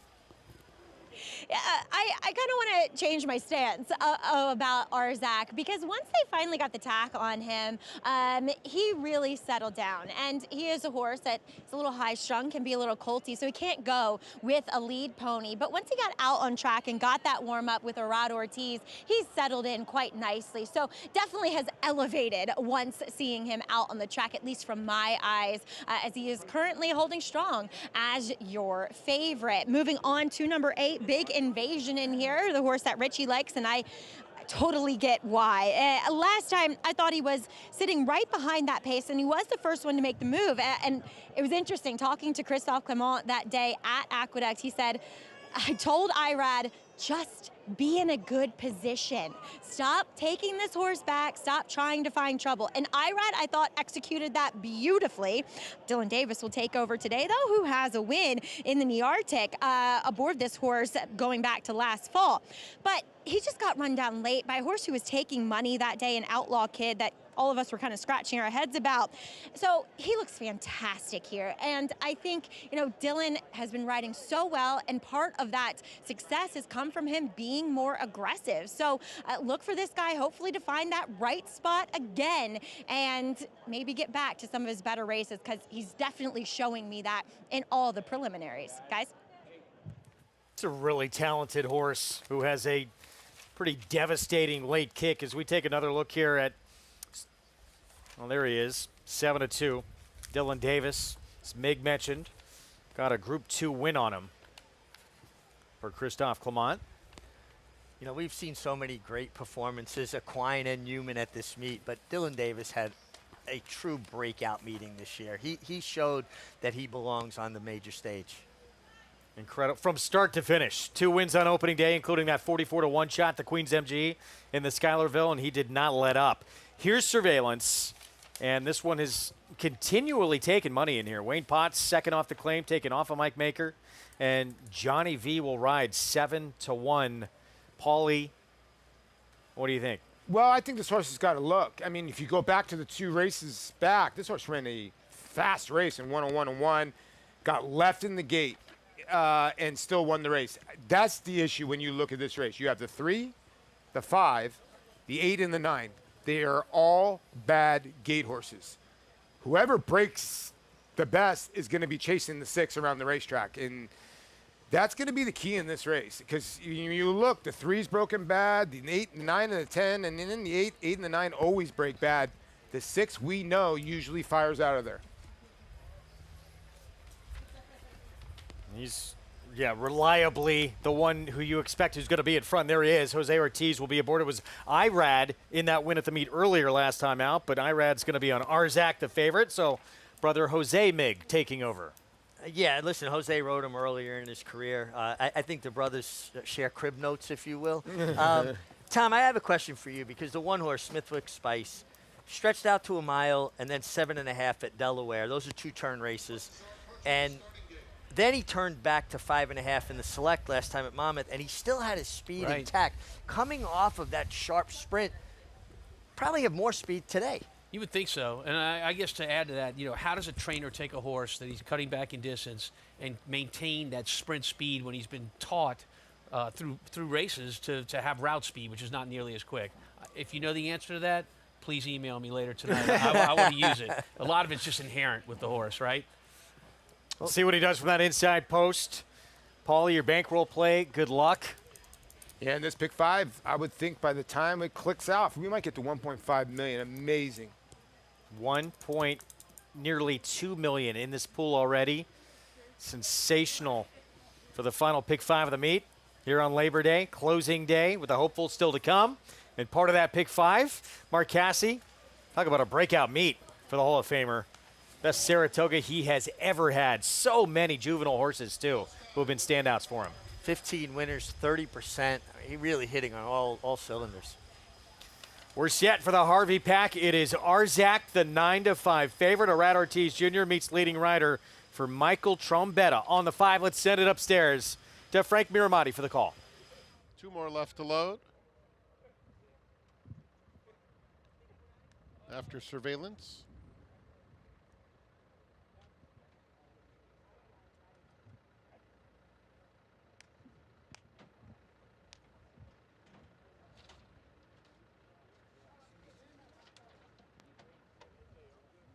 Big Invasion, Our Shot. May the horse be with you. It's post time for the Harvey Pack.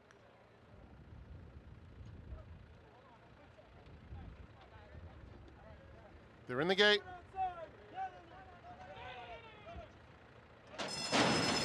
And they're off in the Harvey Pack. Superquest bobbled, but he's so fast, he's right on the lead anyhow. And Smithwick Spice has some early gas. In between those two, taking the lead is High Front. So it's High Front in front. Smithwick Spice along the inside. Superquest in third, charging 4 3 lengths off the lead. It's a break of 3 to Surveillance on the inside of Our Shot. Arzak is in between those two. Then Big Invasion and Mr. 21 flat. High Front not messing around. Leads it 1.5 lengths to Superquest. Comfortable in second. Smithwick Spice along the inside third. They are followed by Charging. Our Shot is on the outside. Arzak down at the rail has 6 to make up, starting to mount his bid. And getting to the outside of the course is Arzak. And Big Invasion is widest of all. Final furlong. Superquest has collared High Front. They're head and head for the lead. In behind horses, Big Invasion. Big Invasion is coming with a fierce run, and that's the Big Invasion we know. Running down Our Shot. Superquest was third in the Harvey Pack. Big Invasion. He's shown this kind of talent before. They were flying early. He comes flying late. You said it, Greg. I mean, that's what Big Invasion needs. He needs that opening quarter to be a blitz. It was today. He gets a clean trip from the outside, and he's just going to take off down the stretch. You could see how confident Dylan Davis was riding around the far turn. He had about 9 lengths to make up, and he wasn't moving a muscle. He angled out once they got into the stretch, and he put together a beautiful late run, big giant strides. Yeah, the 9 was running with them too, right? And Superquest just did not get to the front end. Had a little, bobble at the beginning, but ran courageous to the wire. But the 9 and the 8 and the 6 kind of came out on the 7 and the 8 at the start too. But it was a race that was ripened for Big Invasion. It seemed like he had gotten back in form with that last race, and he was one that broke good compared to the other ones. He's had so many bad trips recently until last time, and I think that his form got dirtied up because of those compromise trips, if you will. Dylan Davis rode him very confidently, and Big Invasion goes over the $1 million in earnings mark with that win. Dylan Davis ties Tyler Gaffalione with his 36th winner of the meet. We know Tyler Gaffalione has not been here most of this last week, but still, Dylan now tied for third and a chance to be alone in third before all is said and done. It's a remarkable meet. I mean, if the race book had odds on that happening here, on that number of wins, no one would have taken that bet. Yeah. That's a big meet for Dylan Davis. And I rode him yesterday. I mean, he couldn't have rode to most perfect. By the way, he couldn't have rode to your most perfect instructions I've ever seen in my life. Yeah, well, I mean, you ride the way it sets up, but it just happened to do that. But you're exactly right. Look, he came out the head of the stretch. I know we're talking about a different horse, and we need to really concentrate on Big Invasion. But the point is, he is a consummate pro, and he looks so fit to me. He's chiseled in his face. He looks different than he used to look to me. And there's the man, Mig, and you know well, too, that gave him the opportunity to win the first group or graded win of his career. He's got 3 grade 1s in his career, 2 in Canada, now 1 in North America with the Saratoga Derby, and they all came aboard Christophe Clement trainees. And probably starting to feel a lot more confident using Dylan Davis in big moments, how he's come through for him, especially at this meet. Big Invasion best in the Harvey Pack with Dylan Davis for Christophe Clement, Reeves Thoroughbred Racing. 9th win in 20 tries in his career. We'll be back.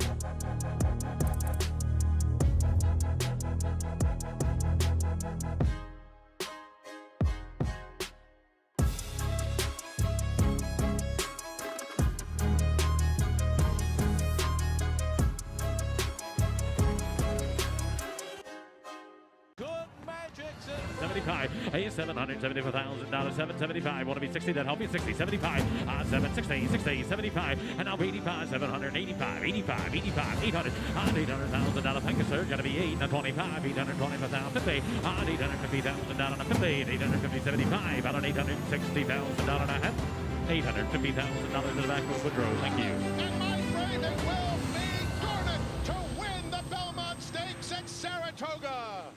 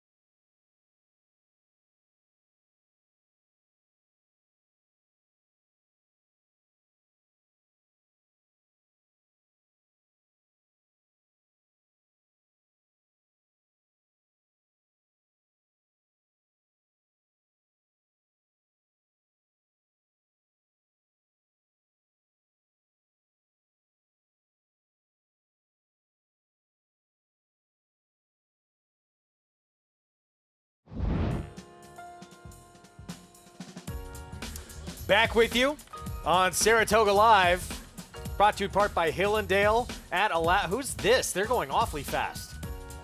And I'm having a flashback. Stay straight. Uh-oh. Hopped Yeah, over I'm to the really other turf having a course. flashback now. Okay, I've never seen that before. Big invasion. Hot pace early and closes with that big finish we're used to seeing from him, and he really looks like, guys, he's back to his best. Gets pace, gets in the clear, gets to use his stride, and there's the result. He's had too many trips where he gets stymied in traffic. Today, it all worked out. Over pretty easily with this win, $1 million now in earnings. Big invasion picks up the 9th win of his career. Christophe Clement, Dylan Davis, Reeves Thoroughbred Racing. Let's go to Maggie.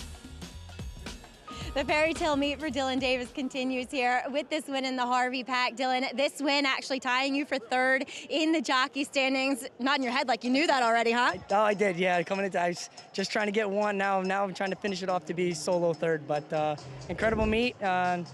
Big invasion. He ran an incredible race there. He broke okay and then settled in, but he come with a nice wide sweeping move. And the team, Clement team and Mr. Reeves, everybody did a great job with him, and I'm happy to be here. You'd won a graded stakes on him in Canada before, so you guys make quite a nice team. But we've seen him have trouble, earlier on in his races this year. What is the key to this horse and getting him to the wire first? Yeah, he's a very big horse, stout horse. He's aggressive and strong. So, kind of just trying to finesse him a little bit. I just want to break well here. It's 5.5. There's not much to do here, but break well. And he found himself late, but into the back of the pack. But I just let him relax and tucked him in behind Johnny, and then when I got there like the 3.5 into mid-turn, he started picking up the bridle on his own, so I was very happy with that. But I just allowed him to ease into the bridle and just work him steady, and he's such a big horse, so I opted for the outside trip, and once just kept that momentum run and nice and easy and picking him up. And then once I was able to switch him to the outside and to the right lead, that last day of the mile, I actually got him to work, and he was fighting Louis Saez there. He was very game and competitive. But I thought, just being really relaxed with him was key, and then allowing him to get into the race himself and not rushing him. And you see that big performance that he put up. So I'm 2 for 2 with him, so I'm happy to ride him whenever. Hopefully more. Dylan, we've been talking about our favorite moments of the meet, and with such a great meet for you, what's your favorite moment of this meet? There's a lot of good moments, but Carson's run tops the charts with the Grade 1 victory at Saratoga, and it's a special moment for me. So there's a lot of good moments here, but that one is definitely number 1. Rightfully so. Dylan, congratulations. Thanks, Maggie. All right, Dylan Davis, the native of Saratoga, just getting his first Grade 1 here, and the wins keep coming, guys. Local boy makes good. He's got about 36 favorite moments at this meet. We got everybody from our crew photobombing. I never went to high school, but if I went to high school, I think it should have been Saratoga High. Dylan's a graduate. I think I might have been all right. You would have gone in Brooklyn. Come on, you're a Brooklynite. Paulie, you ready? Listen, we're going for the chase. I need to send Andy back to New York in a furious panic. So we are alive to the 4 and 6 for $100 doubles, but I'm also going to box these two in $130 because I have only $260 left. So $130 exacta box. So I need the 4 or the 6. If the 4 or the 6 wins this race, I will get back $1,700 to $1,900, somewhere in that area. Hopefully they run 1-2. I get it up to $3,000 and then snap Andy off in the hopeful. So Andy's like the leader in Final Jeopardy with $20,000. You have $5,000, and you're trying to figure out how to beat him. You didn't realize I was Jeopardy James. All in, huh? Shots being taken to try and catch Andy after he had that spectacular day yesterday. He's been phenomenal, let's be honest. He's been great. Yeah. We're going through our favorite moments of the meet. We heard from Tom. Paul, for you, what is it? Well, I said the fans. Listen, we had the first part of this meet, we had so much rain, and you guys stuck with us. And we got to the Travers. It was such a magical day. I understand that the race shaped up to be a magical race, but 47,000 people in attendance, a record 60-something million bet. I mean, it was unbelievable to watch, unbelievable to witness, and then obviously to catch up with my good friend Jason Worth, a guy that's invested everything into the sport of horse racing and is shouting from the rooftops, and I love every bit of it. He's been here. He's looking to buy a house around the corner here. He is engraved in the fabric of Saratoga, and it makes me so happy. Paul, I mean, it was great to see that ride with him and with Dornick. I know it didn't end great in the Travers, but the story's still being written. We're going to see him in the Classic, but he really has become, as you've said, and spent a lot of time with him, just more and more ingrained, and just not just a fan of this sport, but he's reading the forum. He knows how to handicap. He's doing all of it. He's got everybody involved. I mean, Alex Bregman won 2 races last week. He texted me, "Thank you so much. I got these horses, this horses." You got Victor involved in the game. Martinez, we've seen him as well. Now we got Travis Kelce that bought into a horse. This is what we need. I agree. We're going to take a time out. We'll be back. Grade 1 hopeful. Final grade 1 of the meet. 2 chances for that man right there. The meet's leading trainer, who's wrapped up another Saratoga training title. Chancer McPatrick, brilliant in debut and incentive pay. Allegedly, they've been working heads up together.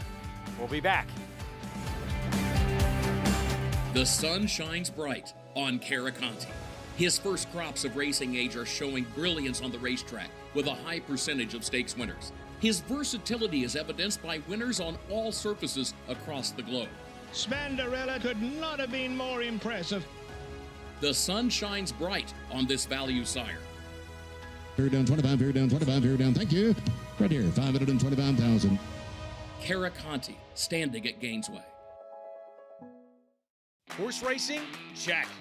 Weekly promotions? Got them. Huge payouts? You bet. With Naira Bets. Download the app today and bet on any track, anywhere, anytime with live HD horse races, betting tips and tutorials, expert picks, and more. You bet with Naira Bets. Join now for a new member bonus at NairaBets.com. You just have to get in the seat of a John Deere Gator XUV 835M. Not because of the spacious cargo box. We're always picking up rocks out in the field, and the hydraulic bed has been really nice. Or because it can tackle any terrain. It can handle anything. Not even because it tows up to 4,000 pounds. We can pull things around easily. You just have to get in the seat, because something about being this productive just makes you smile. It's made life a lot easier. Learn more at johndeere.com/get-in-the-seat. When you can bring over a champion like this to the Night of the Stars sale, it's exactly what we dream of and what you hope for.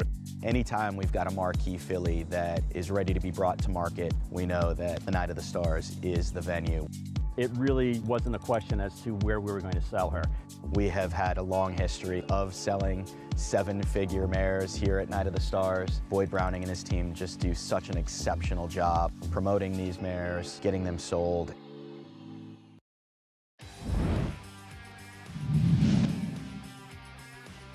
And now here's Practical Joke, running up alongside of them with 1 furlong to go. And Practical Joke and Jose Ortiz move up alongside of Royal Copy and Pretty Boy Flash, who continue to fight. The 3 of them will come to the wire in the Hopeful, and Practical Joke was all business. He won the Hopeful under Jose Ortiz. Started at 3 for 3 in his career. He'd had the Grade 1 Champagne after this hopeful win for Chad Brown and Klorovich. $1.79 million in earnings in his career. Pretty good horse. Gone on to be a Successful really good sire, yeah. Alan Jerkins winner as well. I You like Saratoga? I want to ask you, Tom, why do you think milers and those type of horses make the best sires sometimes? That's a great question. You know, with my horse yesterday, Mackenzie was the sire on that one. Yeah. Yeah, that's a great question. I don't know. Grade 1 hopeful. And Chad Brown, again, he'll have 2 chances at this hopeful with Chancer McPatrick. Incentive pay. Maggie Wolfendale caught up with Chad a little bit earlier on in the meet to get his thoughts on these impressive 2-year-olds before they made their debut.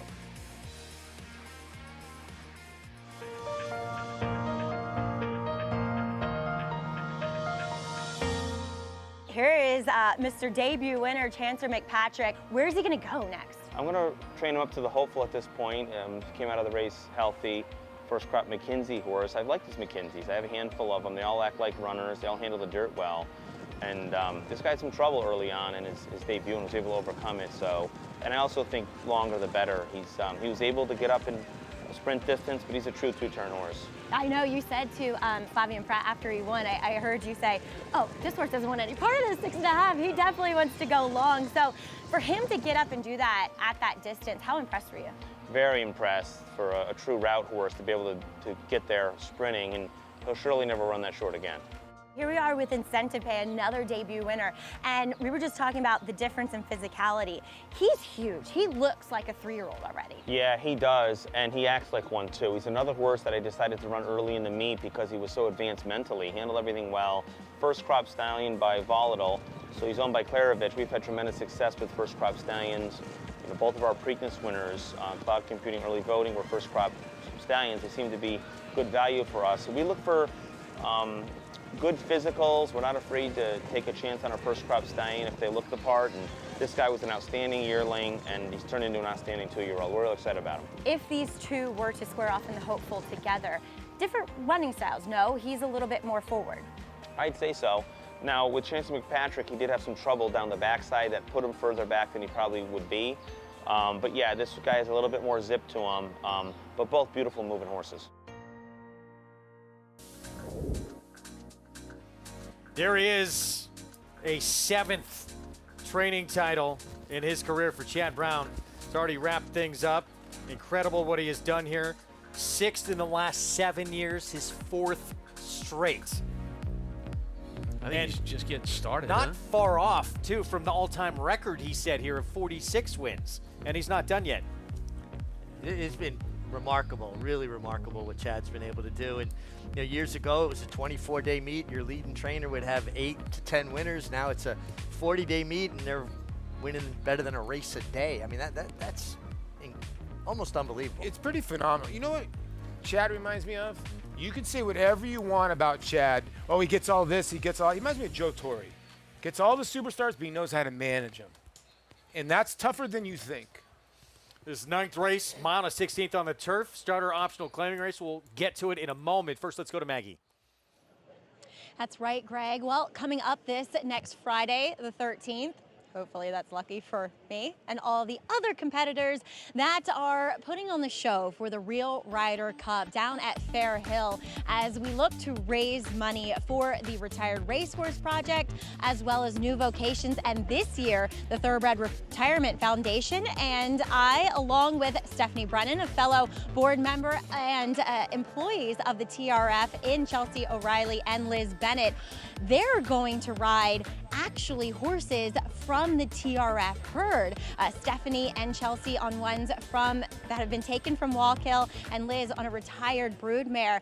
Just amazing. I mean, considering what these horses were doing, and now we're having them jump in the Real Rider Cup. They have done excellent work all summer with these guys, and looking forward to getting down there. So if you are interested in donating, never want to tell anybody how to spend their money or donate their money, but the realridercup.com is where you can go to support all the riders. So really looking forward to it. Guys, it's something that I really take a lot of pride in getting to do every year to support and showcase what these off-track thoroughbreds can do. Now, let's talk about on-track thoroughbreds here in the paddock for today's 9th race, mile and a 16th on the inner turf course. We do see Chad Brown sending out the likely favorites in here. In number 4, It's Hot in here, and number 6, Dia Matrona, not much separating them last time out in that non-2 for 50. But I want to talk about 2 horses that are coming in off of respective claims. Beginning with number 3, that is Suprenant Coca. That is a really tough name to say. Sorry, Frank. But she'll make her first start for trainer Mike Maker. And actually looking at her here, looks as though she's put on a little bit of conditioning, which I like to see, and her coach just kind of come around in the right sort of way. Furthermore, she's a filly that doesn't have much early speed. She struggles to get out of the gate kind of quickly and find her stride. They'll put a short cup cheater blinker on her here today, so hopefully maybe that gets her a little bit more early lick, because oftentimes she just leaves herself with way too much to do, and that was the case last time out here when dropping in for the 30. Moving on to number 7, next on stage, one of 2 that Ray Handel will send out here. I thought she ran really well last time, as she was quite keen from the gate. right. She went a little wide in that first turn, and then it kind of set everything up for the winner, LA Fort, to come from last. She actually soundly defeated the big favorite that day in Pilata Sisters. Next on stage, the last time I saw her up close and personal was 3 starts back when she was coming in off of a layoff and on the main track, the wet surface, which she moved well over, but I just thought she could look better in her coat. Well, that is not the case here today. She just looks so healthy, so well turned out here. She's dappled, just exudes that good, shiny, healthy appearance that you want to see in these horses. So I think, as her form would suggest, this filly is on the right track onwards and upwards. We'll see how she does for the new barn. Greg? Maggie, thanks. Ray Handel, he's had a terrific meet as well. See if he can add another one with next on stage. Got to beat a couple from the Chad Brown barn, though, and there's one of them. It's hot in here. Meets leading rider will be aboard. Hopeful still to come as well on our closing day coverage. We'll be back.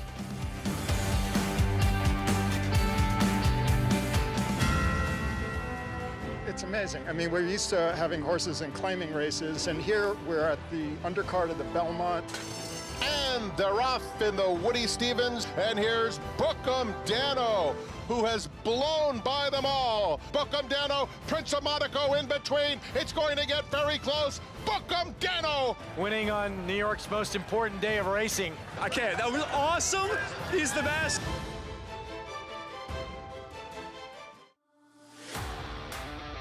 Program trading in naval power. What a thriller. Photo. In Italian to win it. Big F has won. And it will be McCulloch. Domestic spending. Ocean Road. Victoria Road, Digital Age, and Pearl. State of Rest. Newspaper of record.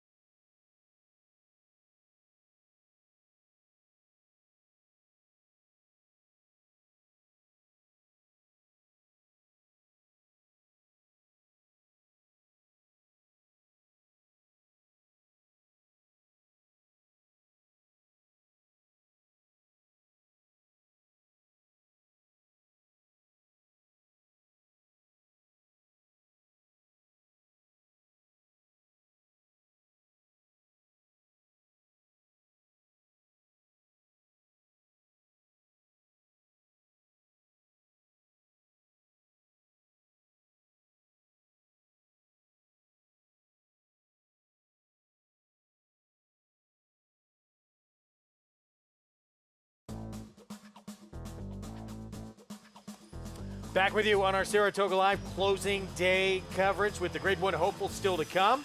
Get signed up with Naira Bets. You can get the inside track on handicapping with Naira Bets track stats. Want to know the best races to bet to beat favorites at Saratoga? Track Stats has the answer. For more stats on tracks across the country, visit NairaBets.com. Here's our post break for the night. We start with Diamond Status. Yeah, 1 for 18 lifetime. Does have a little bit of early lick. Blinkers going on. This Mike Maker first off the claim, the 3. Yeah, Supernet Coca. Blinkers go on. I think to try to get this horse involved a little bit more in the race. 1 of 2 for Chad Brown. It's hot in here. Yeah, teaming up with the leading rider for the leading trainer, and she's eligible for this race because she won for $50,000 last time. This one could improve. Silent Melody with Flavien Prat. Yeah, a horse that's getting back on the turf, and Jorge Abreu's barn's been on fire of late. Stablemate to It's Hot in Here just missed tour. last time out, Diamatrona. Yeah, next apart with her stablemate, and she's a little bit of a more generous price at 7-2. Filly that wants to be forward, and he's had a great meet. Ray Handel next on stage, first off the claim. I would think this is for Brooklyn Racing, but BKLYN Racing here and taking a little bit of money. Some long shots now to the outside, starting with Baroness Bourbon, 27-1. Yeah, we just have to improve vastly off of her current form. Tongue Twister, also for Ray Handel with Kendrick Carmouche. Yeah, broke her maiden last time out in the State Bred Maiden 40, so now facing winners, and she did that with some trouble.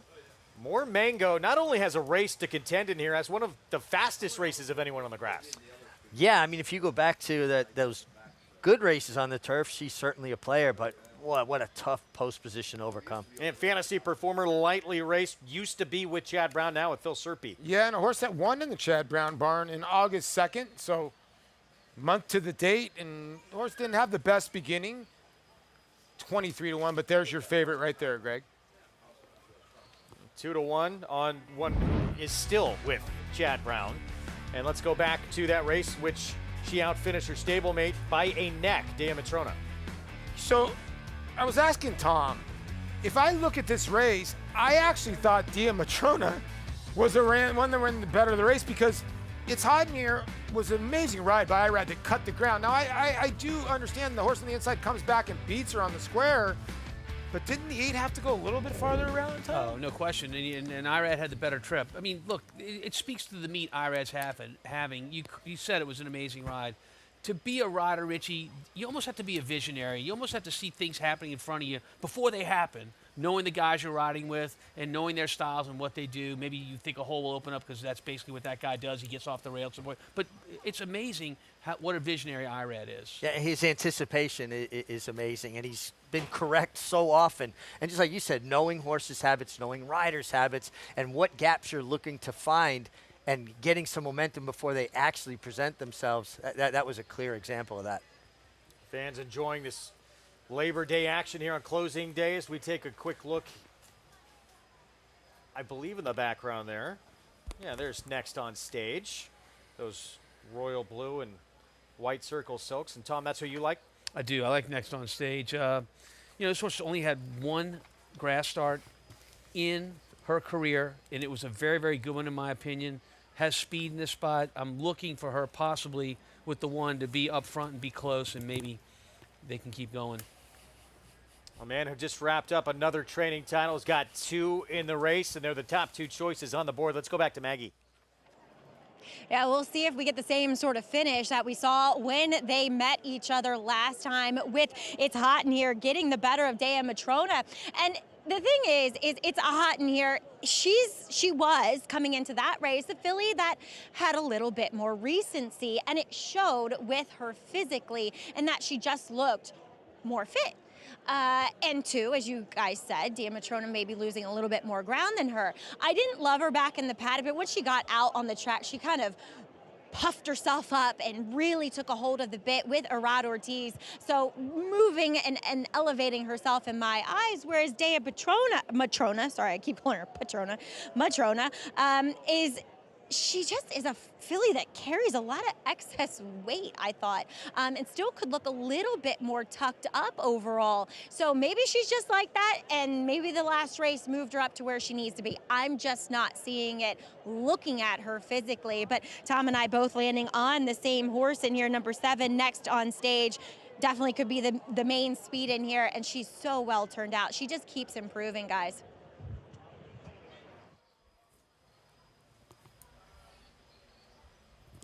All right, Maggie, thank you. I wanted to ask you, Tom, about this 11 horse. It was a Chad Brown horse, just on August 2nd, and won that race. Yeah, and now, what changes in a month's time? Probably not a lot. And I mean, that horse overcame a really slow pace up front and still finished very, very strongly. Off the also eligibles draws in. This horse is a player. 24-1 is way too big a price on Fantasy Performer. Could this be one of those things where Phil Serpe went in and went to claim this horse? And sometimes you can get a voided claim, and it could be something very minor, and then they privately purchase this horse? Could easily be. Because you can still claim the horse, right, Mig, if I'm not mistaken? I mean, I don't know the circumstances, but I don't see anything that denotes that it was a voided claim. I just wonder, you know, that they got it done and maybe a horse that wasn't quite fitting into that barn. If he still was with Chad Brown, he'd be max, what, 8-10 to 1 in here? Yeah, and he's basically running off Chad Brown's training pretty much. But Phil can train. I mean, I get it. Chad's like obviously. Phil's had a really good meet. Yeah, he's had a good meet. So 24 to 1, yeah, a little bit of an overlay. Meanwhile, next on stage, breakout meet for Ray Handel. Close to 30% for Ray at this meet. And this one claiming off of Horacio de Paz last time out. Let's go back to Maggie on the 11. Yeah, you guys talking about number 11, Fantasy Performer. She, as far as I can work out, was a private purchase last time, as she was previously owned by Niall Brennan and Mike Ryan, which tells me that she was likely, I don't want to say use the word failed pinhook, but yeah, you know, a horse that they eventually had to keep and then therefore put on the racetrack, and always wanting to sell her was the option, and I think that is what happened. I don't particularly like what I'm seeing from her here today, but I think that's the case with her being under new connections for this one. Guys? That makes a lot of sense. And then they paid $75,000 for her. They probably might have sold her for about that. 20 to 1 now from the far outside post. Tough place to win from, but we'll see if Ramon Vasquez can try and establish some position early. Yeah, saw Ramon Vasquez on the way out. He's going to be heading back to Kentucky, but he certainly enjoyed his Saratoga experience. He said he really hopes to be back here next summer. And the rider, we got familiar with Paul, watching him at Oaklawn. Solid, good rider that came into the Lions Den here and did okay. I wound up on the 5 guy, Silent Melody. I just thought her last 2 races on dirt muddy up her form a bit, and I like her getting back to turf. I don't know, but that little baby looked like Dylan Davis when he was like 3. It really did. He did, right? It was a Dylan Davis doppelganger at age 3. There's the former Chad Brown runner, now with Phil Serpy. Think we should let Dylan know about this? 9-5 favorite. It's hot in here. 1 of 2 in the race for Chad Brown. He's got the 6 damage run. Very little separated these two when they met back on July 19th at this meet. It was Damachono who actually took the lead in the stretch but got run down. We'll see what happens here in the rematch as we get set for the 9th here. Start of the pick 4. Let's go to Frank Miramati. Dea Matrona coming up. Fantasy Performer to the outside.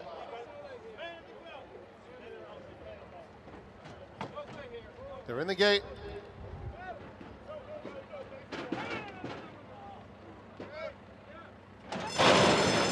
And they're off. Next on stage, Dea Matrona, both out quickly enough. Diamond Status, It's Hot in Here, also part of the early brigade. So it will be Diamond Status to take over now. Next on stage in second, It's Hot in Here, sits in a good spot, 4 off them in third. They are followed by Dea Matrona's Silent Melody along the hedge, as Blowing That Turn was next on stage, coming back now toward the inside. Fantasy Performer has 10 lengths to make up, racing 3 clear of Serprenant Coca on the inside of Tongue Twister. The 2 trailers, More Mango and Baroness Bourbon. 22-4. Enterprising fraction here for Diamond Status, sailing right along with a 3-length cushion. Next on stage in second, 2 more. Back to It's Hot in Here and Dea Matrona passing the half-mile pole together. Then Silent Melody on the inside, 7 lengths off the lead. Fantasy Performer is next. Serprenant Coca and Tongue Twister. Another 4 back still to More Mango and Baroness Bourbon, 46-4. Diamond Status has a 2-length lead. Next on stage, second most of the way. It's Hot in Here and Dea Matrona are side by side for their runs at the top of the stretch. This one's wide open from here. It's Hot in Here trying to get out. On the outside of her, it's Dea Matrona as next on stage has the lead. Next on stage running a very big race. Dea Matrona takes up the chase in second. From the back of the field, Tongue Twister, Serprenant Coca 2, past the 16th pole. Next on stage, Dea Matrona. Next on stage, Dea Matrona. Dea Matrona next on stage. Photo finish between those two. An exciting conclusion for two riders, Manny Franco and Dylan Davis, who have had outstanding meets. They're in a tight photo to decide the ninth. Dea Matrona winning the battle down the stretch. Next on stage, though, had a real tough time around that first turn. He didn't make the turn well, and actually set a blistering pace up front. Just got a little late on the end for the winner as we watch gallop out right there.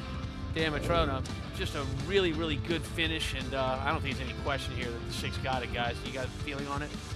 Yeah, the 6 does get up here late. I know you were begging for the 7, but I still got to keep my chase with Andy, Tom. I'm sorry. And, you know, we'll go back and look at it, but hard to not say 7 was best in here with that trip early. Oh, 100%. The first turn, I think we can go back and take a peek. But, I mean, look, saving ground also saves lengths. And when you don't make the turn well, his start, everything seems to be going fine. Look, it's set up the way we thought it would. The 1-horse Diamond Status is going to go to the front. The 7-horse who made all the pace next to him, next on stage, is right there. But watch what happens as they go in the turn, you guys. She just does not corner at all. I mean, she doesn't get set up for the turn because they're going very fast. 22-4 the opening quarter, and right here she's like, whoa! There's the centrifugal force took her to about the 5 path before Dylan can get her back in, and then he's the closest pursuer to that very fast pace. And remember, they're on the inner turf here. Yeah. It's much, much tighter than the outer turf. This horse has only had 1 turf race to her credit before this. So I think this is a bit surprising that the turns are that tight for her. And I think showing that replay showed that Dea Matrona was better than It's Hot in Here. I mean, It's Hot in Here had almost the same trip, but Dea Matrona did show some poise there down the stretch to run down a loose leader, and the 7 was just absolutely giant. That's one of the few times I've seen 2 Chad Brown horses next to each other in the stretch, and the riders were absolutely riding independent of each other. They were not looking to help one another out. 2 for Manny Franco today. Dea Matrona for Chad Brown, who collects his 43rd winner of the meet, and he still has some chances for more. No matter what happens, even if he doesn't win again, not far off the all-time record he set of 46 wins a few years ago. Incredible. Manny Franco, big closing day. Wins for Pick 5 Racing here, and a horse who just missed it. It's Hot in Here. Turns the tables today, 6, 7, 9, 5. He is frequently had to talk to Maggie and Acacia, Chad Brown, and head to that winner's circle. Should just set up shop there and have seats. 3-1 on this 3-year-old filly. We're going to take a timeout. We'll be back. Grade 1 hopeful is next. What a ride it has been for Ramiro Restrepo. A chance to be in last year's Kentucky Derby. Did more than that. And as a result of that, now he's playing on the big stage with some $1 million horses in the hopeful.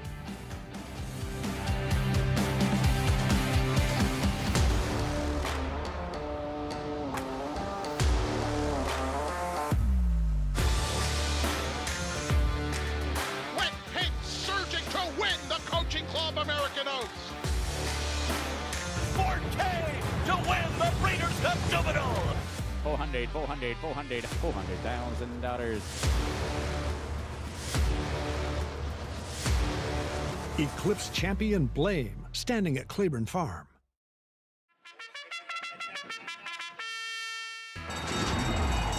Monmouth Park's 50-cent Win Early Pick 5 is one of the country's earliest Pick 5s, making it the perfect way to get your wagering day started.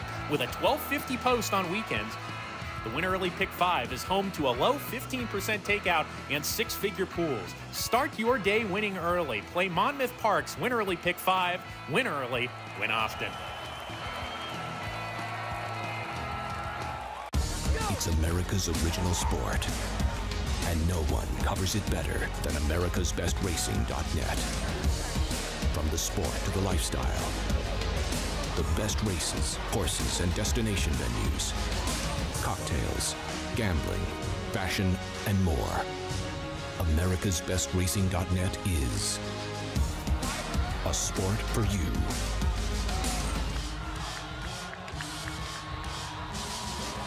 Racetrack Television Network brings you every race, from every track, on every screen, every day. With monthly packages starting as low as $5, RTN gives you great value and access to more live HD streaming and race replays than anyone. Visit RTN.tv today to sign up and watch on almost any device, including Roku and Amazon Fire. RTN has packages that start at $5 per month.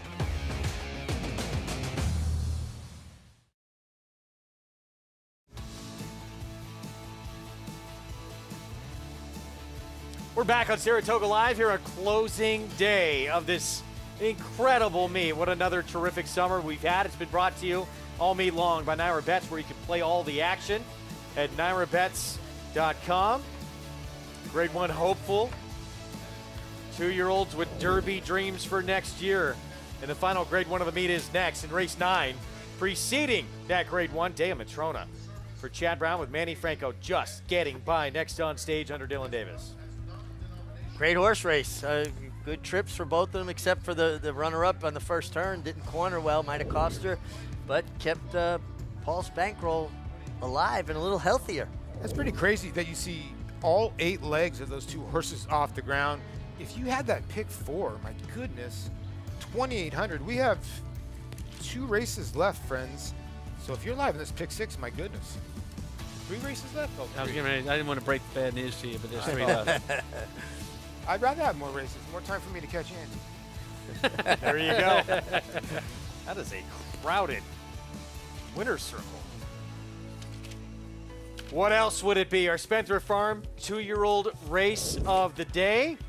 The Grade 1 hopeful Spendthrift, home of North America's 5-time reigning champion General Sire Into Mischief. Quick look at the odds. Ferocious 1-2 favorite. Let's go back to Maggie. Yeah, this past race was sponsored by the New York Chaplaincy, Racetrack Chaplaincy. So thank you to them. They presented a trophy to the winning groom and hot walker, but I'm pleased to be joined by the winning rider of Dea Matrona as Manny. She really kind of kicked it in. It looked like last time she may have needed the race a little bit, but today she found the wire in time. Yeah, I mean, last time was the first time that I ride her, so I get to know her today.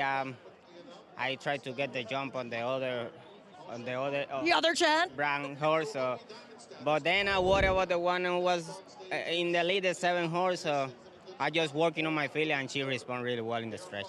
Yeah, Dylan was a tough customer to get by there in the stretch, but well done getting the win. We'll see you accompany a horse that you haven't ridden before, though, in the next, the Grade 1 hopeful with Innovator for the coach. It is his birthday, so no pressure there.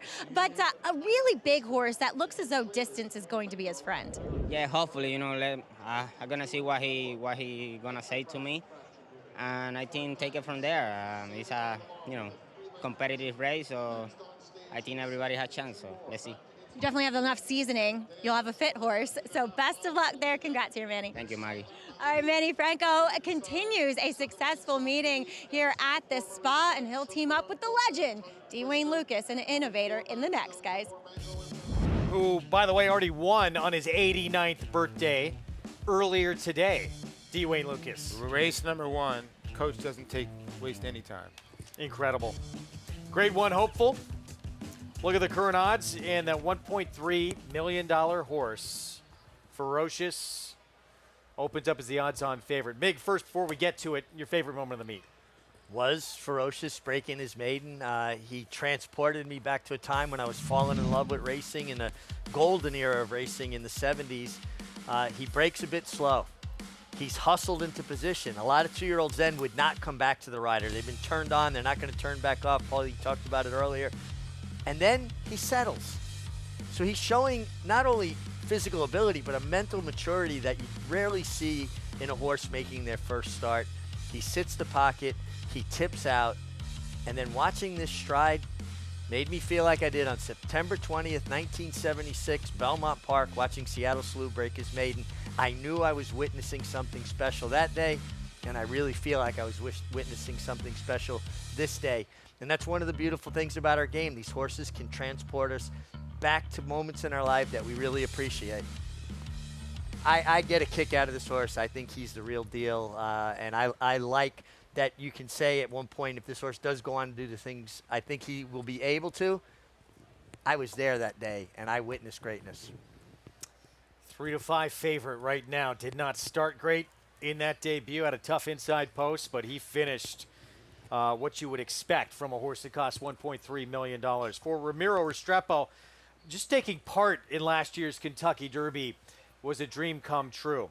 Growing up, equine athletes, not football, baseball, or basketball players, sorry, Paulie, those were his heroes when he was young. I imagine at the top of that list, his Kentucky Derby winner from last year. He takes us on that journey with Mage that allowed him to play in a little bit bigger ballpark and get horses like Ferocious, who will send out in this year's Hopeful. I'm a fifth-generation horseman. My grandfather and his children immigrated here in the late 1960s from Colombia. My mother's the youngest of the 7 kids, so she went to school here, met my father in college. My mother took my dad to the racetrack, and he was hooked.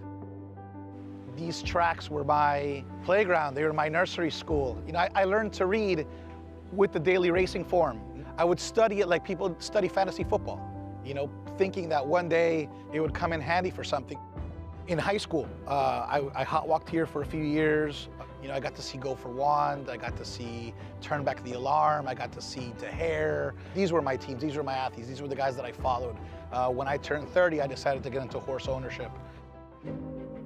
After meeting Gustavo in 2020, and we started creating a little partnership together where I would recruit people to join a syndicate of sorts. Gustavo himself would invest in all the horses. So we went to the 2-year-old sale in 2022. And I remember Junior grabbing Mage's mouth, and we were looking at him at the consignment. We're like, this is the guy. Let's get him. I'd hear my grandfather and my uncle say, you know, we're going to have one in the Derby. And to be able to fulfill the dream of having a horse in the race was unbelievable. Here's Mage coming struggling down the outside. I really wasn't even caught up in the emotion of the race. And yet, when they hit the top of the turn and I see that white blaze, 5 wide, you know, I was like, oh my God, like it's happening. Woo. Come on, Harvey! Come on, Harvey! Oh my God! Come on, Harvey! Come on, Harvey! Come on, Harvey! To win the Kentucky Derby! Oh my God! Ganamos! So ganamos means we won. It's crazy, like a horse switches leads. For some reason, in that moment, my brain switched leads to Spanish. I just started screaming, ganamos. We won, ganamos. That's an out-of-body experience, man. It's crazy. Oh my God. Ferocious is gathering serious momentum. Gustavo Jr., Sr. and I, we all loved Ferocious. But we knew that he was that proverbial #1 draft pick. Ferocious takes off through the stretch. What an effort. It was expected, and he sure delivered. Look, $1.3 million isn't $290,000. I respect that number. A race like the Kentucky Derby for 2025 is still a ways away, but you just have to take it a day at a time. My favorite 2-year-old was a colt named The Hare. He came here and won the Hopeful, and to be able to say that Ferocious could become a winner like The Hare, that for me would mean something super special. You can feel that emotion in that piece. Ramiro Restrepo finding Mage, and you know that's the pinnacle, winning a Kentucky Derby. But that has allowed him now to play in this bigger ballpark at the auctions, looking for young horses and look for $1 million horses. And now they've maybe found another superstar with Ferocious. Yeah, Romero and that whole crew are I kind of think they just exude excitement. They're great people, and I'll tell you what, I was able to interview them when I was at Churchill Downs, and Gustavo Delgado, the trainer, is the man. We're going to take a timeout. So much history in this Hopeful. The Grit Secretariat shuffled back to last after the start. He'd pull it away to win by 5 lengths. Affirmed the start of that incredible rivalry, arguably the greatest in the game with Aladar and Gulch. Angel Cordero Jr., he said he was surprised how easily he did it. Started his career 4 for 4. Well, Ferocious had his name next. I have 52,000 starts in my life. I've never seen one that could take as much as he did early and continue to improve. And it is Gunite. He's strong, he's attractive. And he's going to win the hopeful. He's extremely smooth and fluid. Gunite is a tough customer here as they come on for the finish. How sound he is. Gunite got the jump. Consistent mentally, physically. He will defeat Elite Power in the Forgo. Complete package.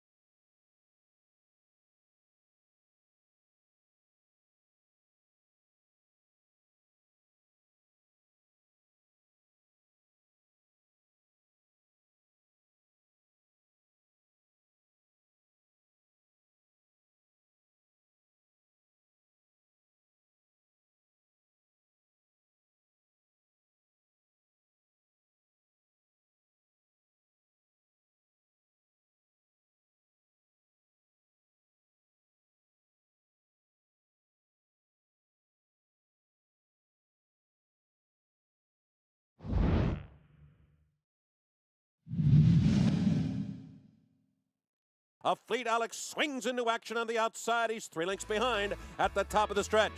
Devil's Disciple on the inside, and he digs down deep, and he's holding on to that lead. Flamingo is all out trying to get by him. A Fleet Alex is third. He's a length and a half behind, but he's wandering to the outside. And it's Devil's Disciple in front. A Fleet Alex now veering in as they come down to the finish.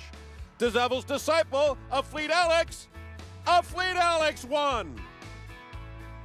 Started out 4 for 4 in his career and then had that incredibly dramatic trip in the Preakness where Jeremy Rose almost fell out of the irons. He took 2/3 of the next year's Triple Crown.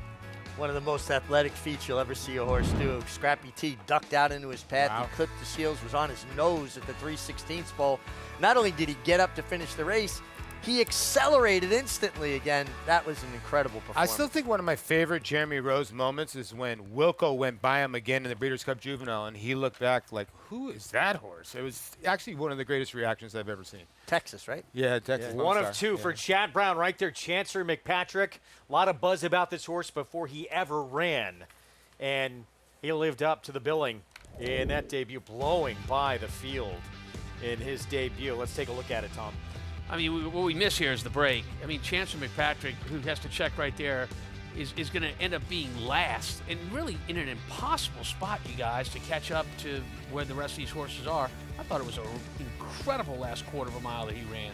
It was. And I get it. Like, a lot of people are saying, okay, horses that have come out of this race, all 5 horses that came out of this race did not hit the board. I don't care, really, to be honest with you. When you pass that many horses from that kind of position as a 2-year-old, I think you're kind of special. Yeah, I think you've got to just focus on this horse's effort and less about what he was running against.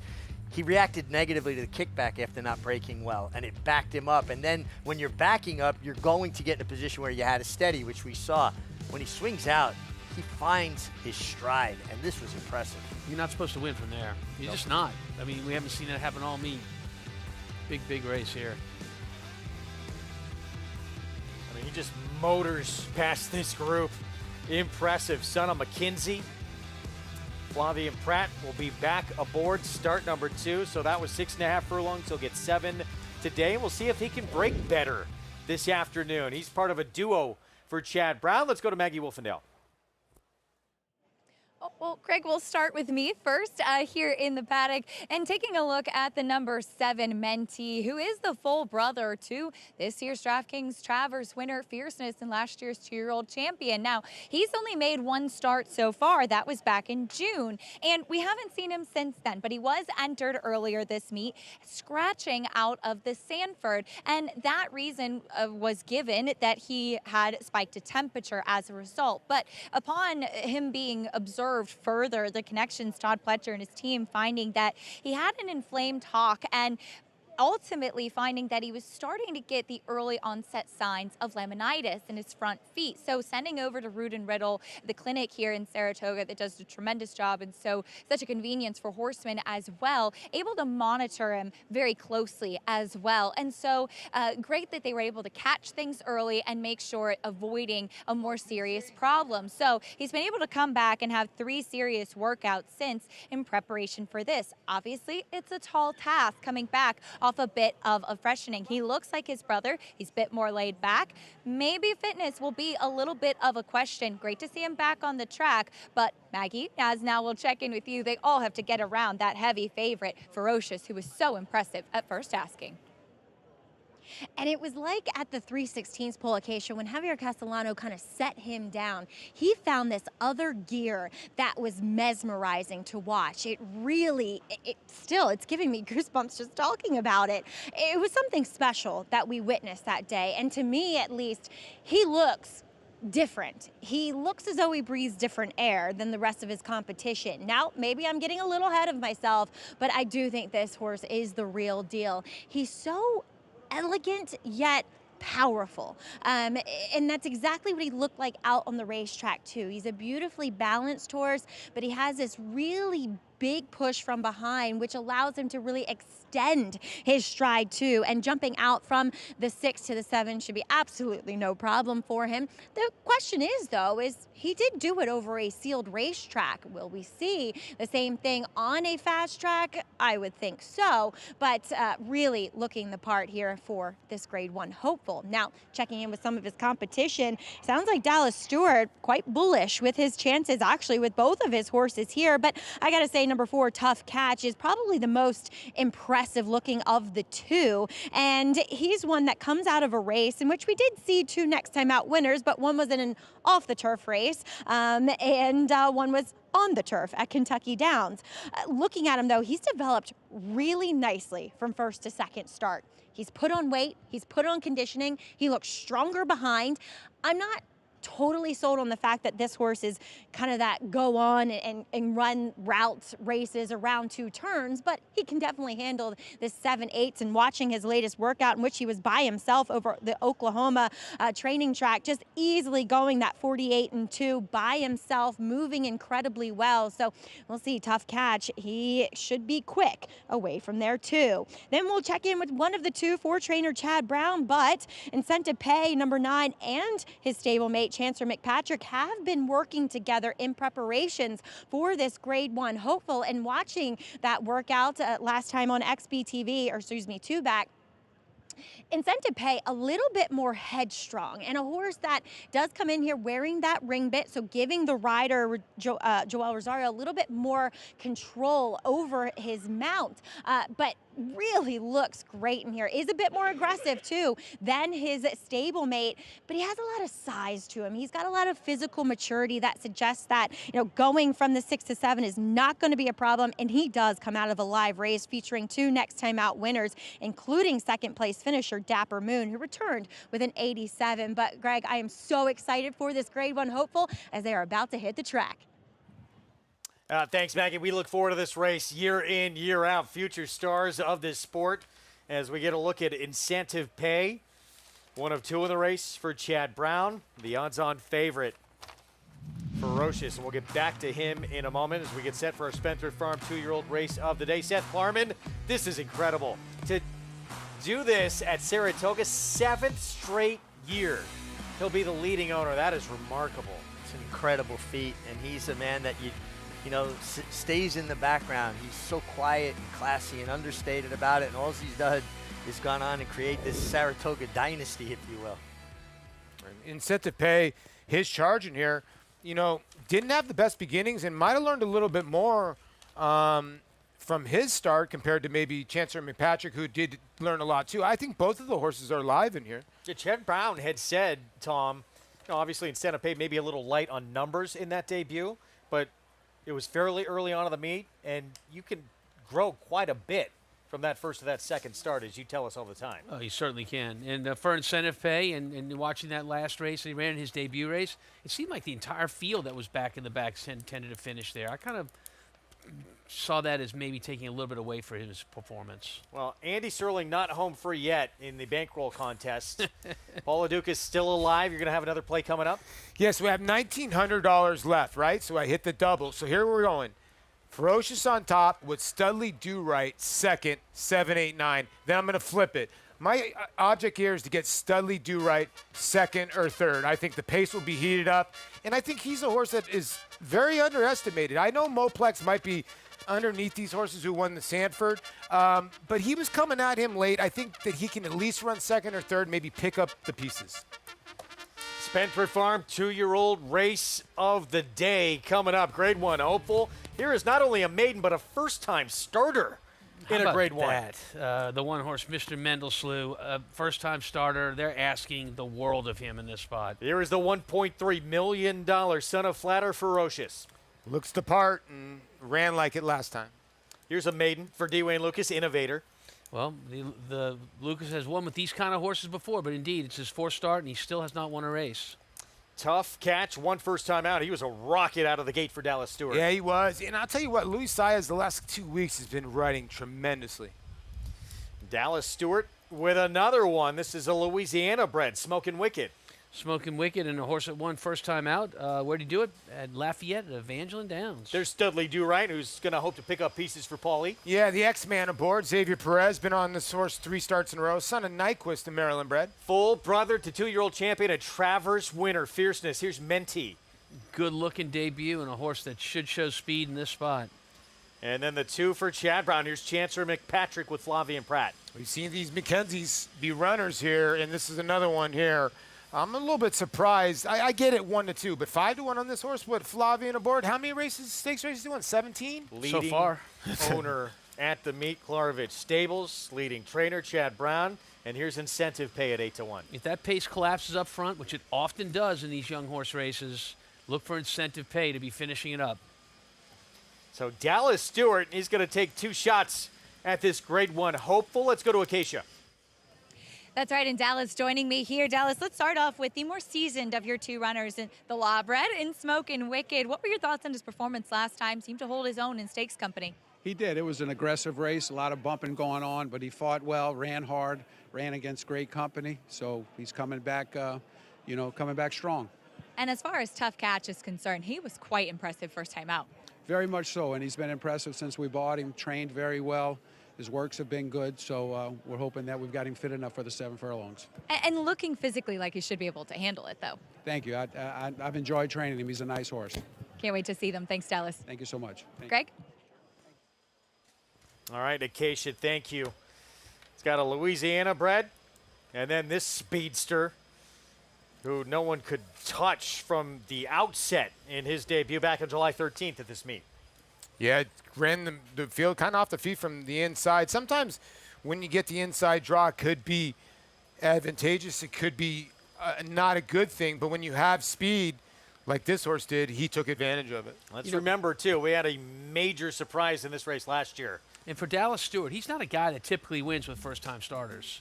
So for him to win with a first-time starter, he gets big improvement from first and second starts. That spells trouble for these others if he runs like his others have done after their first start. Get signed up, play with Naira Bets. Go to nairabets.com. You'll get that $250 deposit match sign-up bonus with the code Spot 250. Punch in for new members at sign up. Play with us the rest of today through the fall and beyond. 3 to 5 favorite, and all the public and all our analysts here not betting against Ferocious. If I could have it back, I would. You know, I think Chancellor McPatrick, just looking at those horses in the paddock, I really liked what I saw there. I would take the 8 at a much better price. What did you not like with Ferocious? Nothing I didn't like about him. His build, his overall build is gorgeous. He's a beautiful, big, strong animal. I thought he looked a little weak in his back end. It made me wonder, is that why he didn't leave the gate that well his first time out? And is that going to cost him a second time? Yeah, you pointed it out to me, and he doesn't have that as robust a hind end. He's more of shoulder and up front, more power. And horses don't pull themselves out of the gate. They propel themselves out of the gate. That's need when that you hind need that end. back end. Yep. Yeah. Flavien Prat, what a summer it has been. Wow. Just incredible. 43 victories, 17 stakes wins, and the 13 graded stakes wins, a new record. Passing Joel Rosario. 6 grade 1s, and he's just got the magic touch. And I would think that this horse, he didn't go in panic mode last time. This horse is going to be up a little bit closer to the pace today. I'm a little bit surprised, though, that they have not warmed up to 2 by himself. Is there anything to that, you think, Richie or Tom? Could just be tough to gallop. Look, when I got one that's tough to gallop, I don't let those riders Just warm him too up strong. by himself. Yeah, you can get away with doing too much before the race. Here's the full brother to the Jim Dandy Travers winner, who was a 2-year-old champion. And this horse did not disappoint at first asking. Huge favorite in the debut MIG. Set a new track record, but he opened up 5 lengths on the field and nearly got run down. Yeah, listen, he was fast, he was handy, he was shifty, he showed great gait speed. And if you look at him from a physical perspective, he looks like a pocket rocket. There's not a lot of size to him. Now, the comment says confident handling. I think he was all in. Johnny Velasquez, might have wrapped up a little bit on him, but he was running. His ears were pinned, and he was digging in. I have a question for you. So when you watch those horses warm up like that and they're constantly in motion, jogging and whatever, are you feeling like that's a horse they want to send early? Oh, absolutely. I think Johnny, agree. I've always believed in that. Big warm-ups is kind of an indication they want to go forward. 89 years old today, the legend, Dwayne Lucas, looking for a 9th victory in this Grade 1 hopeful. And keep in mind, he's already a winner on his 89th birthday earlier today. Yeah, he won in race 1 with the 5-horse Daily Grind.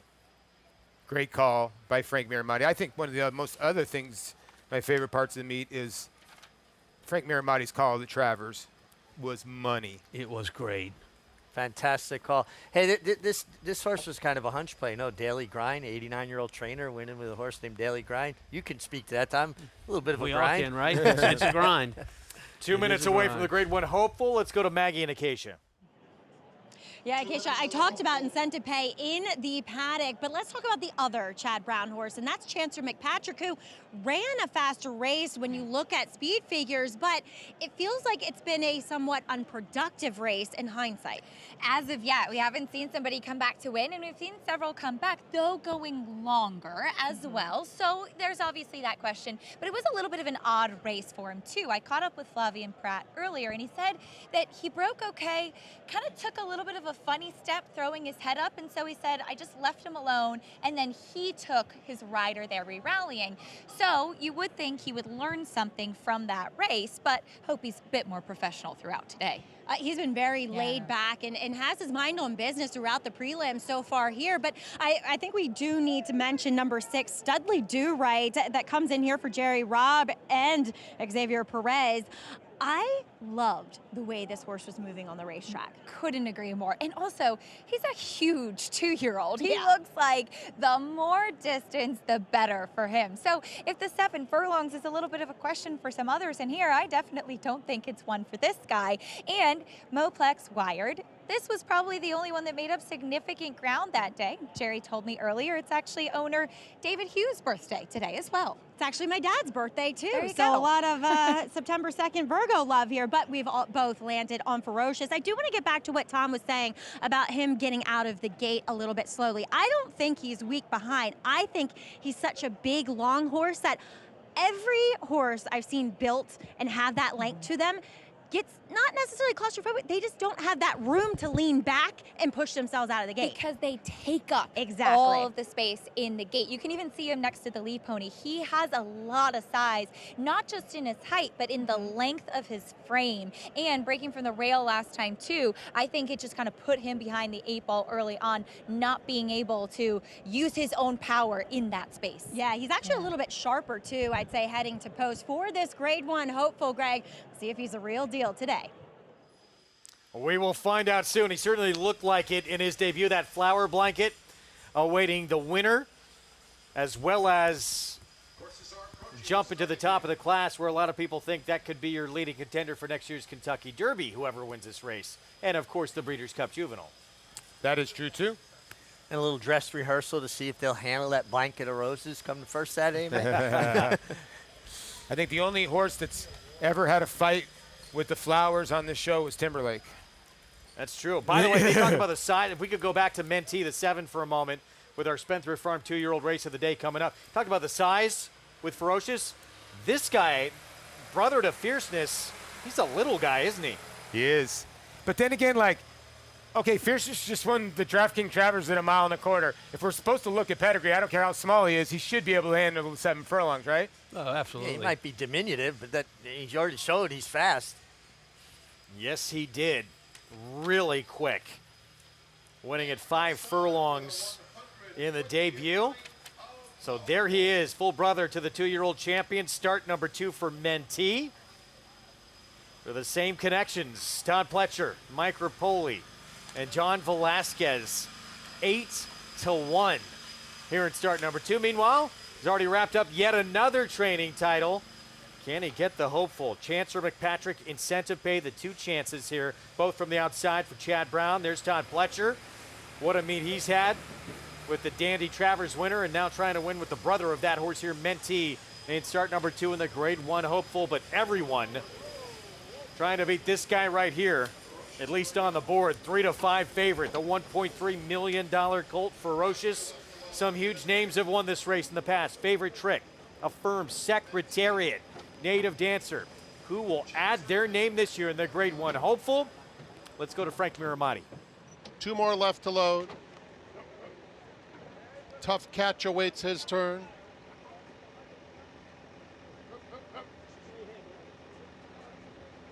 Incentive Pay to the outside.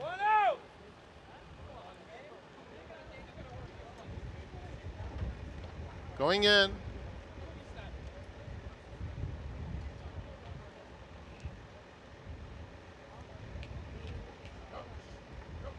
Little daylight for him as they open the front of the gate. He's loaded.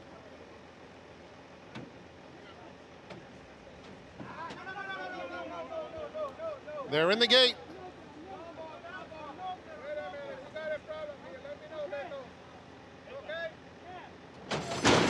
And they're off in the hopeful. And Smokin' Wicked, once again, very quick away from the gate.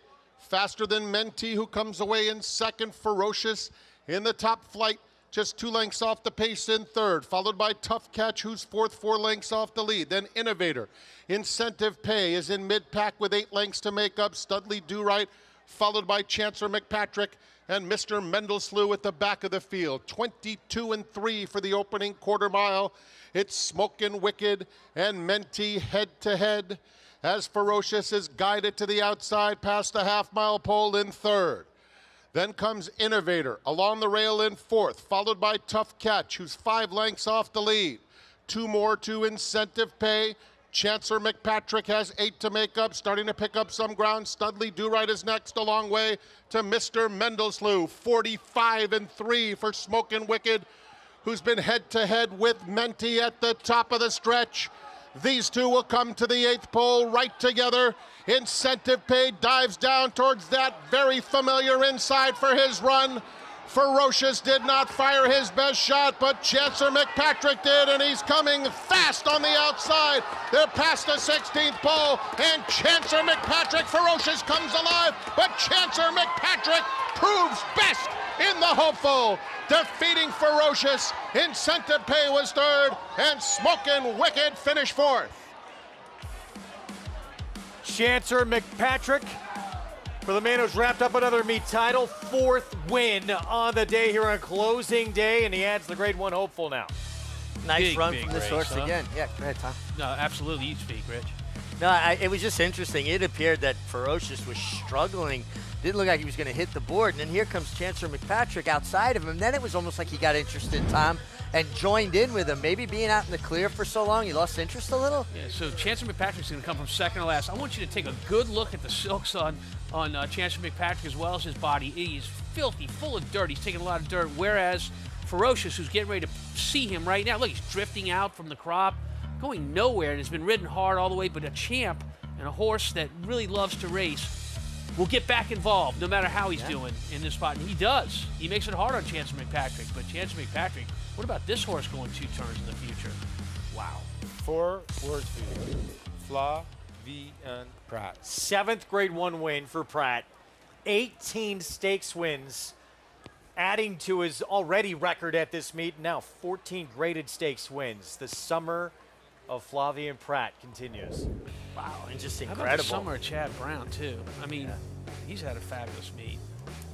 Yeah, he has. He's had a tremendous meet, and yeah, like the two kind of ran like he was just on a treadmill. And like you said, when the 8 kind of got outside, he re-broke a little bit, and Incentive Pay kind of re-broke. You know, these are still 2-year-olds that are still learning, but that's got to be a little discouraging, you know. And then the full brother to Fierceness, Menti, did not really run because they didn't really go that fast. 22, 45, almost 46 is not that as quick as we thought they would go early.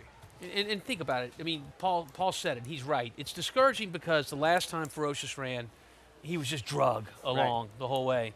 This time, he is being asked to be all in for almost 3/8 of a mile from the finish line. 3 cheers to the breeder from our friends at Three Chimneys, where dreams are born. This one bred by Rigney Racing, owned by Flanagan Racing. Flavien Prat, 7th Grade 1 win of the meet.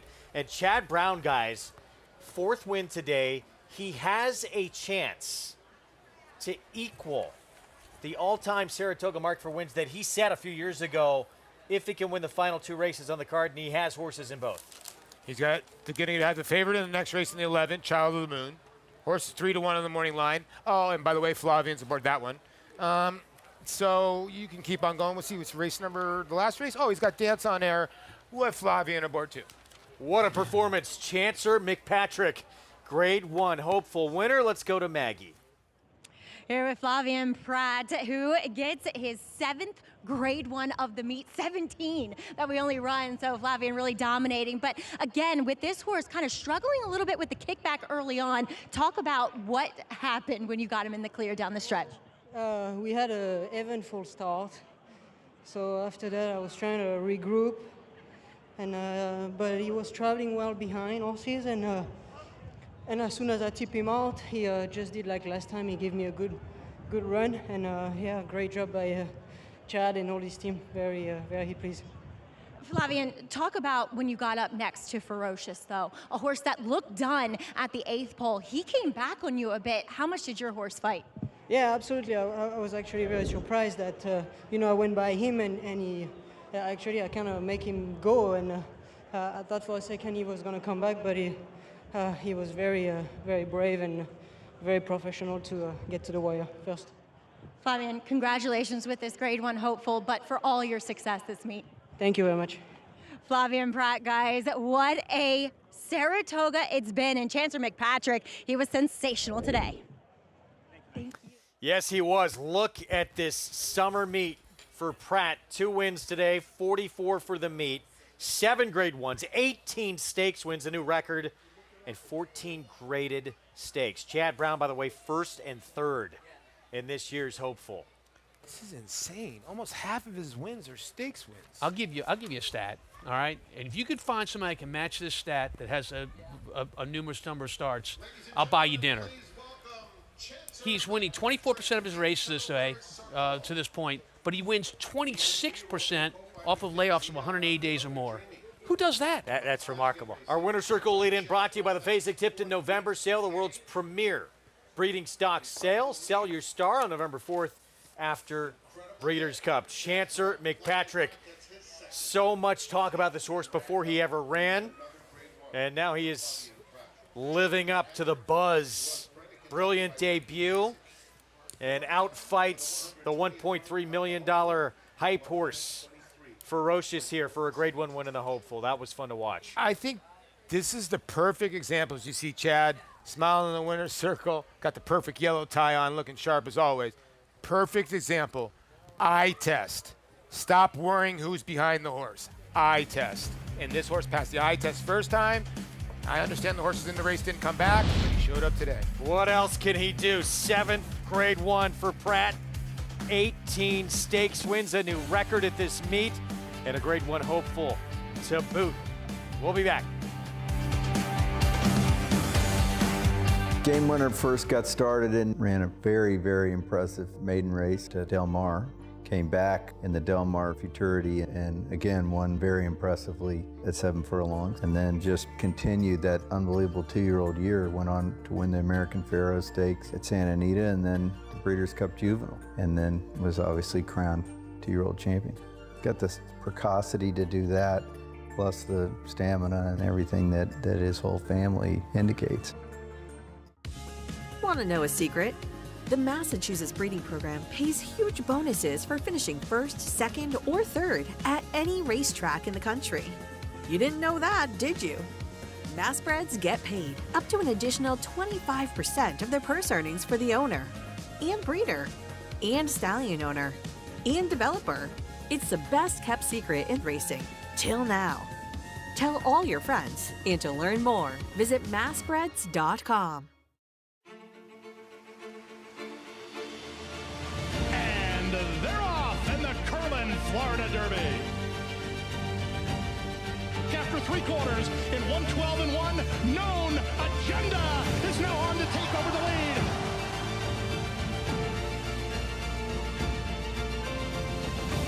It's Known Agenda for St. Elias Stable. Florida Derby winner, Known Agenda. The biggest day of the year at Presque Isle Downs is even better. Friday, September 20th, along with Parks Racing and their great card to the following day, Presque Isle has 2 new wagers, each with a 15% takeout. The Keystone Daily Double combines the Grade 2 Presque Isle Masters with a Grade 1 PA Derby at Parks. The Pennsylvania Pick 4 has a mile in the Masters at Presque Isle, plus the PA Derby and the Grade 1 Cotillion from Parks. Friday, September 20th, first post at 4 p.m. One more look down the stretch of the Grade 1 hopeful, Chancer McPatrick. Getting by and holding off Ferocious for a Grade 1 victory in the hopeful. And that man right there, it has been time after time visiting the winner's circle, Flavien Prat in Grade 1s. 7 of them at the meet. Incredible. Really is incredible. 1080 on top. Ferocious tried. I think he just didn't like the racetrack today, and he tried as much as he can. And Chad ran first and third. Let's go to Acacia. And I'm very happy to be joined by winning owner Sean Flanagan as Chancer McPatrick takes the hopeful. Sean, what a performance from this horse. I saw you cheering from the boxes here, and just an incredible stretch run. It was incredible. It was kind of like this, very similar to his first time out about a month ago. And I don't know, he was last on the backstretch. I said, oh boy, you can't be last against this field, you know, and he just kept coming, and we were just screaming our lungs out and just having a blast up there. And I mean, he just got there. I mean, that horse I'm over the moon, you know. But I wanted to thank Chad Brown. He's done a tremendous job with the horse, and Flavien's ride was just, well, he knew if he could tilt to the outside, you know, he'd get there, you know, give him some open space and let him go, you know. So anyway, I knew we'd come running, but against this field, I mean, to win the hopeful, I mean, my friend Doug put on YouTube this morning, and we watched the 1972 hopeful with Secretariat, and I said, if we could only do that, circle the field and win like him, you know. We didn't quite win like him, but we got there. You're a step in the right direction, and you were just telling me the story behind this name. It's a little bit special to you. Yeah, so I wanted to name the horse after my son, Patrick, and it's a bit of a tough word to, tough name to work with. And so I like the term chancer. I spent a little bit of time in Ireland, and I've heard the term every once in a while. It's kind of like somebody that might hustle you in a game of pool or darts or something. And that's right up my son's alley. And so Chancer McPatrick had a nice ring to it, and I thought it would be a good name. Yeah. And it's a good name for a good horse. Congratulations. Thank you so much, Keisha. I appreciate it. And celebrating a special 2-year-old Greg, the future is bright for some of the big horses that have won this race in the past. Oh, you win this race, immediately start thinking about the Run for the Roses next year. Obviously, you enjoy this moment in our Spendthrift Farm 2-year-old race of the day. But what do you think about this horse going forward, Tom? Well, look, he's going to love 2 turns. His pedigree, he's by Flatter, I believe. Is that correct?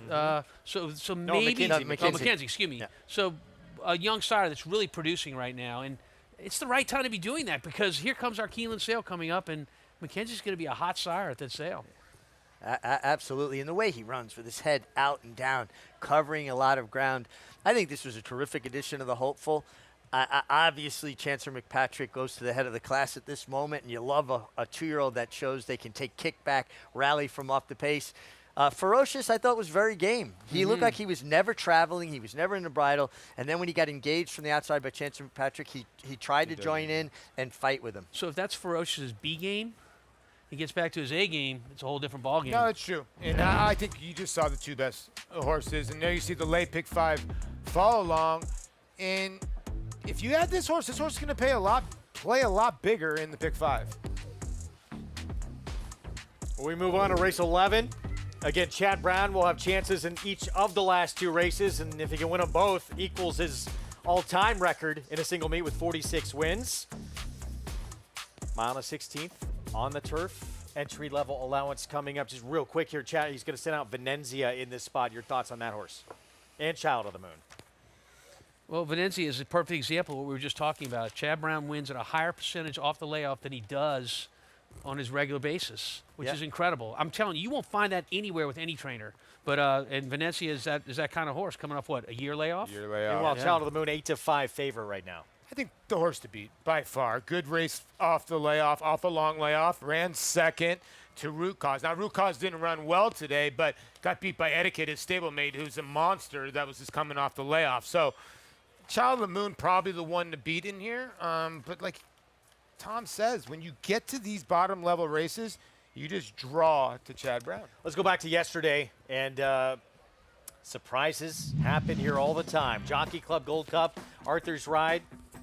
Whitney winner looked like he would control things from the outset. Not only did he not win this race, he did not control things from the outset. Highland Falls made it difficult on him. First, Highland Falls is going to chase him a little bit right at the start to make Arthur's Ride earn this lead spot. And not only that, once he does, Arthur's Ride moves outside him and starts breathing on him immediately from the outside. He does everything he can to make Arthur's Ride's trip as uncomfortable as possible and tire him out, which he does, and it gets him the win. Great ride. I don't know why Junior Alvarado decided to come out of the gate and just, if you go back to that beginning, it just seemed like, okay, let's just get in the fight out of the gate here real quick. It was weird. Like, when we saw his last race, he can hustle Arthur's Ride to the lead. Hustle. There was no hustle at all. Now, I get it. Arthur's Ride was probably not going to win on this day, but I don't understand the ride. I don't understand the ride out of the gate. It looked like the 9 and the 7 and the 6 got in their own little fight out of the gate. Yeah, it could be a product of Arthur's Ride coming off of 2 incredible efforts, and maybe he was just a little flat on the day. But take nothing away from Highland Falls, Brad Cox, and Flavien Prat. They had a plan, and they executed that plan. For that horse, too, to battle up front and then have more to go on with it. And then not giving him that opportunity to get comfortable. As soon as he got outside of him, he took it back to him again. No, it was a great ride. I mean, I don't know what the ride of the week's going to be this week, but that's my ride of the week. There's a little nepotism involved. Breeders' Cup Challenge race. It is. Winning you're in for the Breeders' Cup Classic. Highland Falls has punched his ticket. Yeah, and listen, the question was answered, can he get the job done at that distance? And like you said, the ride was masterful. Just stay on the favorite's back, and to keep on going was amazing. 2023 Breeders' Cup winners who raced at Saratoga. It's a pretty lengthy list. It's an important meet, guys. In case you didn't know. We said this last year, and I think it's going to happen again this year, knock on wood. Look at that. Not one horse on the dirt. They all started at Saratoga. All won in the Breeders' Cup. The only horses that won were the horses of turf over in Europe. Every horse started at Saratoga. Pretty good meet. We've got a long list of names that are major candidates from this meet to win in early November on championship weekend. We're going to look forward to it, but we're going to enjoy the last couple of races of this summer season before we sign off from Saratoga. On the turf, mile and a 16th coming up. Bill Mott, he had 3 of those winners last year. He's going to send out Sugar High coming up, getting on turf for the first time. And oh yes, that first time feeling, it is special. We'll have more favorite moments of the meet when we come back on Saratoga Live.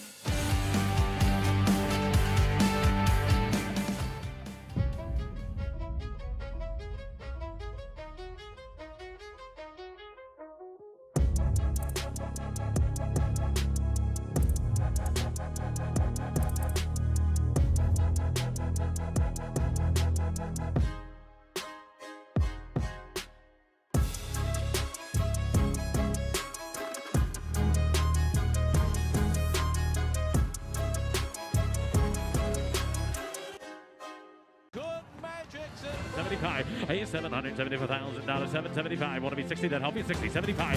760, 60, 75. And now 85, 785, 85, 85, 800. $800,000 package surge. Got to be 8, now 25, 825,000, 50. $850,000 on a 50, 850, 75. Out on $860,000 and a half. $850,000 in the back of Woodrow. Thank you. And my friend, it will be Garnet to win the Belmont Stakes at Saratoga.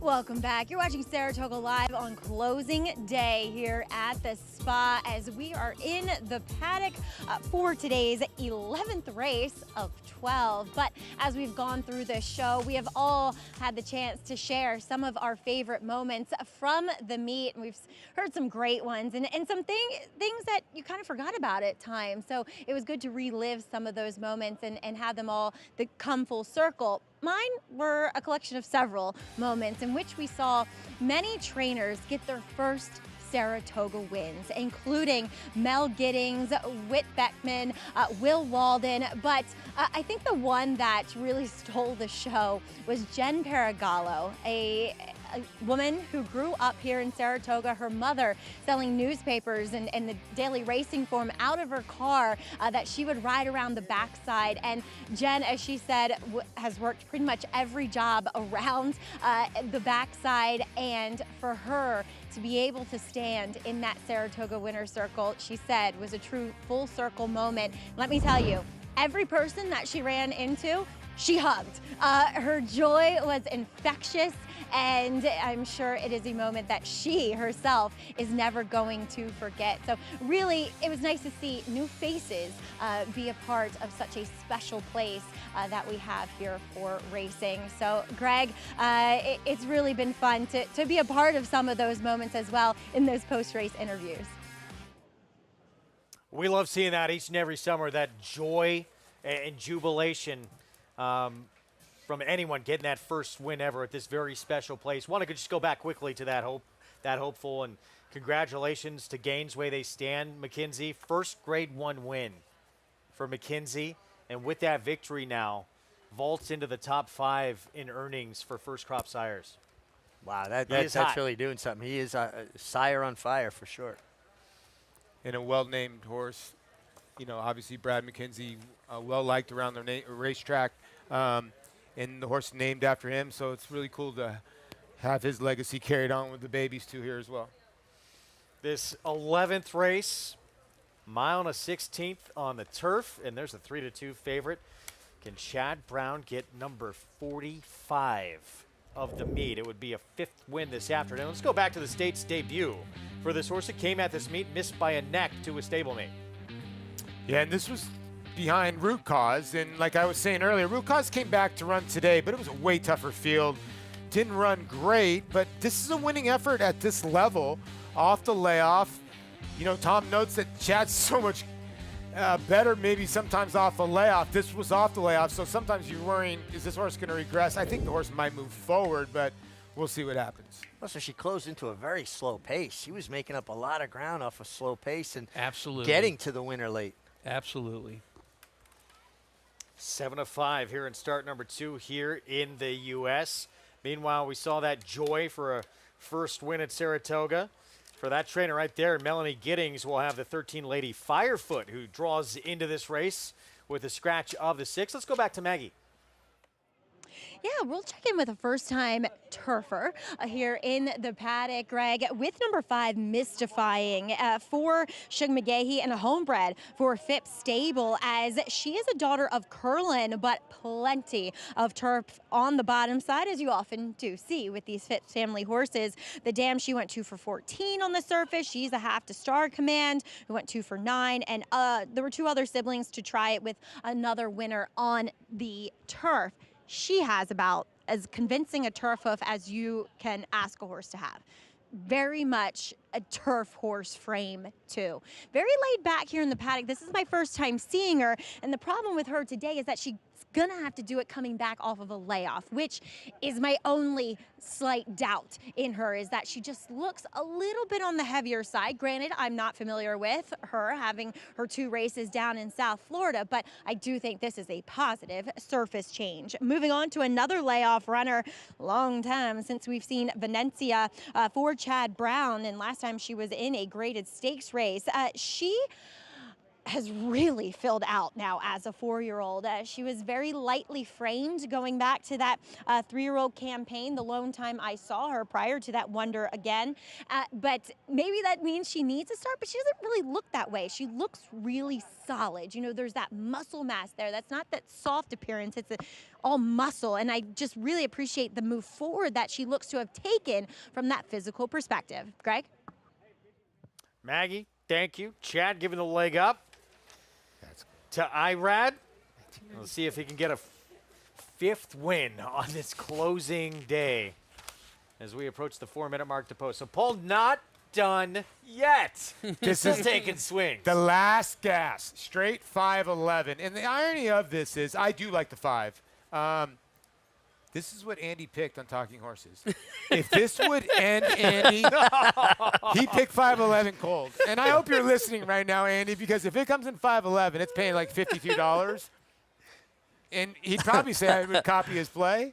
But, yeah, 5-11 cold, mystifying. The works on the turf have been great with the blinkers. Maggie mentioned about the turf pedigree. I love the way she thought the horse looked well, too. So we saw a legendary man win the first race. Let's see a legendary man win the second to last race, penultimate race of the meet in Shug McGahee. You must have got under a lot of people's skin when you played. You think?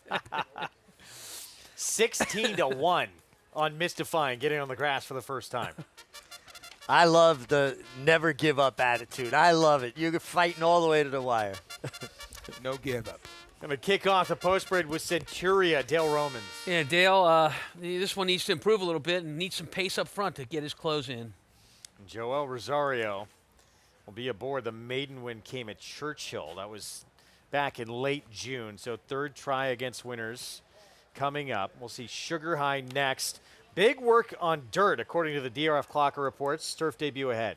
I also had a big work back in July on the turf. This is a filly, Sugar High, who was very impressive on debut, and they were trying to get her on the turf. Mig is cracking us up here. I like the late in the meet, boys. Multifaceted. Do-gooder blinkers coming off. This horse has a little bit of turf pedigree and should be quick early. A lot going on here. First time on the grass, blinkers coming off. Not a good gate horse. They need to get this horse away from the gate better. Golden Rocket went by. Here's Mystifying first on turf. Blinkers on, and I think the speed in here. For Shug McGahee, Annihilate. Luis Rivera Jr. rides. Yeah, longest price on the board, and rightfully so. Venenzia for Chad Brown's been off since June of last year. Yeah, layoff, no problem. Chad Brown has him ready off the bench. Collaboration, it's Linda Rice, Dylan Davis at 5-1. It was sharp from the gate last time. They took him back and tried to make a run at the end. Michael Trombetta Barn with Determined Lily. Was right in the fray last time with Child of the Moon. I think way too big a price here. There's Child of the Moon, 8-5 favorite. Looks strong. Looks very strong. Ran a great race last time, closed against a slow pace. That's hard to do. Flavien Prat will be aboard for the meet's leading trainer. Beats another from the Belmont Barn, blinkers on. Was very good, too, back when she broke cleanly, established the lead. Last time she was eliminated early. She's a player if she can get out of the gate cleanly. And this duo, they have struck quite a bit at the meet. Melanie Giddings and Sean Bridgman. They have indeed. She won last time, but this is a big step up in class. 28-1 from a tough outside post here on this Mellon turf course. 2 minutes away from the 11th. Play all the action. But now our bets. Get signed up, started. It's the official betting app of Saratoga. That's the offer, that $250 deposit match. New customer bonus with that code. Add sign up, spot $250, and bet any track, anywhere, anytime at NYRABets.com. So let's go back to the 9 collaboration. For Dylan Davis, Linda Rice, 5-1 here, and a 3-time winner on turf. Can't miss her out of the gate. She's that gray horse. You're going to spot her easily. I mean, she breaks pretty sharp, and they could have a more forward position if that's what they wanted, but they're going to take back here. See, maybe even being asked a little bit to come back. Yeah, good finish on the end. Dylan wanted to extricate from between horses and drop to the fence. Now, the one thing you do have to worry, she broke well this day. But she has a tendency at times to act up in the gate, Paul, and sometimes she gets herself in trouble, gets herself left. That's not one of the worst pinched backs I've ever seen, where they say in the comic line, because she was able to drop down to the rail and save some ground after that. So there was trouble there, and I get it. But the thing about it is, did they find a kind of new running style? Because she's usually more forward. I think they were trying to take her back on this day. We'll see what happens. Ran second in that start. We'll see how aggressive Dylan is early on out of the gate. Let's take a look at Mystifying. So Paul's going to wind up on this first-timer on the grass, who has had 2 dirt starts, showed good dirt sprint speed in the debut, and now blinkers on. Yeah, and I just think that this horse is going to be on the engine, I would think in front, and I'm hoping that obviously the pedigree takes over here. There's great pedigree on the bottom side here. You do get Tyler. Is that Tyler in the irons? Jose Ortiz. Jose Ortiz, excuse me, in the irons. And you're getting 12-1. In the workouts on the turf, even though they were slowish, were good. And I like where slowish works are good. I don't like fast works that are good. I'd rather have slowish works where the clocker says they're good. Shug McGahee tends to work his horses slower. He's not looking for speed in the mornings. Post time coming up, 7-5 favorite. Horse for Chad Brown, Child of the Moon. He's got 2 in here and a chance to get a 5th on the day as we go to Maggie. Yeah, let's take a look at some other first-time turf horses, including Sugar High. And yeah, I know she had a pretty nice workout on the turf, but there isn't much pedigree to lean into. Yeah, she's the daughter of Twirling Candy, which is good, a good influence overall. I just don't necessarily see it with her physically. Like I said, can mean absolutely nothing, and she is a good mover. So a lot of times that those more bouncy type of horses, they translate that movement well to the turf. But on top of that, she just looks as though she needs to strengthen up. She's not carrying the same conditioning that I saw from her previously, so I'm not that convinced. Two outside's a massive price on number 3, Do Gooder. There's a little bit of pedigree with this filly who honestly looks as though she should be able to handle it here for Jenna Antonucci. As daughter of Good Samaritan, he's a decent influence. And while the dam never tried it, there's a half that went 5 for 6 on the turf. So looks so healthy. Jenna's horses are always so well turned out when it comes to like that health perspective of just great coats, great weight. They're really well looked after horses. As I do want to get to the horse that I'm going to land on here. A little bit of a price, hoping for a little bit better price than that. But number 4, Golden Rocket. She wants to run longer. And on her firm turf races, she's been pretty good. So I thought that comeback race with Charlie Baker was promising, and this is really the configuration that she wants. So I'm going to take a shot here with the New York bred Golden Rocket. Greg? All right, Maggie, thank you. Golden Rocket, 8-1. Jose Lezcano aboard, and yeah, another one getting on the turf for the first time. Do Gooder. There is some turf pedigree there with that Jenna Antonucci runner. Blinkers coming off, and another one has shown dirt sprint speed. Yeah, if they can translate it to the grass, I think the pace is lively in here, you guys. I don't know about Sugar High, but maybe that horse is going to show some speed. You got to get it right. Well, here's Sugar the thing. High. Yeah, right? Well, here's the thing. Bill Mott is a great, unbelievable trainer. He stuck this horse in the spin away in her second career start. So obviously there is some talent there. Turf debut for her coming up, 9-1. And again, DRF clock report. Big work on dirt heading into this spot. Race 11. Let's go to Frank Miramati. Last couple going in. Beats in the orange. Lady Firefoot to the outside.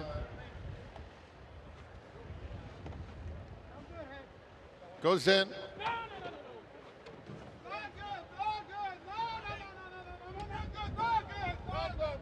That's collaboration. A little frisky in the gate. Straightens up. Trying to. And they're off. Quick start for Do Gooder. Sugar High came away in good order. Golden Rocket is up and on the engine into the first turn, and they're joined 3 wide by Mystifying into the first turn. Then comes Beats, who's trying to tuck in behind this group, some 4 lengths off the lead. At the inside comes Sugar High with Determined Lily in between rivals, now 7 or 8 lengths off the pace. Another length to Collaboration, followed by Lady Firefoot. Then it's Centuria, Child of the Moon, is toward the back of the field. And then behind her, it's Annihilate, who is racing on the inside of Venencia. 23 flat for Do Gooder, who takes them down the backstretch, leading by 1.5 lengths, tracked by Golden Rocket in second. Mystifying is a little eager, trying to relax a bit in third. Then Sugar High, followed by Beats in fifth.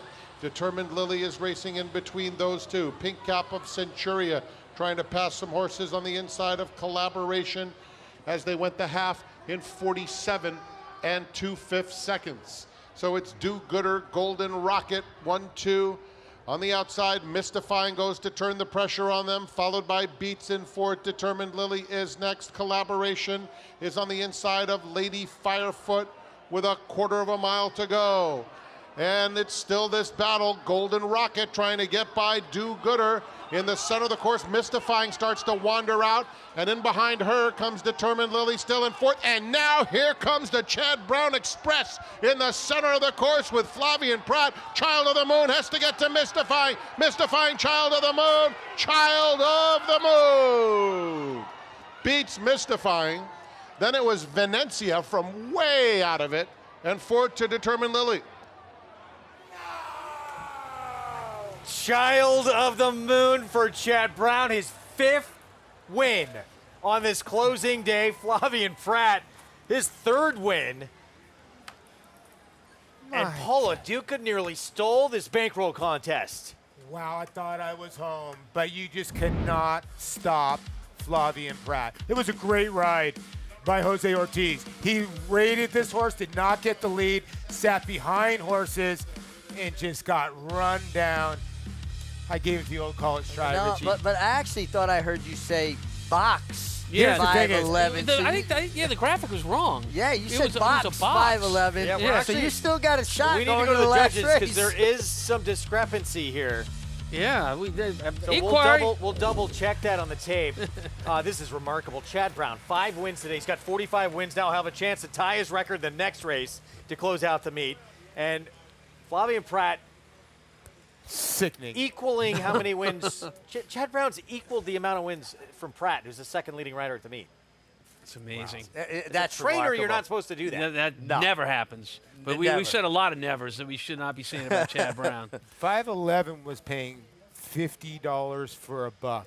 That was $9,000. That would have sent Andy to the moon. Oh, man. One more look down the stretch. Oh, no, mystifying. Can you get this one home? Jose Ortiz, but here comes the favorite. Goodness gracious. I should have boxed it, but hey. No, I'd rather it end this way. Dare to be great. Yes. And you dare I to will be great. That. I was still the chip leader. Congratulations to Andy Sterling. He put on a display. He really did. He had a phenomenal He was tremendous yesterday. Yeah. He was. You got to give him credit. I mean, 31 to 1 shot, 8 to 1 shot, but Child of the Moon. Thanks, Chad. You had to win another one, huh? 5 wins today, 45 for the meet. A hopeful win. So many firsts for him at the meet, too. First ever 4-star Dave win, which is never would have thought that with how dominant he is on the turf. Yeah, that was a surprise, but he put that to bed. Carl Spackler was very good that day. I'll tell you what, Carl Spackler's going to be a handful. I think he's the one lone chance that can maybe beat some of the Europeans. You think he's that good? He quickened up fast last time, man. He's good. Be fun to watch. That was fun. I mean, I'm sorry you're exaggerating, but that was fun. Ooh, this game. Dominance from Chad Brown. Flavien Prat, 3rd win for him on the afternoon. What a meet he's had. Just incredible. Just his 2nd full season here. We'll be back with the nightcap of the meet to come.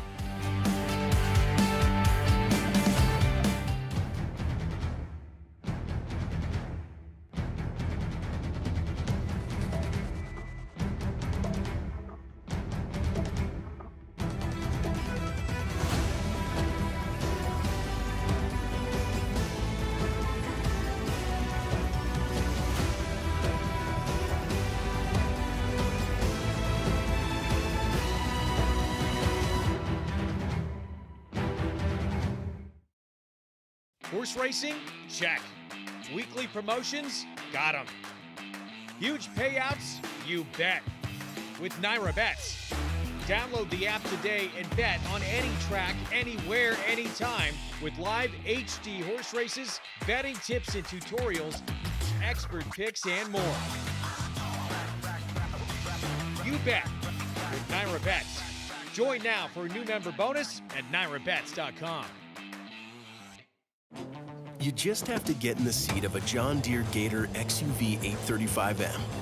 Not because of the spacious cargo box. We're always picking up rocks out in the field, and the hydraulic bed has been really nice. Or because it can tackle any terrain. It can handle anything. Not even because it tows up to 4,000 pounds. We can pull things around easily. You just have to get in the seat, because something about being this productive just makes you smile. It's made life a lot easier.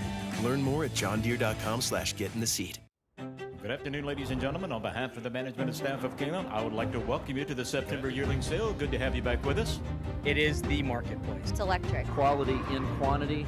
Some of the absolute best horses.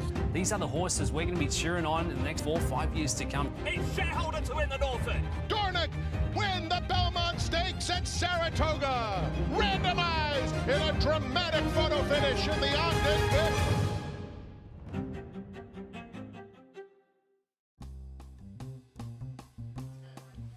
Back on Saratoga Live, it's brought to you in part where you can play it all at Naira Bets. Get signed up, started, bet any track, anywhere, anytime, including the final race of the meet. 5-11, and Paul LaDuca would have won the bankroll contest. Comes in 11-5 the other way. I do and wanna Chad Brown is 5th winner on this closing day. Yeah, congratulations, Child of the Moon. Take nothing away from winner. I do want to thank all three of you guys that were rooting with me down the lane. $4.80. What a closing day the leading trainer at the meet is having. Let's go to Maggie. Yeah, Chad Brown putting an exclamation point on this trainer's title. 5 wins, Chad. Still one more to go. Yeah, we got one in last year, so we're not done, but my team's done an unbelievable job. All me today, and I'm so appreciative. And this filly, we have high hopes for her. You do? Okay, so what has she shown you that is giving you those high hopes? So when they bought her and sent her over, we liked her, but she had an injury right away, so it required a lot of time off, and so many people played a part in rehabbing her. And since she's come back, she really started training like a potential stakes horse. So we just took our time. She's, ran a couple allowance races, both of them excellent efforts, and she surely looks like the model of horses we've had for the same group that have gone on to win graded stakes. We didn't get to talk to you about Chancellor McPatrick after the Hopeful. Congratulations there, but talk a little bit about that effort. Yeah, and that you waited helped, because I got to see a replay where he lost his iron leaving the gate. It was a remarkable run where he got hit and lost his iron. Flavien, what an athlete to recover and really save the day for us. And for him to make up that much ground and still get there and finish off a really, really good horse, just remarkable effort. I'm so appreciative to have him. And Sean Flanagan, the owner, him and his family, first grade 1 win at Saratoga, closing day. And I'll tell you, a deserving guy, a great guy. Yeah, he's really supported you too, giving you some nice horses as well. Now, you gonna go and you're gonna equal your record? Well, we're gonna try. Horse has a chance, and the way the day's going, she's got probably a really good chance. I would say so. Best of luck. Congratulations, though, on another massive meet. Thank you for you and your crew and everyone involved here. It's been a great meet. The coverage has been great, and everywhere you walk around here, everyone compliments the show. I'll tell you that. Thank you. It means a lot. Guys, as Chad said, well done. We really appreciate that. Just dominance from this barn at this meet. 5 at the most competitive meet in the sport, and he's got a chance to get 6 and equal the record of 46 wins that he set at a meet with Dance on Air, 3-year-old filly in the last. Coming up right now, she is the co-favorite 3-1 on the board. Take a look at the meet titles. He set that record back in 2018 with those 46 wins. Just tie the record, slacker. That's amazing. Unreal. It's pretty remarkable. It really is. He's going to be closing on almost 300, 400 wins just alone at Saratoga. New York breds, 40 maiden claiming race in the filly who can equal that record for Chad Brown is the 6th Dance on Air. Again, co-favorite right now at 3-1. We'll talk about her chances. He has a good rider on board, too. Flavien Prat. Good friend of mine. He might be all right. We'll take a break. When we come back, we're going to chat with the voice of Saratoga, Frank Miramonte, get his thoughts on the meet, his Travers call, and more right after this.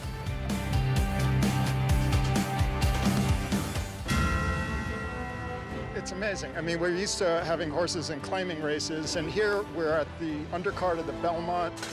And they're off in the Woody Stevens, and here's Bookham Dano, who has blown by them all. Bookham Dano, Prince of Monaco in between. It's going to get very close. Bookham Dano! Winning on New York's most important day of racing. I can't. That was awesome.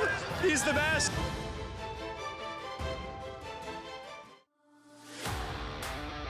Program trading in naval power. What a thriller. Photo! In Italian to win it. Big F one.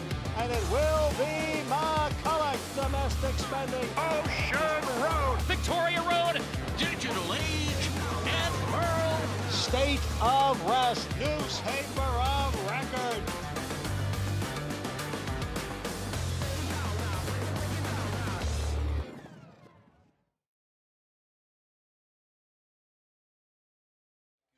Got you, brother. Frank, you can hear me? I can hear you perfectly. Oh, good. He's a little low for me, guys. Can you turn him up? You want me to speak up? Yeah, that's perfect. How's that? Testing 1, 2? Yeah, it's better.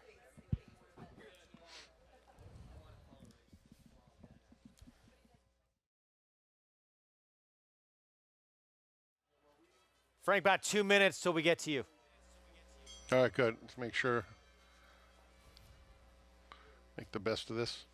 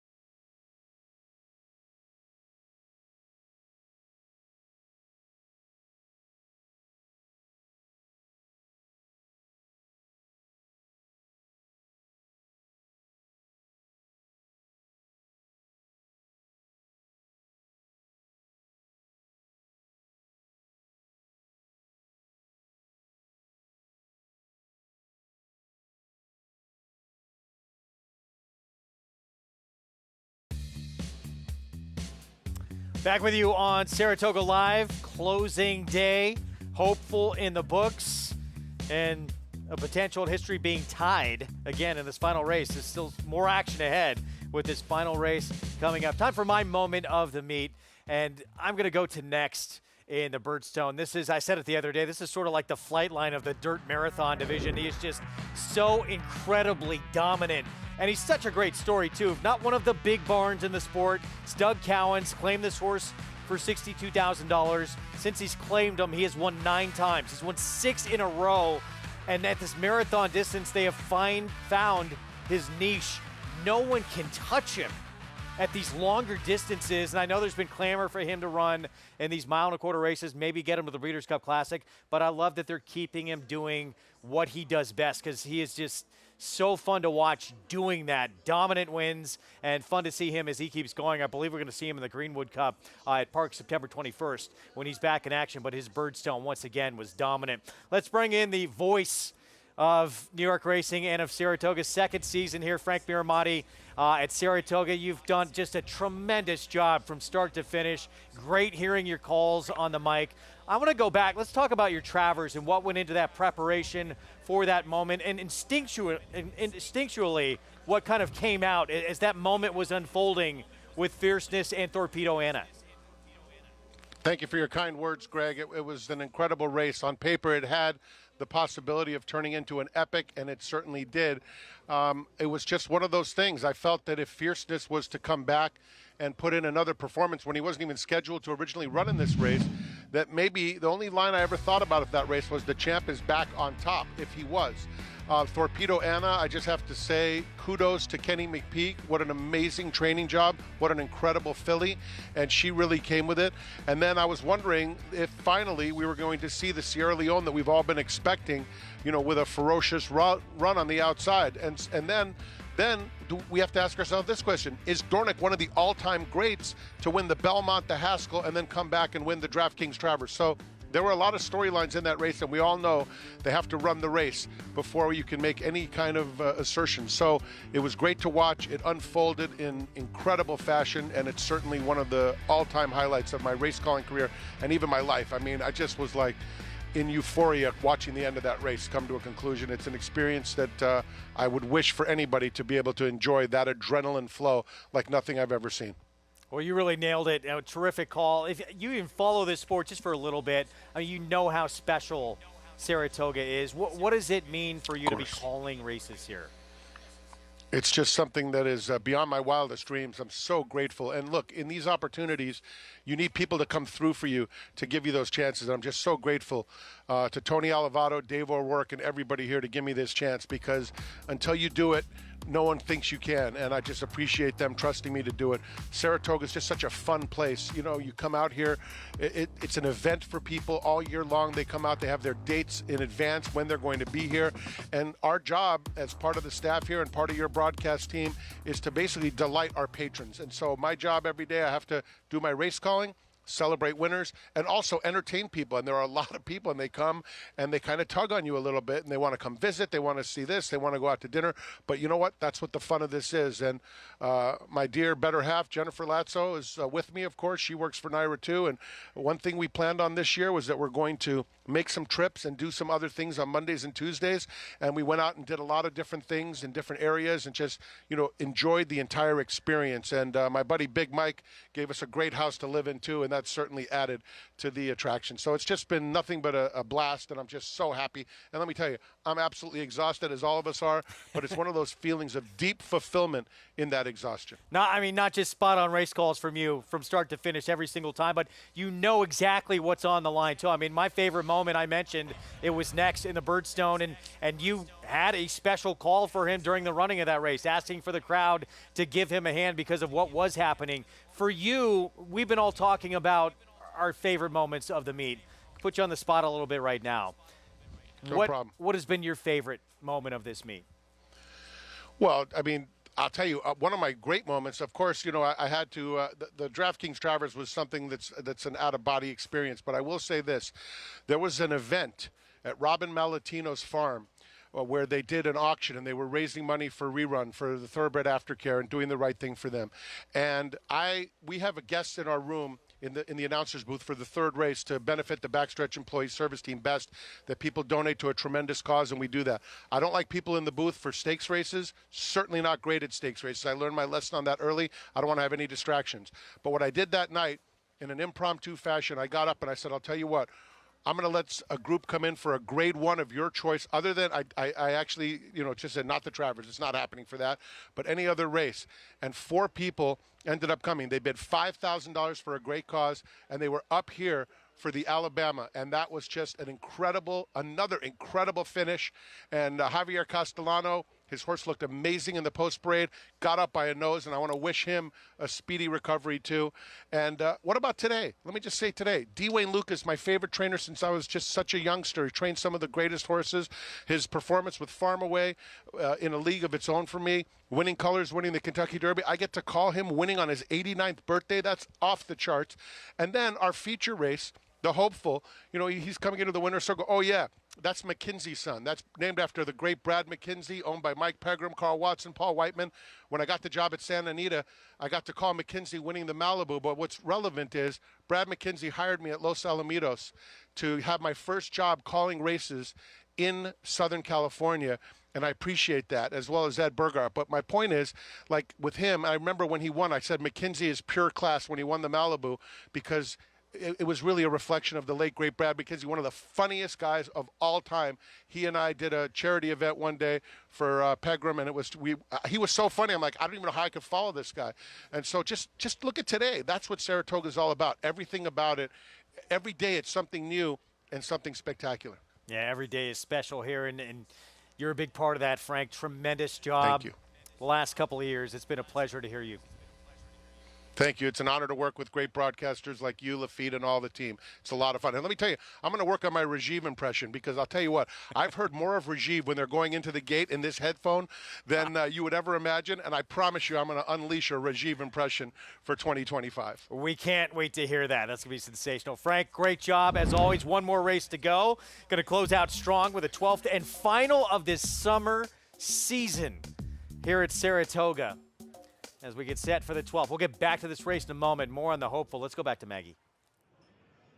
What an exciting race that we saw in the Hopeful. And I, as Chad Brown just said to me in that last post-race interview, I'm glad I got to go back and watch the replay. I personally have not, which I am excited to do. I was trying to pull it up here on my NYRA Bets on my iPad, and internet's not working for me. But it was a quick pace in which we saw Ferocious attending that, and a horse that looked woefully beat mid-stretch came back on when Chancer McPatrick, who ran his own tenacious and incredibly game and victory performance, having that trouble at the start. Flavien Prat losing his iron in the beginning. But Ferocious, I thought, showed actually a new dimension in defeat where it was just so easy first time out.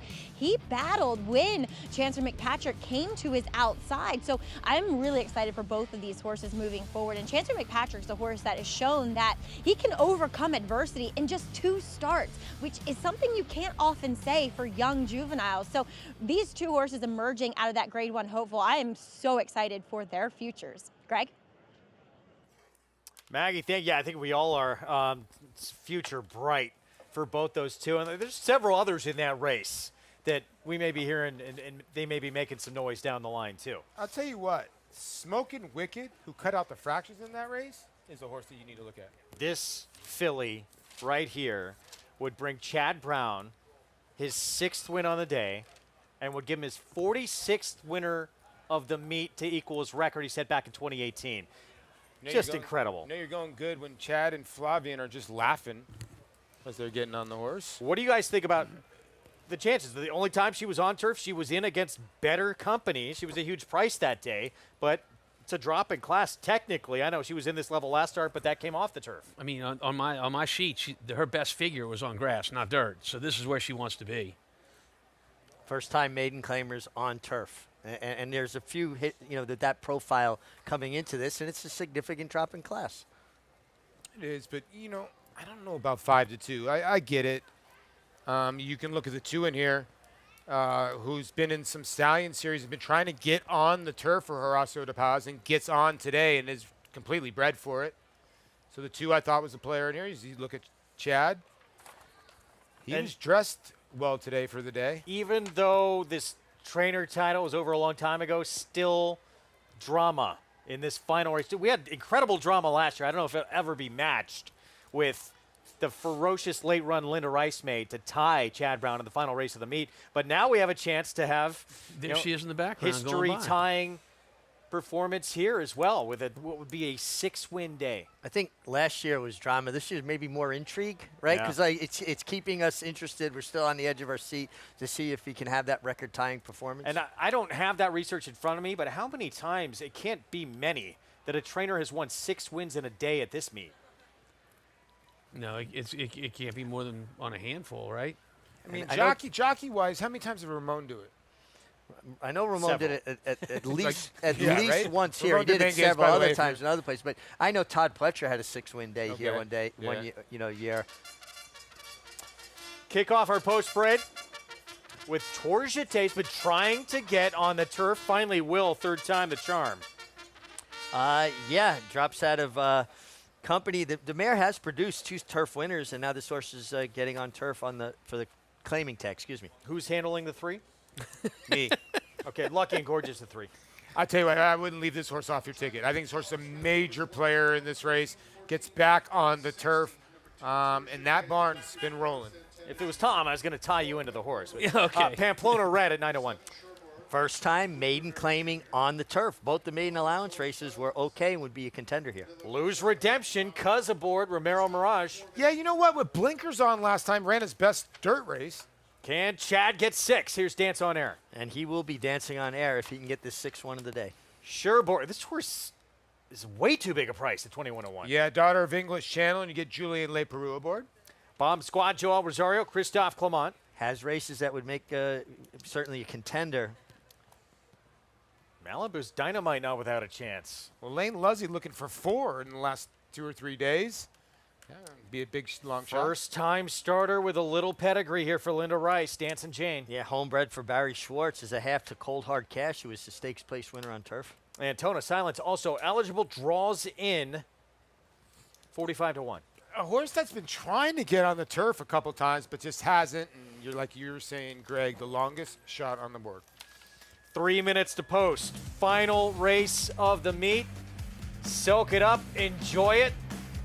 We have just a few minutes left in this 2024 Saratoga summer season finale of the meets when we come back in our Fox Sports coverage.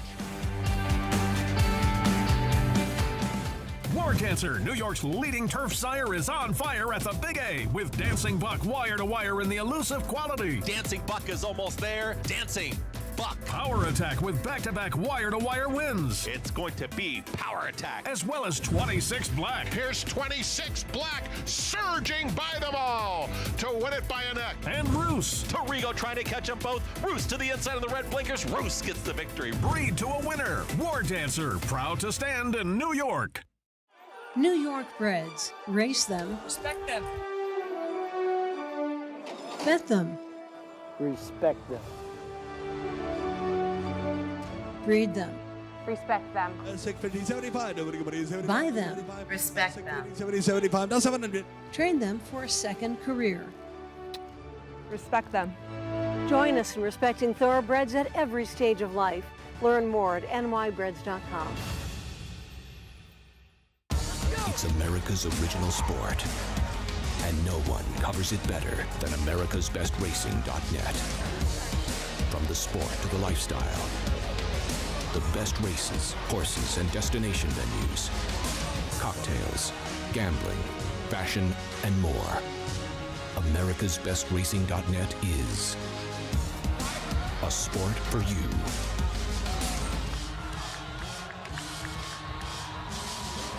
Racetrack Television Network brings you every race, from every track, on every screen, every day. With monthly packages starting as low as $5, RTN gives you great value and access to more live HD streaming and race replays than anyone. Visit RTN.tv today to sign up and watch on almost any device, including Roku and Amazon Fire. RTN has packages that start at $5 per month.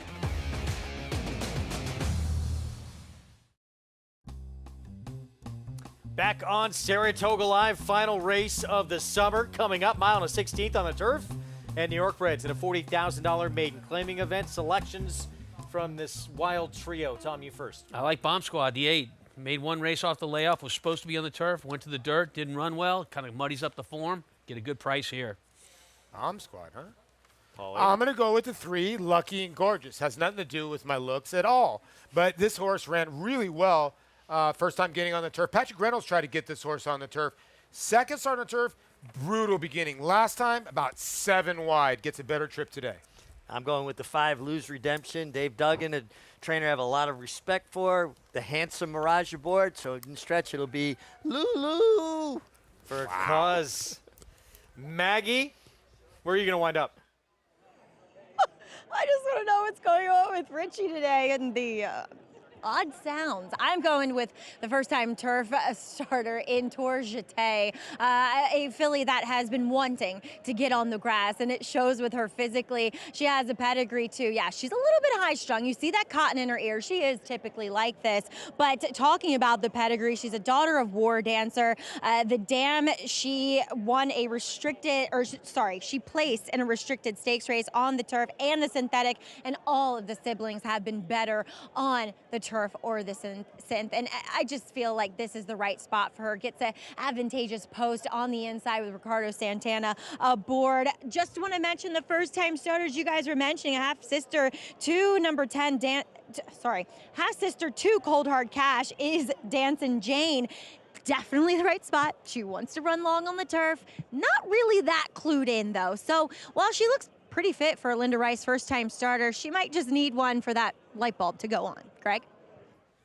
Maggie, thank you. Not going with her husband's barn. I actually like that one. Pamplona Red. Dylan Davis on the 4 at 9-1. Is that your pick? I do like the 4. Is that your pick? It is my pick. Okay, 9-1. I like it.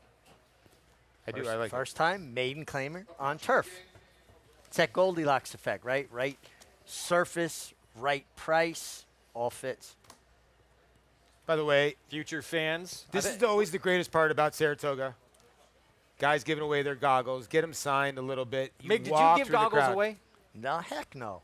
No, of course I did. Hey, give that back. No, of course I did. Yeah, I love that. At the end of the meet, you give them all away, too. Anything you use during the meet. That's how you create fans. 100%. I was coming in opening day a few years ago, and a guy stopped me when he was 11. I was 16, had the bug up here. I gave him a pair of goggles. He's an attorney in Albany now. He's got him in a case hanging in his office and told me that made him a lifelong fan. I got to say, so my kids every Sunday have been going to the Family Fun Zone, and my daughter got a personal riding lesson from Meg. Really? Yeah, we were on them little horses over How was there. her form? I tell you what, natural. Looked really good. And I could tell she's got the attitude. She's fearless, that one. She is. Good luck when you need to buy a horse now. We can get her a pony. Isabel's coming. Watch out, this jockey colony. We can get her a pony and keep up at my farm. You can bring her up to ride. Start training early. 5-2 favorite. It's Tour Jeté, first time on turf. It's the 6th Dance on Air. For that man right there, trying to bring him his 6th winner. Seems like he's under a lot of on pressure. his closing day card and equal his record of 46 wins he set back in 2018. What a monster day Chad Brown has had. There's his filly, Flavien Prat aboard, looking for his 4th win today. Let's go to Frank Miramonte to close out the meet. Thanks again, Greg. We have one more left to load, and that's Tone of Silence coming up. Tone of Silence goes in. They're in the gate.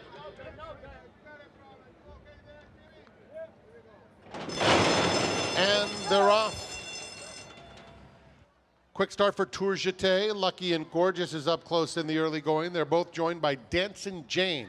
And Dancin' Jane now sprints up to be on even terms, 3 of them right across the course. Then Tone of Silence, Cherbourg, Dance on Air is racing in mid-pack. Racing on the outside of Lose Redemption, and Pamplona Red is down on the hedge, 5 lengths off them as the field rounds the clubhouse turn. The trailers at the back are Bomb Squad and Malibu's Dynamite. The opening quarter went in 23 4/5 seconds. Tour Jeté leads over Lucky and Gorgeous by 3 parts of a length. A 3-wide Dancin' Jane is keeping the pressure on them. Joined on the inside by Pamplona Red with Lose Redemption in between horses. A 4-wide Tone of Silence has 4 lengths to make up. Then comes Dance on Air with the white and red stripes on the outside of Bomb Squad to the half-mile pole, leaving Cherbourg and Malibu's Dynamite at the back. 49 1 for the half. Tour Jeté and Ricardo Santana Jr., 3/4 of a length. Lucky and Gorgeous still there in second, right up alongside.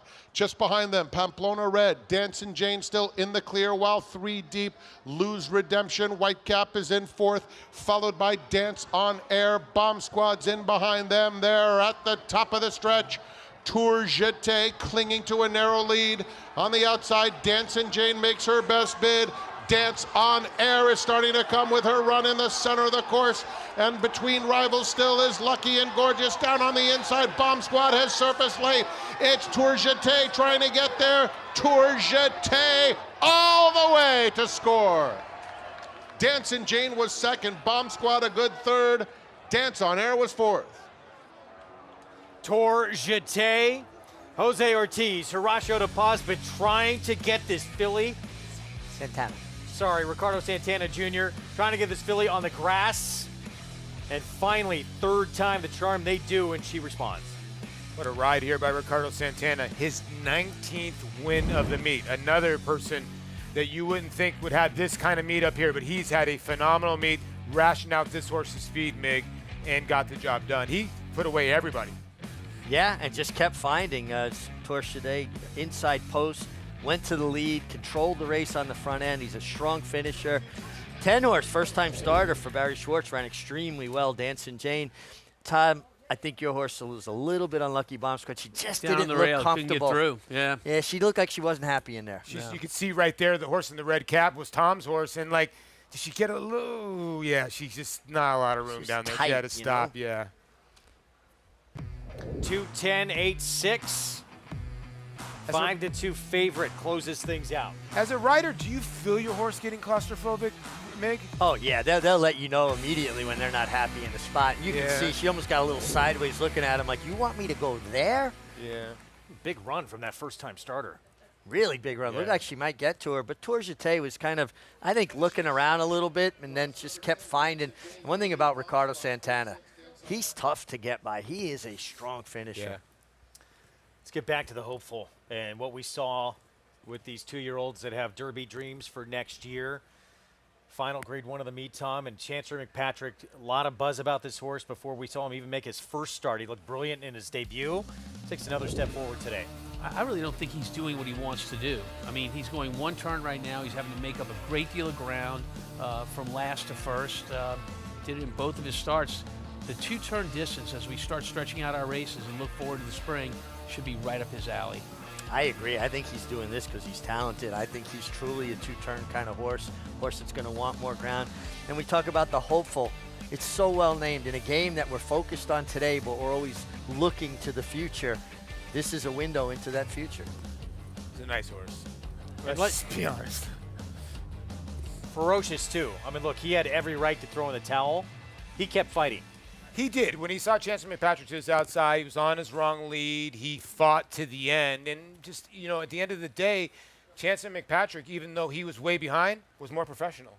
And that's what won the race late in the race. So now we'll see, a lot of these hopefuls going to the Breeders' Cup. They'll get a chance at 2 turns.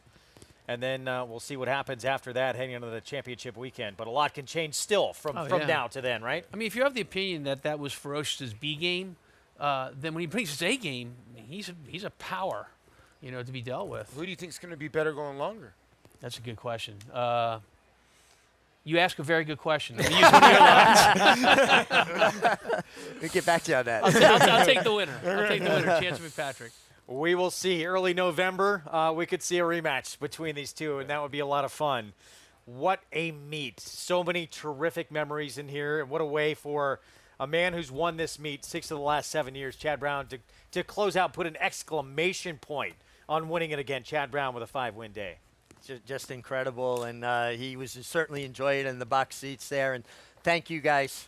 Wonderful working with you all summer, and thank everybody behind the scenes. We had a blast. Want to thank, obviously everyone for watching and supporting us all season long. We would not be here without you. We thank you so much for tuning in, and those that come up and say hi to us. We get so much love out here at Saratoga, and it really makes our day. Everyone behind the scenes, too, thank you for all your hard work.